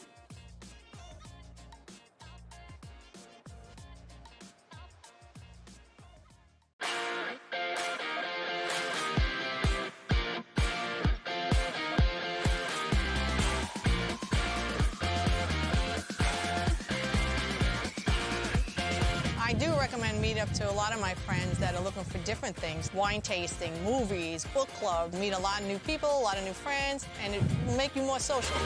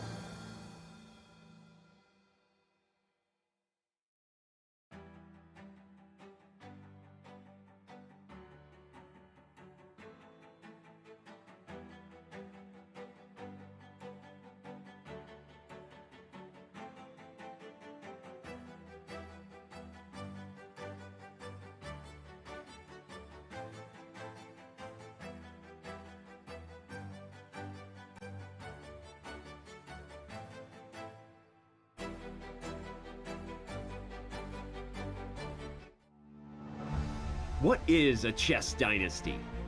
Unceasing dominance, move after move, again and again and again. We have a resignation, we have history. He is the 5-time FIDE World Chess Champion. But a chess dynasty can also be cruel. It forces most to defer their dreams until next time. If there is a next time. It's losing. Oh my god, did he just blow? Yeah, he did. I'm blown away. The game is over. As the chess world turns to Kazakhstan, the Magnus Carlsen dynasty is set to close. The FIDE World Championship is finally up for grabs. For two chess superstars lying in wait, until next time is now. Jan Nepomniachtchi has methodically done what he needed to do to get another shot at the title. The pressure to seize the moment this time rests heavily upon him. And Jan Nepomniachtchi once again holds a 1-point lead in the 2023 World Championship match. What an incredible bounce back. Ding Liren knows firsthand what the end of this dynasty means. An unexpected chance to make history. Can China's best turn his good fortune into eternal fame? Jan is just going to smash through on the king side. Ding didn't have a good day. This is all over. And what a game, I have to say. The legacy of this championship spans across centuries. It reads from the names of chess giants. For the first time in a decade, a new name will raise the trophy and be etched into chess history. It's the 2023 FIDE World Championship. Whose name will next be called champion?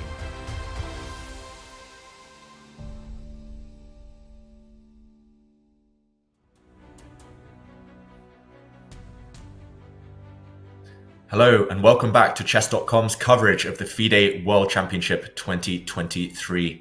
We're currently in Game 6. We see Ding Liren poised to strike back to level the scores at 3-3 by winning his second white game in a row. He's been playing a great game so far. I'm here with Grandmaster Anish Giri, the world number 6. We've been taking you through the action. And Anish, any chance now for an upset? Any chance for Jan to save this? Or do you think he's got it in the bag? Well, everything is going against Jan right now. I think the fact that we've just reached move 40 is very unfortunate as well. Very bad news. Ding's got an hour to figure this out. There are plenty of good moves here available. Of course, it can always happen because let's not kid ourselves. The position is not decided yet. I mean, I know many commentators, when they see the evaluation bar, they start to talk about how completely winning a position is. And I notice a lot of people actually do it, and sometimes I myself do it. But if you actually look at the position without the bar, without the computer, and okay, it's still, of course, it's still not finished. The A-pawn is extremely far advanced, so you have to find the finishing blow. You have to still be accurate. There are a lot of options, but none of them appear to win on the spot, at least not immediately. So it's possible, of course, it's possible, but you cannot imagine a better situation for Ding, a winning position, more than one way to win, and a lot of time on the clock just after the time control. So no, I don't think it's likely. Yeah, he is investing that time wisely. It's a good moment to kind of reset, to freshen up at move 40. He spent around 10 minutes now, I think, Ding. And yeah, he's certainly calculating right now. Plenty of forcing lines. You mentioned, though, that maybe no knockout blow, Anish, after calculating for a bit. Can Ding take his foot off the pedal and find maybe a more prosaic way to win? One move that I think is the lazy way to play, and I'm not sure this is the right way to go. I think this is how you often start messing up these positions. But one laziest way to play is knight g6, bishop g6, hg. I really like that that approach, because with that you first of all establish the pawn on g6, which is there forever. Black will forever have the back rank issue. The bishop, once gone from b1, will not be able to support the a-pawn. So I'm sure that after knight g6, hg, white is winning. I don't know how easy it will be to convert, because you will have to deal with some kind of queen h5, queen d1, perpetual check idea. So let's say black will play queen d1, you will have to deal with that somehow. Also, you have to keep an eye on the g6 pawn a little bit. You have to keep an eye on the a-pawn. It's not trivial, but it should be winning. But I don't think that this is what you want to do. I think this is what you do if you don't see anything better. But I suspect that there are some better moves, some better ways to play. That move queen d6 was sort of I sort of mentioned. I guess that was the most natural that I had seen. Mm-hmm. But I don't know. I don't think it was one of the engine moves. Maybe there is something wrong with it. Maybe rook e8 is a response, because king h or king h7, maybe king h7. I have some knight d5 maybe. Should we jump into a board and try and figure out what we would do if we were in Ding's shoes? Yeah, because nowadays, the bar is so ruthless that people very often, the commentators very often stop analyzing kind of early, because they think, okay, it's completely winning, and then they get completely shocked when the players make mistakes. But to be very honest, I think the position is very analyzable. It's still very far from clear. So queen d6 is, we saw the bar just took a small hit there. King h7 is knight d5. I think that looks winning. So I don't see another move than rook e8, because I'm threatening knight g6 check, and then I'll pick up the rook with a check, either with a knight or with a queen. So all the bishop moves are losing, all the queen moves are losing. I have very little options. I can either move my rook and the only square is e8, or move the king, which is king h7. So I think there are just 2 moves there. Maybe rook e8 is the best, but then There's a small trap here as well. Rook a3, rook e7, yeah? Rook Yeah. a3, rook e7. And suddenly the whole advantage disappears. This is perpetual check. The white king can never escape. If you go forward, you get mated even. And yeah, if you go back, this repetition that we've seen a few times now. And yeah, the king gets chased. So yeah, Too some easy. traps, some ghosts. Too easy, yes, a trap, but too easy. Somebody mentioned here, so in chat, Ding is gonna take half an hour. Won't be shocked if he does. Won't be shocked because this could be the last big thing that he should take. You know, when I at some point switched on the lines of the engine just to see the options that engine suggests, the first line completely shocked me. You know, I think it was.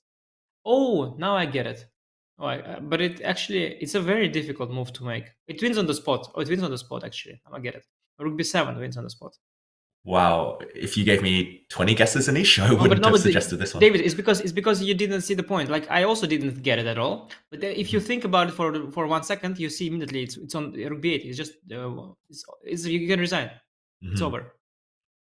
Yeah, but it's all over. It feels so counterintuitive to let this pawn advance to just take your eye off it for a moment. But like you say, exactly. Yeah, exactly. You think the rook is well placed there, and you don't see the rook b8 idea because the idea is of course a1, rook f8, and queen g6. Let's show this a1. You make a new queen, check, and checkmate. Beautiful stuff. But I am pretty sure I would have never seen that move because also I have many alternatives. So I think I would never find the rook b8, rook b7. I mean, unless I think forever, and I just by elimination. But it's just not exactly. It's so counterintuitive to remove the rook from behind the a pawn. But once I see the move, so once I said it out loud, rook b7, I immediately realize, of course, that it's winning on the spot. It's just over immediately. Like there's nothing to talk about. Yeah, you did say after rook b7. Earlier in the broadcast, you did say if you break through on the 8th rank, it's even better than the 7th rank. So makes sense from that point of view. But yeah, incredibly hard visually. It looks like you're focusing on this point and you actually want to background checkmate. You know, if Ding, Fabi maybe can find such. Like there are some players, you know what it depends on? So it depends on your search algorithm because everybody has a certain search. Because you cannot, of course, calculate all the moves in chess because the tree of the variation is too wide. The question is how do you select your move? For example, I know that Magnus, he has a very narrow search. So that's why he's very quickly reaching a very good conclusion because he dismisses a lot of bad moves on each turn. And I notice it because that's also why he often misses some tactics because he's just dismissing moves. And this allows him to go extremely deep. And he can afford to do this as well because he has an incredible evaluation function, so he is able to evaluate positions extremely fast. And I think a player like Magnus who calculates this way, he might just never consider rook b7. But there are players that calculate much more broadly. In particular, Fabiano has an extremely wide search. He is looking at a lot of options for both sides on the first few moves. And I'm pretty sure if you give half an hour to Fabi, he will spot rook b7. Simply because it enters his radar, because he considers more moves. He considers more moves basically, but it doesn't mean that you come to a better conclusion. It means you waste much more time and you spend time in the wrong direction very often. But he just spends much, and I don't know what kind of calculator Ding is, but he could find rook b7. But again, there are other ways to win as well that are much more intuitive. So not sure. Yeah, it's fascinating the point you make. I also attended a lecture recently where Magnus was basically saying he goes on instinct and he calculates deeply from those variations. Also, one of the speakers at that lecture was Ramesh, and he was encouraging these young Indian players to do a scan of the board. It's like, okay, do you have any good moves with your rook?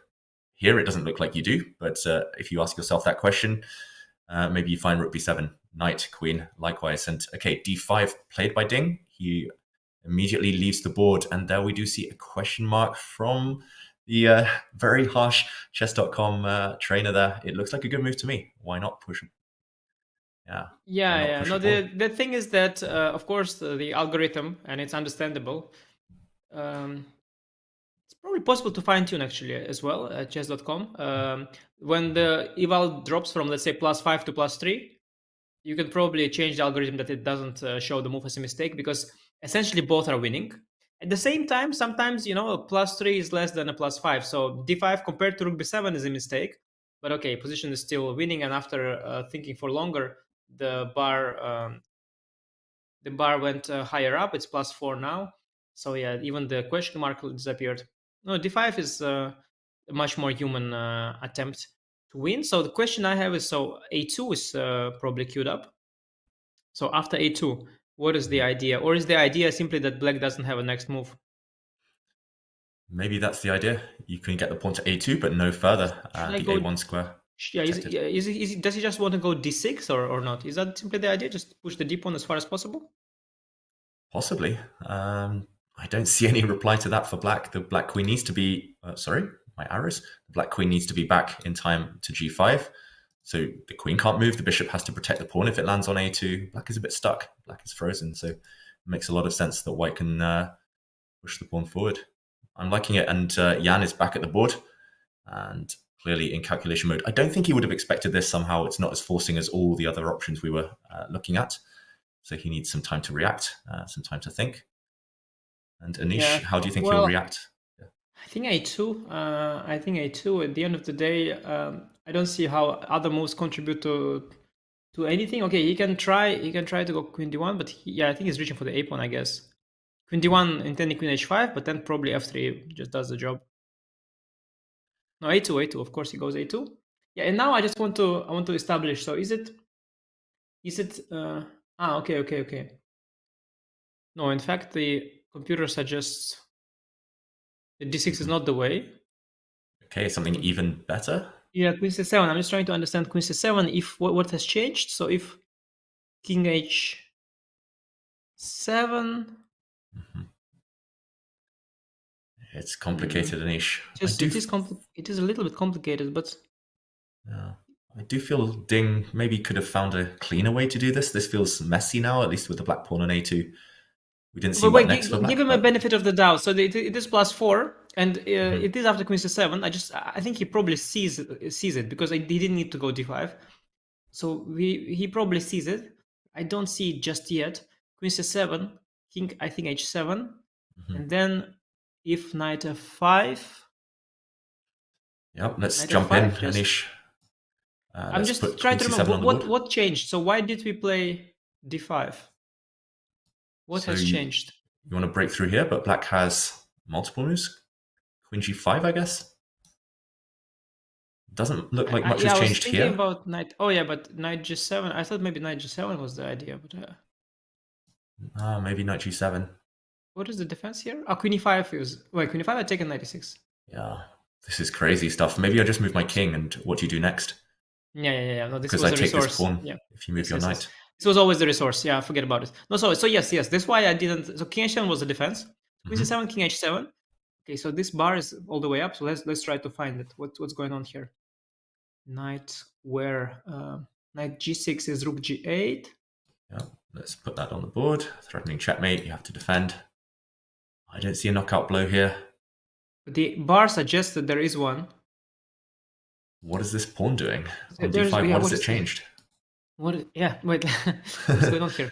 So confusing. Some checkmate. Okay, wait. There is a... Is it? You know what is the fun fact? Is that if I had my rook on a8, then queen takes g7 would be checkmate. That's just a fun fact. And meanwhile, we see Ding come back to the board very excitedly. He was away for a moment or two, I think, in his rest area, just trying to calculate this variation that we're looking at.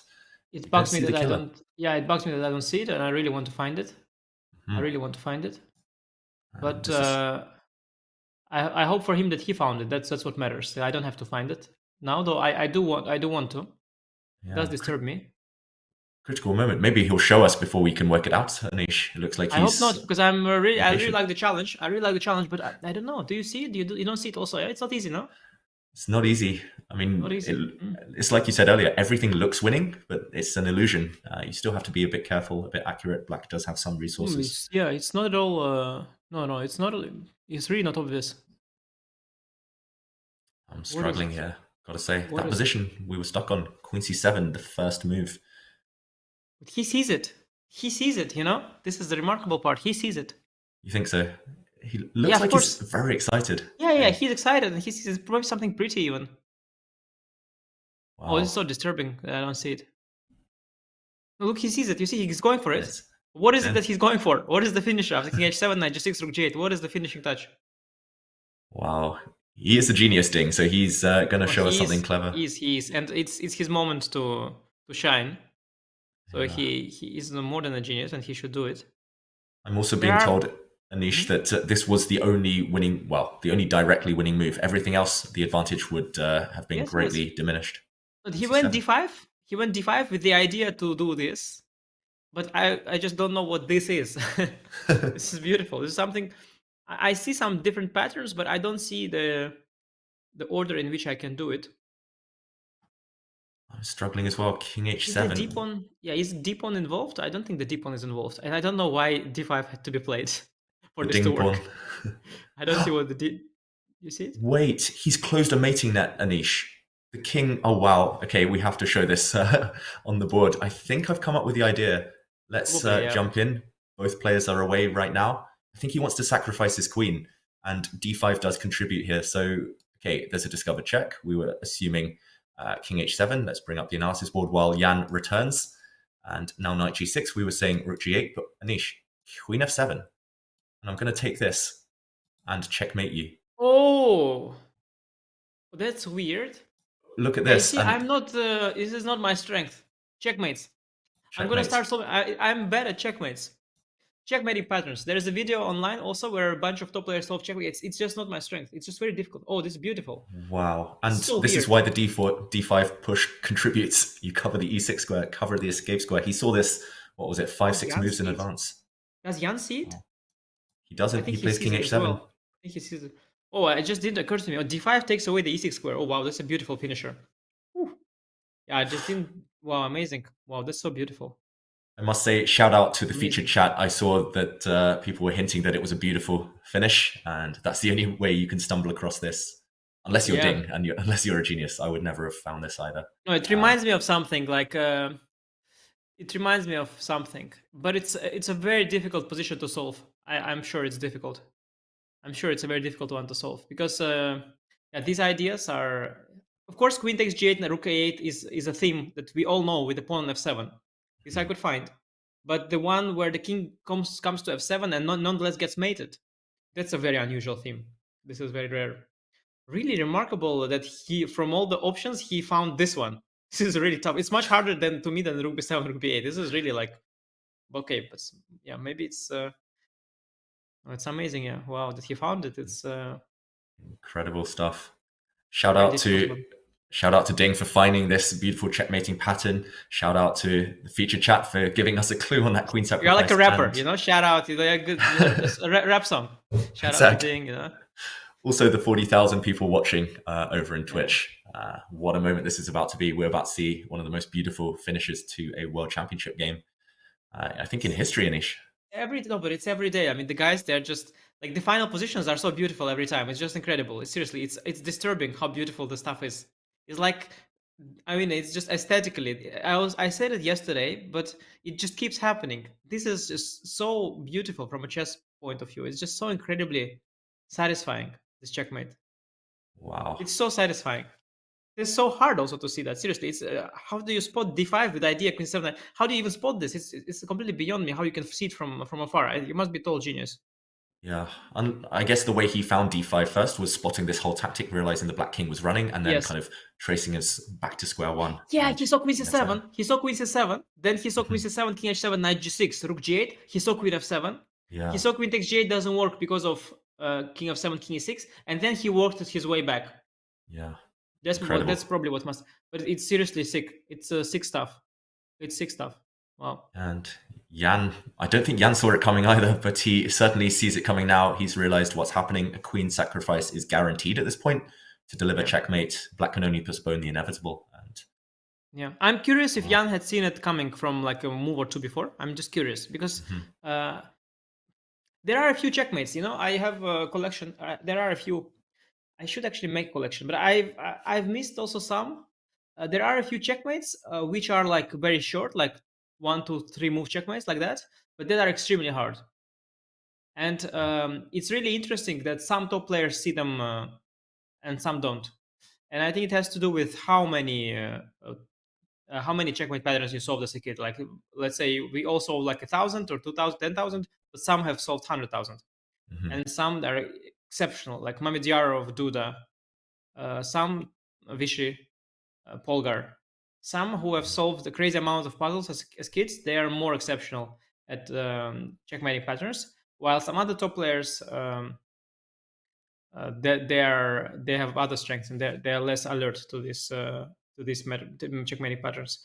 But yeah, Ding found a very beautiful one, and he set it up from afar. D5 already sets it up. It's really insane. He set it up 4 moves ago. He's about to execute it. And Anish, the eternal question as a chess player: do you resign now, knowing you're about to get checkmated, or do you let it play out on the board if you're Jan? No, but I know that you British guys, especially, you are all about checkmate on the board. But no, I'm Team Jan. I resign. No, I don't want to see it. And just as you say it there, Anish, Jan has resigned. You called it. No beautiful checkmate on the board, but still a beautiful game, beautiful finish from Ding. And the scores are level at 3-3. What a day it's been. No, but I still need to recover from the final checkmate. It's so beautiful. Wow. And we will recap that checkmate, the incoming checkmate for the viewers after this. Yeah, Ding, though, he's got to be buzzing. He's got to be high now. Momentum swinging in this match day after day. Who would have predicted this? Well, at this point, you could have predicted it already. It was already a thing. Ding has come back once. At this point, you could predict the unpredictable, and but yeah, it's really unusual stuff. And again, like yesterday, it was Jan who looked like the best player in the world, and Ding looked very miserable in the entire game. And today is the opposite. It's a Ding show today, and wow, like. Day in, day out, like the players, they are able to bring their best, but they alternate. That's very unusual, and yeah, a remarkable match so far. With and a lot more is left, a lot left in store for us as we are still approaching the finish of the first half of the match. Yeah, it's only game 6 and still 8 rounds to go, and this one definitely feels like the players are inspiring each other to show their best, striking back kind of continuously at this point. And Anish, shall we go and recap this incredible game from Ding right from move 1? We're hoping for a press conference a bit later on, but yeah, while the players have left the stage, let's go back to the beginning. And it was the London system, the infamous London system, Anish. Yeah, and Jan chose this very simple setup, a healthy setup with the 5cd4. At that point, instead of 5cd4, there are a lot of different options. There's a big line with queen b6 take b2, for example, right here, and knight h5 as well. But he went for the simplest of all, cd, ed, bishop f5. And now Ding went for the very unassuming, very quiet c3, like bishop b5 followed by c4 is much more principled. But that's what Jan has prepared mainly. That's where he went deep. These complications, he has figured them out. Instead, Ding went for the very unassuming c3, e6, bishop b5, allowing black to develop comfortably. He didn't want much, just wanted to get the pawn structure, just wanted to play this position. Maybe he realized that Jan is not comfortable in the Carlsbad structure, so he realized he could get it to colors reversed. And just rook e1. And already here, Jan maybe made a few inaccuracies. h6 allows knight e5. Instead, queen c7, dropping back out of the knight takes e5, d takes e5 fork was maybe more clever. h6 is the most natural move to keep the bishop on f5, not allow knight h4. But now knight e5 came with the tempo. Bishop c6 already kind of annoying, as after bc b4, the c6 square will be c6 pawn will be weakness. So Jan logically went for knight e7, and after a4, I think here Jan the sequence he went for, this was a big positional mistake. He went a6 followed by knight d7, allowing Ding to fix his pawn structure. Now after takes and a5, the knight is heading to c5, and the queenside pawns are blocked in such a way that you cannot kick the knight out ever. And this was already very unpleasant. And yeah, it was already determined, let's say, who is going to press here. And then around move 22, something interesting happened after Jan tried to drum up some counterplay with e5, move 22. Yeah, here Ding went for a concrete sequence with rook b3 instead. And the play just went somewhat out of control. Though Ding was always in control, but it went sort of it started to get very forced. And Jan had some chances according to computer, and I think the decisive moment was around move 32 after rook c5. The computer was claiming that there is a defense after queen takes c3, knight takes f7. Still possible to defend there. But what Jan did was not good, because after queen c1 and f6, he kept the f pawn, but Ding simply captured the c pawn, and the a pawn looked like it's gonna drum up a lot of counterplay, and it actually reached a2 in the game, but it reached no further, as Ding found a mating net in the end, and a very beautiful one. There were multiple ways to win, but his is the rugby 7, very beautiful, by the way, very beautiful too, but his is actually much harder and much prettier, in my opinion. This d5 followed by queen c7 and then queen f7, setting up queen takes g8. Yeah, amazing. And we see the players already ready for the press conference. Yeah, beautiful finish from Ding, and hopefully we can hear what he has to say about his victory. Let's see if we can get that press conference up. And yeah, here we go. In with the players.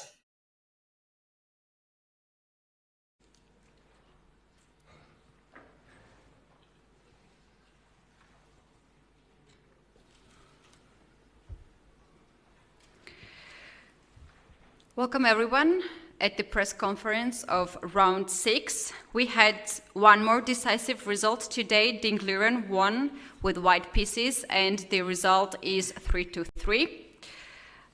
The first question to Ding: how comfortable was it for you to play London system today in the game? And if this was your home preparation, how many moves was the home preparation?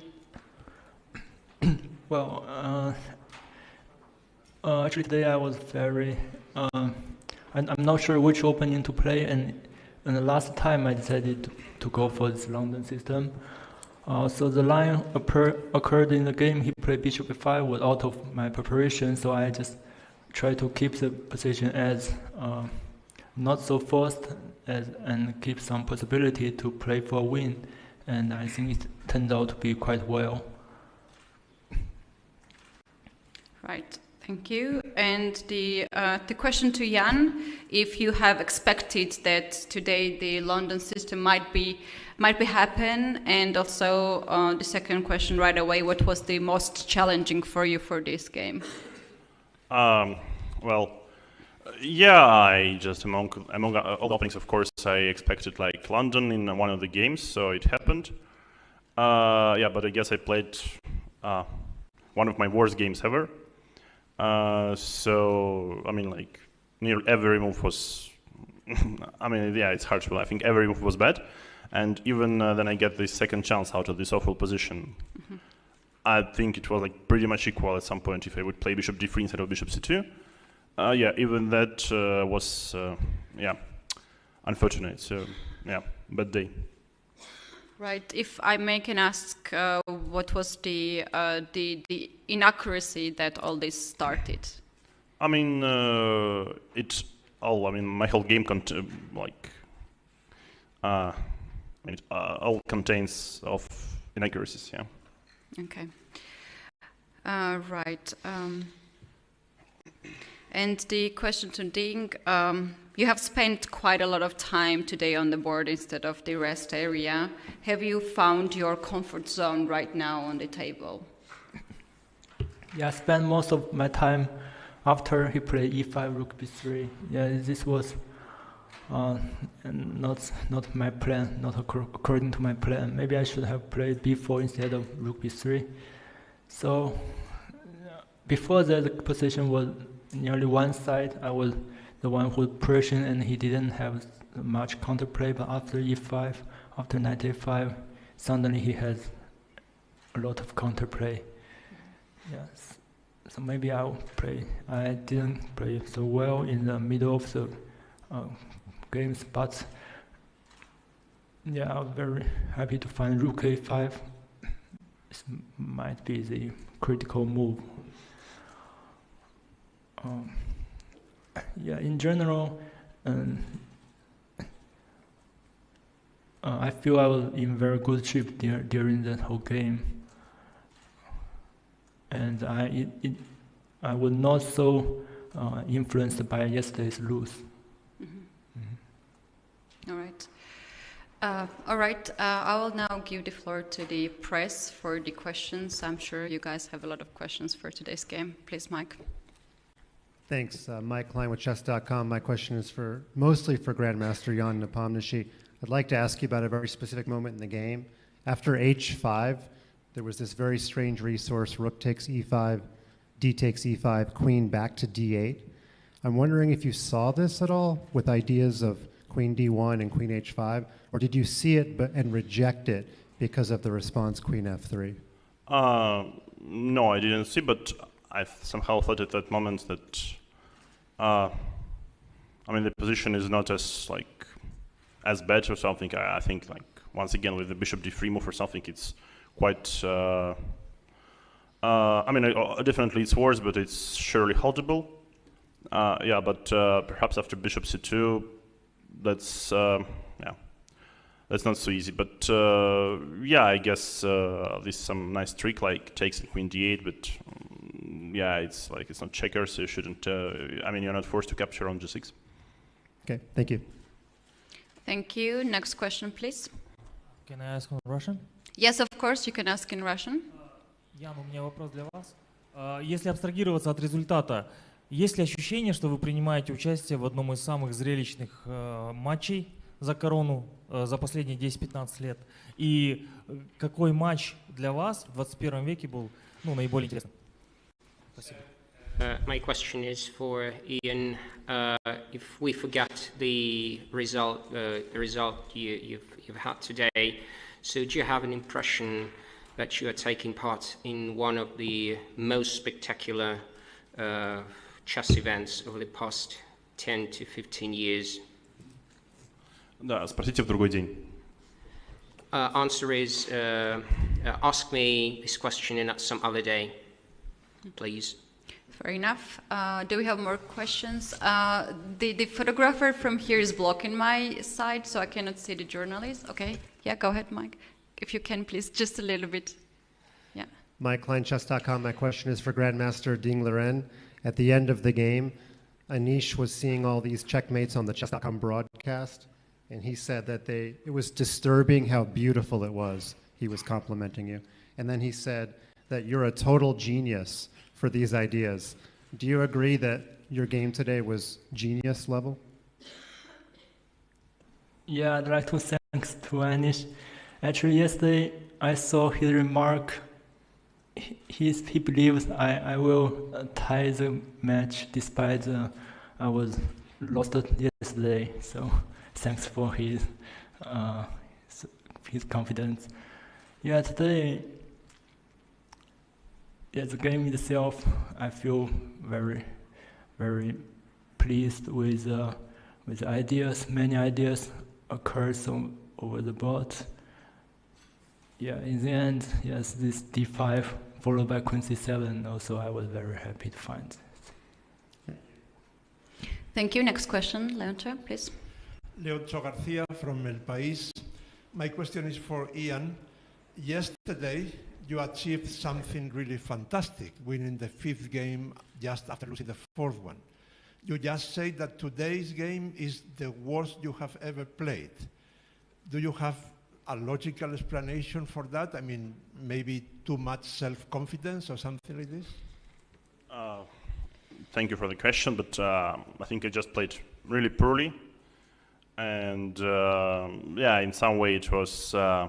I don't know, like a mirror from yesterday's game, like the same material, and the same patterns, but I guess the tension is high, so sometimes you can't perform at your best. Thank you.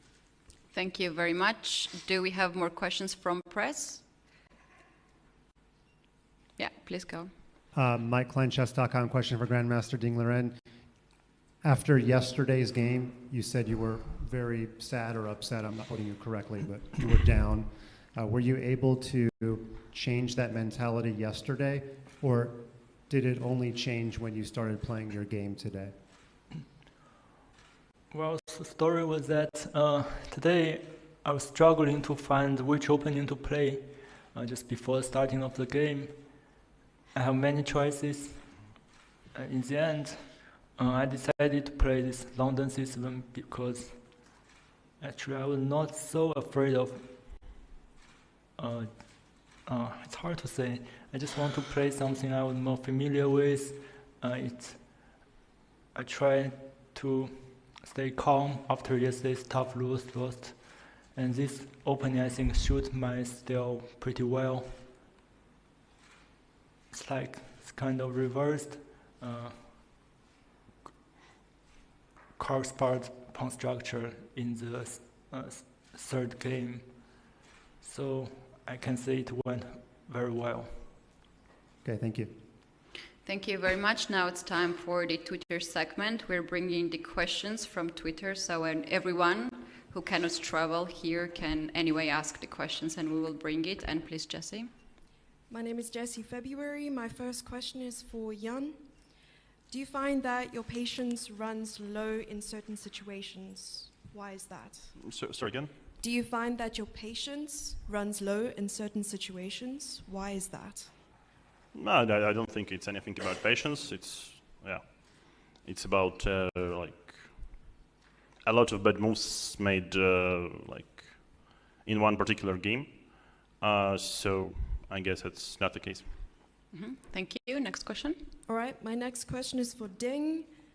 From Sandude, you took a lot of time playing Rook A3. What were you calculating?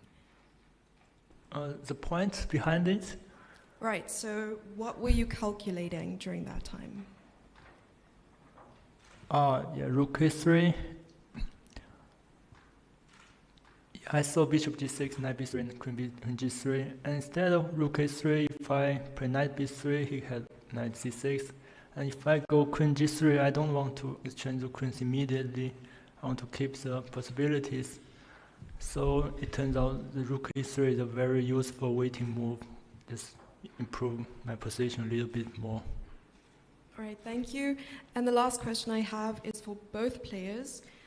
From Emil, why do you think there are more decisive games in this match than World Championship matches in the past? We will go with Jan to answer this first. Yeah. Ask me this question another day. Sorry? Ask me these questions like another day. All right, we'll keep that. What about you, Ding? I guess the reason is maybe we are not that professional than Magnus.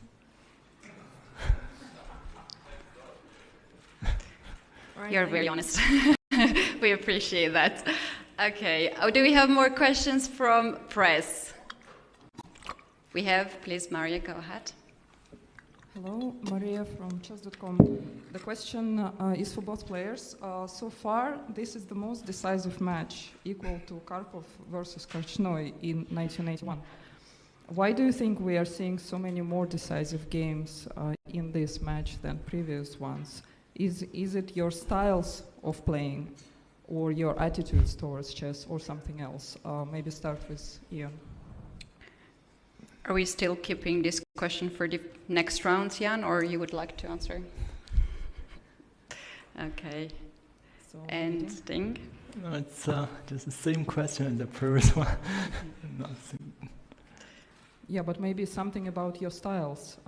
Do you think it might affect? Maybe until now there are not so many computer line happens during the opening phase. So early deviation from theory. Yeah, sometimes we divide from this long and forced line. Mm-hmm. Well, anyway, we appreciate that because it makes the match very exciting. Thank you.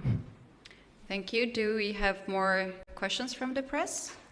Please go ahead and ask right now, because this will be one last question. And meanwhile, I would like to just make a small announcement, as yesterday there was a question about the coverage of the match in China. I have an information that the live broadcasts in China are on Zhejiang satellite channel and CCTV channels, which covers the entire country. And also a lot of news sources are covering the event, including Xinhua News, which provides reports every day. I apologize for my Chinese words. I just tried my best to announce. If someone is interested for these links, please approach me. I can share the links of the news in China. And if we have one last question, please. Yeah, commentary team. Oh, yeah, it's a question for Ding.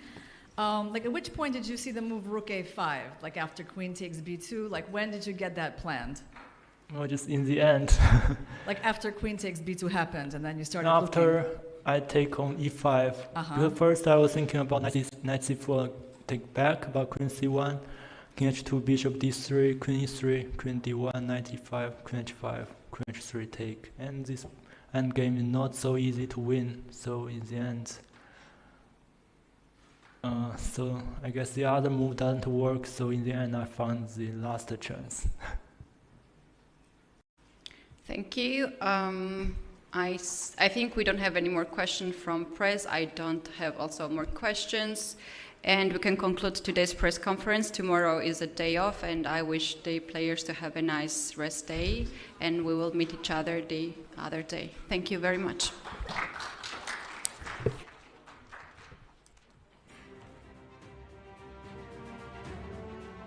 And here we have the scoreboard after game 6. The score now is 3-3 after Ding equalized with a fantastic victory today.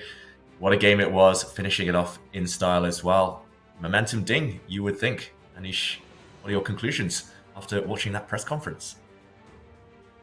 Yeah, momentum or not, it's hard to say at this point. Maybe if we are looking for a pattern, or even that is flawed, but if you're looking for a pattern, maybe the player that plays with the white pieces has the momentum at this point, because the last 3 wins were by the players with the white pieces. So if anything, maybe the next game momentum is with Jan. I'm confused. I don't know this anymore. I think the match is very unusual. The development of it is also not what we have seen before, and just players trading blows, trading brilliances. And today, yeah, Ding just saw a lot of incredible lines, and we had seen at the press conference as well. He had just a very deep understanding of this game. Yeah, it was interesting at the press conference, firstly, that Ding watches the broadcast. Shout out. He was quoting you there, Anish. But also that Jan described it as one of the worst games he's ever played. Do you think it's just the kind of post-game kind of haze there, or is it genuinely going to affect his confidence? I don't think it will impact his confidence very much. He's extremely confident, but I do think, of course, he realized he made a lot of mistakes in the opening. I'm not sure if, what caused it. I think they came from the fact that he's not familiar with the structures. So I don't think that they came out of the blue. But he certainly, I think what happened is that he realized that, point A, he was having a good position, and in the point B, it was lost. And he realized between point A and point B, he must have played horrible chess. I'm not sure he knew exactly how that happened. And that is also why the choice of Ding was so good. And as Ding mentioned as well, he was fully aware that the reverse Carlsbad position could suit him better than Jan, and credit to him. Although I have to say, I was really surprised to hear how open he was about, how do I even put it? Like he mentioned that that he didn't know what to play, and then last moment he decided to play the London, and after Bishop F5 already he was out of book, and he just somehow it sounded all like, I don't know, like I'm looking for a good word, but the word is like amateuristic, like in a way, like normally you would expect that there's like a team, and like for months he is making plans. He knows he has 7 white games, 7 black games, so 7 different plans for white. He would prepare everything, but maybe what he means is that he had a lot of things ready for the match, and this was one of the things that he chose. And he says that he was out of book after Bishop F5, but he played the position so well and so fast. I don't know. He must have studied similar positions. Somehow, like if you look at the game, it looks as the player showed deep understanding, and he did, and it was a great game. While if you listen to the press conference, it sounds like I came, I saw nothing, and I conquered. I mean, it cannot be like that. Yeah, It's refreshing, his honesty, though. It's very relatable as well. I know a lot of players, a lot of the viewers at home, we kind of turn up at the board without a game plan. We kind of act on the fly, we freestyle a bit, but Ding pulled it off. And Anish, this was game 6. Let's look ahead. Still plenty more action to come over the coming days. And tomorrow, of course, is a rest day. The players need time to recuperate, recover, and we will be back on Tuesday with Game 7. It's a one-off before another rest day. And of course, same time, same place. But what do you think, Anish Giri? It's been a pleasure and commentating with you. What are your main takeaways from the day? And what are you looking forward to most after the rest day? I think the pleasure is mine. And well, I think that what we have seen so far is that there's nobody's... is down in the match. Both Jan and Ding, they're able to bounce back with incredible chess. So it's by now becoming extremely unpredictable, and it's no longer possible to see and understand the flow of this match. Is just a total chaos. I think an interesting thing perhaps we could touch upon, because we see the schedule here, and I just wanted to point out the reason for this one game surrounded by 2 rest days. At first I was very confused, but I think I understood the point. So the reason is that they want that not always after the rest day a player has the same color, because it would give an advantage to one of the players. So let's say if you prefer to have more time for preparing with the white pieces, give the advantage for that player. But if what they did before is to reverse that, they would swap the colors. But that would then give the advantage once again to one of the players, because that player could have 2 games in a row of the same color. So what they did is, by creating an extra rest day, they reversed that around without having players play 2 games with the same color. So they did this whole operation for this. That means that we have a lot of rest days, and if that game will be drawn, there will be sort of a little moment of peace in between the match. But I really wouldn't bet on a draw. I think both players are being so aggressive with the white pieces. They come up with such ambitious game plans, not necessarily going for a big advantage, but avoiding forcing lines, which is what Ding mentioned, because the forcing lines, these are the ones that often can lead to a draw if both players know them. They're just going for these positional fights, which are very ambitious. And well, I wouldn't bet on a draw anymore. And Game 7 is going to be a big one, just like every game so far. And I'm looking forward immensely. Yeah, there's certainly method behind the madness with the schedule. And Anish Giri, Grandmaster, World number 6. It's been a pleasure. I think you'll be back after the rest day, right? Yes, I have the plans to commentate a couple more games for me, and I hope then people will find a good replacement in my good colleague Fabiano Caruana, who I'm a big fan of, and I'll be following his commentary with pleasure as well. It was also an honor for me to commentate with you, with also with Daniel Naroditsky, and yeah, really, really fortunate and happy to be commentating on this remarkable occasion. But I'm certainly intending to be back after the rest day, and so will the players. And David, in terms of your commentating journey this year, are you doing more days with us, or? Unfortunately not. This was my final day in the commentary booth for this World Championship match, but I'm going to be watching you. I'm going to be watching from afar and enjoying all the drama, of course. But on that note, as we do head into the rest day, we leave you with the best moment of Game 6. I've been David Howell, Anish Giri, and thank you for joining us, everyone. Thank you, David. I think it's a disaster for Black already. This could get incredibly unpleasant. Rookie 2 is computer best, and Nepo, I think, he smells it. No, I think he's done here. Ding has just resigned the game. He has stopped the clock. A handshake has occurred. And we're off. We have the handshake, and okay, it is d4. Surely he's not going for the London system or any other things associated to knight f3. Yes, he does. He is. Oh no. The London. Half the viewership is already lost. Anish, we're back with some moves. I see a look on your face. You're not liking the developments here in the game for Jan Nepomniachtchi. It's horrible. It looks horrible. e5 on the board. It is just strategically horrendous for you. This is Ding's kind of game. It reminds me of a game I lost to Ding. Yeah, and Anish, before we dig deeper into h4, we are seeing a lot of messages from the featured chat about your mug. Is that Magnus? Maybe you can show us a bit closer. Yeah, it's Magnus with the U, yeah? Magnus. Magnus, wow. Jan's in his rest area again. Just feels like he doesn't want to come back to the board when he knows he's in trouble. Wow. Ding there with the computer precision, smelling blood and going for the kill. Jan has resigned. You called it. No beautiful checkmate on the board, but still a beautiful game, beautiful finish from Ding, and the scores are level.